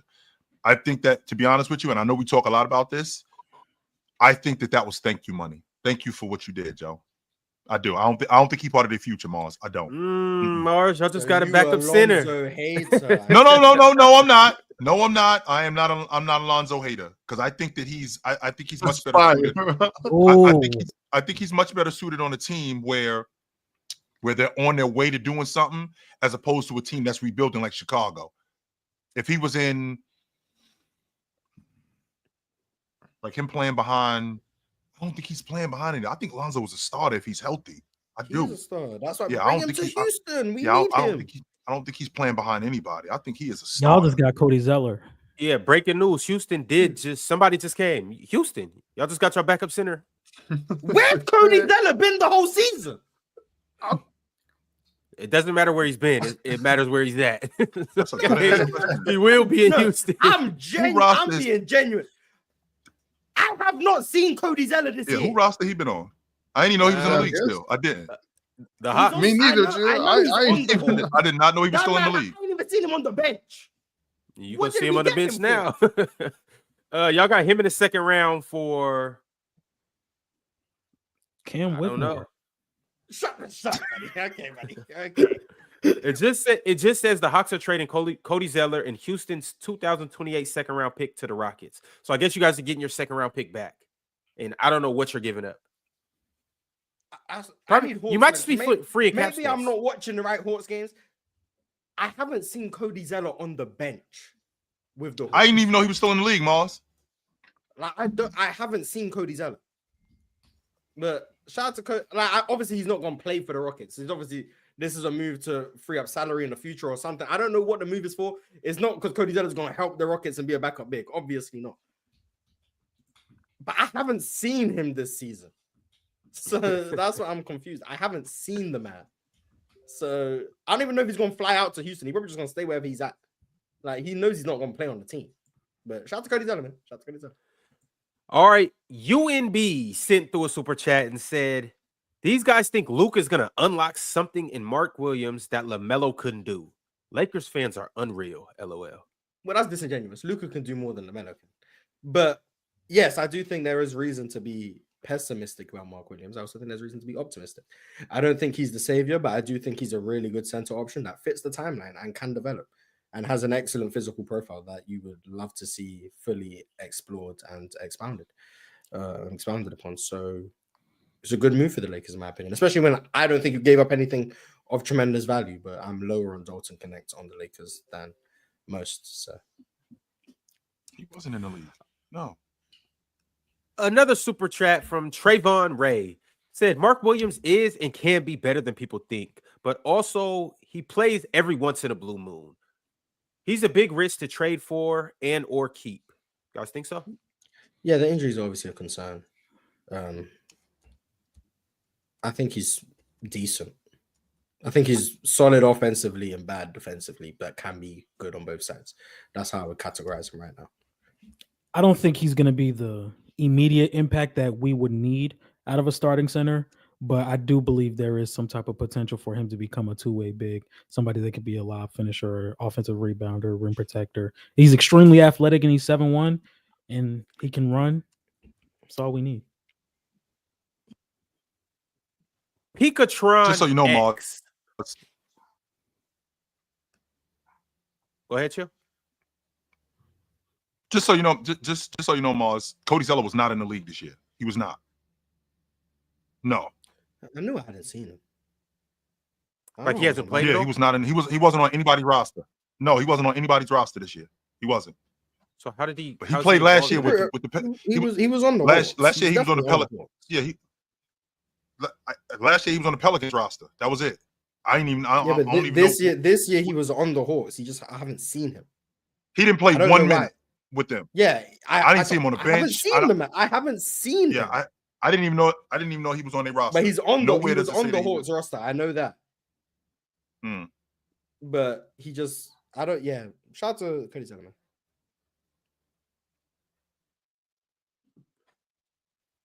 Pikatron X said, "I don't like me D Fox on the Spurs. I don't like D Fox on the Spurs. Everything Mars says about shooting and not sticking to his strong suits showed last night. He played well though." Before we get into this, Dennis Schroeder is a Piston. That's nice. That's nice. Yeah, that's nice. He helps them. Backup guards. And they released him or they traded for him? Looking at the tweet, they're trading for him. For what? Nothing of value, I'd assume. Yeah, I don't think it would be for much either, but I don't have the full details as of right now. And on the De'Aaron Fox thing, I like the fit. I'm also, as people know, not the highest on De'Aaron Fox, but I do think he's great, and I think he complements Wemby well. I actually do think he's probably going to get to the rim a bit more now. Actually, do I think that? I don't know. I mean, I think his in-between scoring is going to be valuable.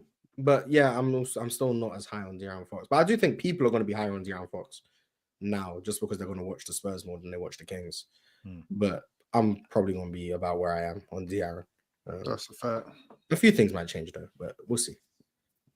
Oh my God, De'Aaron's such a good defender. Ox, it's gonna happen. Ox, watch. It's gonna happen. 100%. Justin said, "Ox, how you like that Franz belt to ass?" Loved it. Loved every minute of anyone else. Loved every minute of it. Yeah. Y'all think I'm just a Kings fan. I'm a basketball fan, and I love Franz Wagner. I was enjoying every minute of it. I was like, "Yo, Doug, could you get out this zone, please?"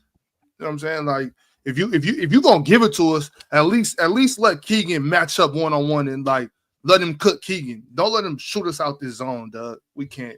That was terrible. I hated to see that, but I love Franz Wagner, and shit, he put leather on us last night. Djokovic, son of God, said Silver will move the Mavs to Vegas in the future to return the favor. Ratings were falling. Mavs' new ownership / casino lobbying failed in Dallas, Texas. A lot of people have this conspiracy about that's why Luka got traded. Very interesting. The thing about it is Adam Silver doesn't need to move Dallas. First off, he's not going to move Dallas. It's too big of a market. He's just not going to rip. I know the Sonics got their team taken. They're not going to make that mistake again and take a team from Dallas. It's what, the third, fourth biggest market in America? That's first and foremost. Second off, if he's gonna he can already get a team in Vegas. Just add two more teams to the NBA. DFW though. It's DFW, Dallas, Fort Worth, Arlington, Plano, all that whole area is huge. And they were actually a couple of seasons ago, the NFL, like the city's been campaigning to get another team because they're like LA has 2 basketball teams, 2 football teams. New York has 2 basketball teams, 2 football teams. We should have 2 basketball teams and 2 football teams too. Like, there's no way they just take the Mavericks and move them to Dallas. I don't care about these conspiracy theories. Yeah, maybe there is some casino stuff going on, but the Mavericks aren't leaving Dallas. Before they do that, the NBA is just going to add 2 teams. Which they're Hanzo, if you're saying the Cowboys aren't in Dallas, then the Jets aren't in New York either. You know what I mean? Yeah, Arlington is right there. On top of that, Arlington is Dallas. It's right there, but Arlington is right there. And on top of that, you know how ugly that would look? So we got a team that's about gaming, right? And we're going to move them to Vegas? That's awful. No way does that work. Hell no. We already have issues with gambling as it is. Now we're going to take a team that's owned, move them to Vegas, and basically have a compound. You compromise the integrity of the game if you do that. 100% you do. Realist123 said, "I swear KD the only player who can go from team to team till it works. I'm with you on this one, Chill. Love KD, but his 30 a game doesn't hit the same." Bars. Because he's not the same player, but the reason I disagree so adamantly with Chill is like, I understand he's been on super teams before and they didn't work, but like the reasons they didn't work don't apply to what the situation theoretically would be in Dallas. So it's like, I get you're going off the history. But if the history isn't comparable to the current situation, I don't get how we can go off of it. That's my issue. Yeah, sure, absolutely. But I think the difference here is, Mars, the history at that time, it wasn't history. This thing's going to work with Kyrie Irving and James Harden. This thing is going to work with Kyrie Irving in Brooklyn. This thing is going to work in Phoenix. And we get to Dallas, sure, all of those things that you talked about, aren't an issue. But those things weren't an issue when he was in Brooklyn. Those things weren't an issue when he was in Phoenix. These things always... The Kyrie and Harden one, I'm still standing on. That was going to work. They just got hurt. Yeah. And it wasn't KD. They got hurt. That one, I understand. The Suns one, I think, to anyone who wasn't just looking at the names, it was very obvious that wasn't going to work.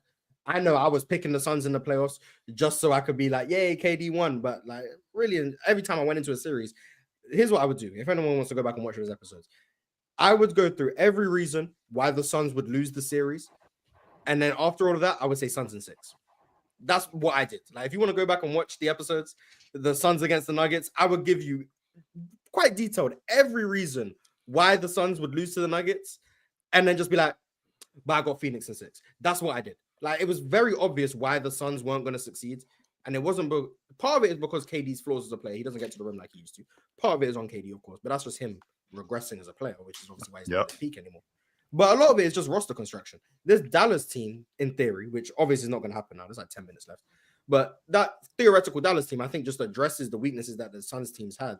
And it makes KD look better. And it's an overall better team because of the size, the rim pressure, the ability to get to the line that AD has. Then you have the shot making of Kevin Durant. You have all the guys who are able to create their own shot. And the defense is amazing. Like, it makes sense in a way that I don't think a team has made sense for KD since 2021. That was why I was so high on that theoretical outcome. But it's not going to happen now. Yeah, it's not going to happen because apparently the Suns are done making trades. So they've got Cody Martin and they're happy. Nice. Shout out the Suns. Hunter with the super chat saying Swiper trying his hardest to recruit KD through Twitter. Laughing at us. Is he? Let's see what Swiper's saying on Twitter.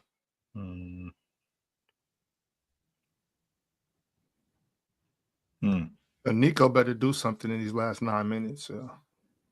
I mean, you got 9 minutes to get Cam Johnson. Like, do something, Nico. Like, yeah, I'm not gonna lie, Dallas fans, if they don't see a trade in 9 minutes. Oh my god. Mind you, Dallas is still a good team right now. But to do this, you got like I just knew when they did this that they were gonna make another move. Initially I thought it was Jimmy. AD, right? No, hell no. Okay. That would be ridiculous.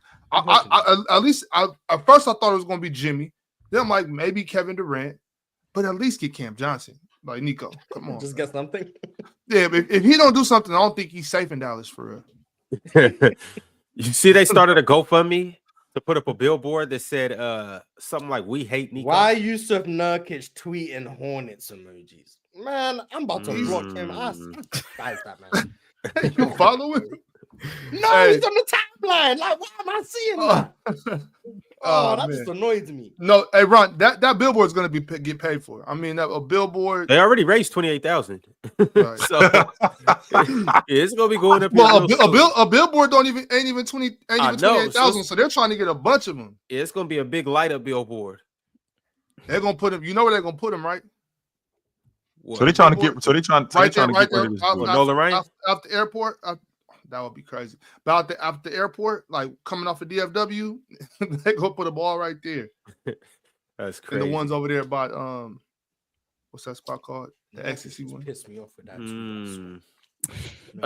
JD sent through a member's YouTube or became a YouTube member. Shout out to JD. He went from being a dub host to now just a regular member. But JD, we appreciate all your contributions to the show. The kids gonna be all right. Sent through a super chat and said, what do the Pacers do at the deadline? Hold out or trade Toppin and or Neesmith? Yeah, it appears they hold out. I would have loved Cam Johnson in Indiana. Y'all do know we're gonna get a rush of about at least 2 trades. I mean, a lot of trades get announced after the deadline, but were made before the deadline. So, like, we're gonna be off in 7 minutes, but a lot of trades are gonna happen after that.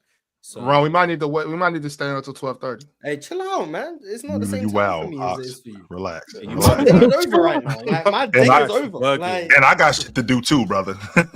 Same here. Yeah. I don't got nothing to do till 1:30. So my bad, y'all. Update, y'all. Reggie Jackson just got waived. Kendrick Perkins says he was the leader of the Thunder. It's about time. I don't know why he was still on the team. But shout out to him. All right, I got another super chat from SMN RNDM. He said, nah, people have these theories because it makes it easier to accept a trade. It's easy. There are three people in the world who values AD as much as Luka. Two are on the panel, and unfortunately, one is a Mavs GM. He said RIP spelling. He's on his phone in his next super chat, so that's why it was so hard to read. But yeah, a part of me hopes this works out for Nico Harrison. Like I said, I'm always gonna say he lost the trade. The only way in which I say he didn't lose the trade is if Luka doesn't re-sign in LA and his career just takes a nose. He's never getting another job. Never. Then I'll say, okay, he won the trade. Cool. If Luka resigns in LA and is Luka Doncic, I'm going to say he lost the trade no matter what happens in Dallas. I'm going to say that. So, but I'm fairly confident he's going to lose this trade, and I'm fairly confident the trade has been lost. I'm very confident in saying that. But shout out to Nico Harrison for putting belief in himself. I mean, Nico's bodyguards got to be like ex-Navy SEALs. I gotta watch my back. That's what I'm saying, Ox. They got big guns everywhere, but in Texas, well, you better. All right, do I gotta watch my back? Is that what you telling me? I know if I was Nico, chill, I would already to the Wizards. For what? I would already be concerned for my well-being, chill, if I'm Nico. But if I don't make a trade in the next 5.5 minutes, I'd be extremely concerned for my well-being. Oh my God, to the Wizards. He better damn. Who? Marcus Smart got 4 minutes to be freed. There's no way he's on the Wizards. He just went to the Wizards? Yep. Yeah, they got to buy him Marcus Smart and a pick to the Wizards. For who? In a multi-team trade. That says it's gotta be Malcolm. It was a salary dump. Marcus Smart was a salary dump. They gave him. They attached the first round pick to Marcus Smart and got second round picks back. You know what they're gearing up for? They dumping that Memphis. salary. KD to Memphis. We hit. But Bob Myers he reported a few minutes ago. He said that the Grizzlies made a call on Kevin Durant. We hit. I got the Grizzlies coming out of the West. And didn't I tell y'all the Grizzlies was gonna be a problem? I told y'all. I got the Grizzlies coming out of the West. I don't like KD. I got the Grizzlies. If they get KD, I got the Grizzlies. I hate that. The Los Angeles Clippers are trading Kevin Porter Jr. to the Milwaukee Bucks for MarJon. So two Seattle guys that went to the same high school at the same time just got traded for each other. That's crazy. I wonder if that's ever happened. You think the Bucks go bad with that trade? Yeah, for sure. At least they got somebody that they'll play, and they got somebody that can go get his own shot, create a little bit on his own. He's athletic, young. He is athletic. They do need that. Well, MarJon's athletic though. So. But MarJon's just KPJ where on? He needs to develop. Milwaukee. I think KPJ could do something for them. They got off Dylan right. He's gonna be that backup point guard, right? Yeah. Hey, chill. Has that ever happened? Two high school teammates get traded for each other? That's fire. I'd have to think. I don't know that, Ox, off the top of my head. I'd have to find that out. All right, y'all. We should be getting a few more trades coming through here in a second, but while we're waiting for it, my man Gunny sent through a members chat, and he sent this before the trade actually happened, unless he has better sources than we do. But he said the Bucks are cooked. Yeah, I still think the Bucks aren't doing anything substantial, but I actually do think KPJ does make them a bit better just with shot creation, athleticism, speed. The issue is he just plays so slow. Like he takes so long to do anything, and that's my problem. Slow is quick, Mark. Slow is quick. Cools and KPJ, I like that. That might be one of the lowest IQ like bench tandems. Hey man, just get buckets. All right, y'all coming through what we need y'all to do. Tupac Shakur West Side said Schroeder can't catch a break. LOL. I mean, he in Detroit right now. Detroit decent. Him and K gonna get busy. I know that. He gonna come off that bench. He gonna come off that bench and get busy for them. He gonna do what he do. Oh, is he trolling in the chat, or did we really get Jake? That's fire. I like Jake. The guy whose name you couldn't say in the PCO? Jake. I kept calling him Jake Lavaria, but Jake Lavaria, same thing. They know I'm talking about. That's why you lost that. That's why you lost it. Yeah, because like, how good can this guy be if you don't even know his name? Speaking of the PCL. Oh, yeah, you are. You guys are getting Jake Lavaria. Word on the streets is that something might be coming back around that's PCL related. But you never know until you know. In the meantime, Ken 10 said the Raptors are a super playing team. Knicks in 4. I mean, I think in the near future they can be competitive. Mike Valley Production said Trey has shooters coming his way, averaging 15 assists on the way. Does he know something we don't? He got shooters. Yeah. Don't worry about it, Morris. He got shooters. He got Terrence shooters. Mann. Terrence Mann. Did you forget about that one game against the Jazz? I did. Terrence Mann and shooter in the same sentence. Terrence Mann is a 6'4" Tobias Harris. That's what he is. Well, it's noon, y'all. It's noon. Deadline over. All right. I got a couple more super chats I'm going to read, and then we are going to conclude everything. Appreciate everybody for sticking around for another hour. Mitsu said, are you guys out on Zion? No. Well, I mean, it depends on you. I was never really particularly in. I just think he's really good. I think Zion's good, man. And I think... Yeah, but I don't know what in means. So I don't know if I'm out, but I think he's really good. I think Zion's one of those... I think he's a complicated player because I don't know what you build around him, especially with his injury concerns. So it kind of makes it tough to really build around him. And that's what the Pelicans have been trying to do. They're like, you know what? We don't know if our best player is going to stay healthy. Let's get the most talent around him just so we can be a good team if he does go down. But Zion's confusing, man. But I do think when he's on the floor, he's a really good player. Zigsaw Puzzle said Davion had Penn in jail during a pickup game. Is that what happened? I think it's normal for an NBA player to lock up a regular civilian player. Yeah, right. That's supposed to happen. Penn got action. Y'all gonna see how nice Penn is PC weekend. But anyways, Mavs AD Clay Kyrie said Gafford scored 30 and 10 with no Luka on Mark Williams. He ain't D Lively. Yeah, he's not Derek Lively. I you won't get that out of me. Like, I'm also interested to see how Derek Lively looks without Luka, though. I am interested. Yeah, but he's not Derek Lively, but he's better than Jackson Hayes. Yes, he is. Vale sent through a super chat that was empty, but shout out to Vale because he's a Hall of Famer. And also shout out to the Indiana Pacers. They are trading James Wiseman and cash to the Toronto Raptors. Damn, they're going to trade him out with a torn Achilles? Cold world. It's a cold world. I've always thought James Wiseman looked good in his little minutes he was getting at the start of the season before he tore his Achilles. He actually was looking decent. So it's unfortunate. One Havoc 27 said, how much better does it make the Cavs with Hunter as the small forward? It's a noticeable improvement to me with DeAndre. They are better, 100%. They are. I think they get a more consistent shooter in him than they'd have in George Niang, and I think they get a better defender and a better athlete. I don't want to start him though. I think he's better coming off the bench in their rotation. Alan Bowling Pins said, "Where's Dale? LOL. Boo this man." Tomato emoji. Chill for his KD hate.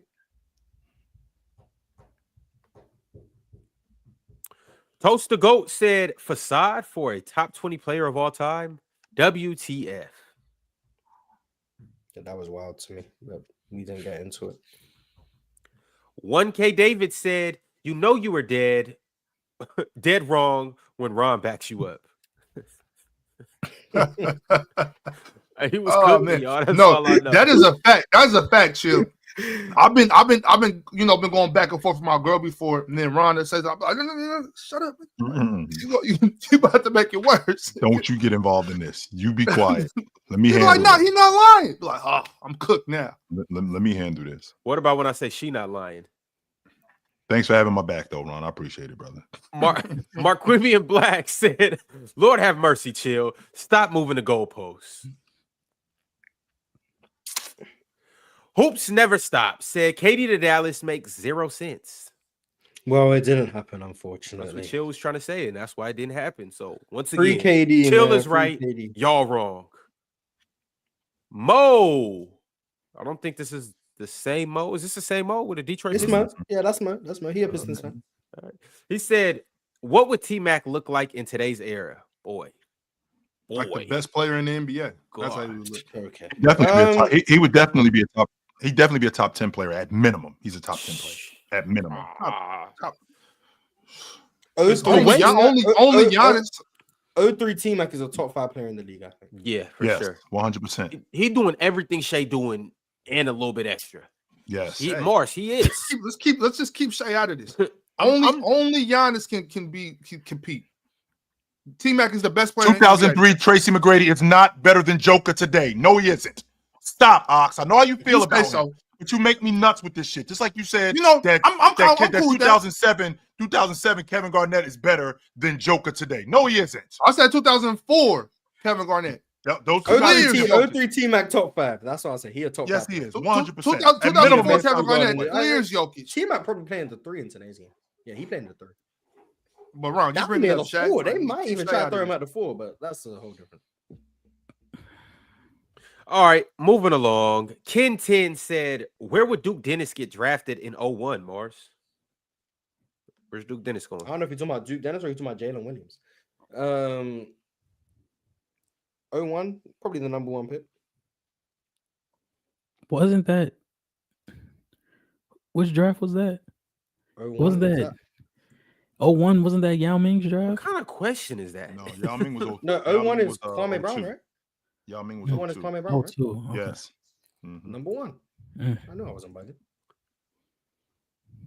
All right, well, shout out Kwame. Shout out Duke Dennis. Hoops Never Stop said, Amin shouldn't initiate the offense in Houston. I agree. Mars, give that kid the ball. We did. And 8 turnovers later, we lost. Like I ain't see. He got to learn on the job, though. He got to learn on the job. Like I ain't see Cade Cunningham had 10 turnovers just a week ago. Like he had 10 turnovers against us too. Give me a break. Matter of fact, Ron, I got to bounce, man. I got stuff I got to do. All right, Chill. I got to too. All right, Chill. I'll see you later. Peace, man. Yeah, me too. Oh, so everybody's gone. Okay, there it is. Thought you was leaving, Mars. I can't even leave in peace on my phone. Okay, I guess. Estimate R&DM said RIP Spelling on the phone. Hanzo said, when you think about it, Nico really just got lucky last season. Mavs almost gave up 2 firsts for Kuzma if somebody didn't veto the trade. That's a crazy nickname for Kuzma. Yeah, remember they did almost do that. They almost did get Kyle Kuzma instead of PJ Washington. They really did, and then he sabotaged their franchise. With the last super chat of the day, Hunter said Calvin Booth will pay for his crimes for wasting the Jokic era. He got a championship. He chilling. A championship was brought to the Denver Nuggets. Their first championship ever, right? I think so. I think they're all right. Yeah, they're decent. Not everyone can be the Lakers, man. Just let Jokic walk out the front door. Let Jokic team up with Luka in LA. It's all good. All right, y'all. It has been real. I expected a few more fireworks to happen before we got to 12 or 3 p.m., wherever you're at. But unfortunately, it wasn't. One thing that we all can agree to is that it's been a crazy-ass trade deadline, no matter what. We will be back tomorrow to grade every single trade that happened during the deadline. So y'all be here, and we'll see y'all there. Merry Christmas. Peace.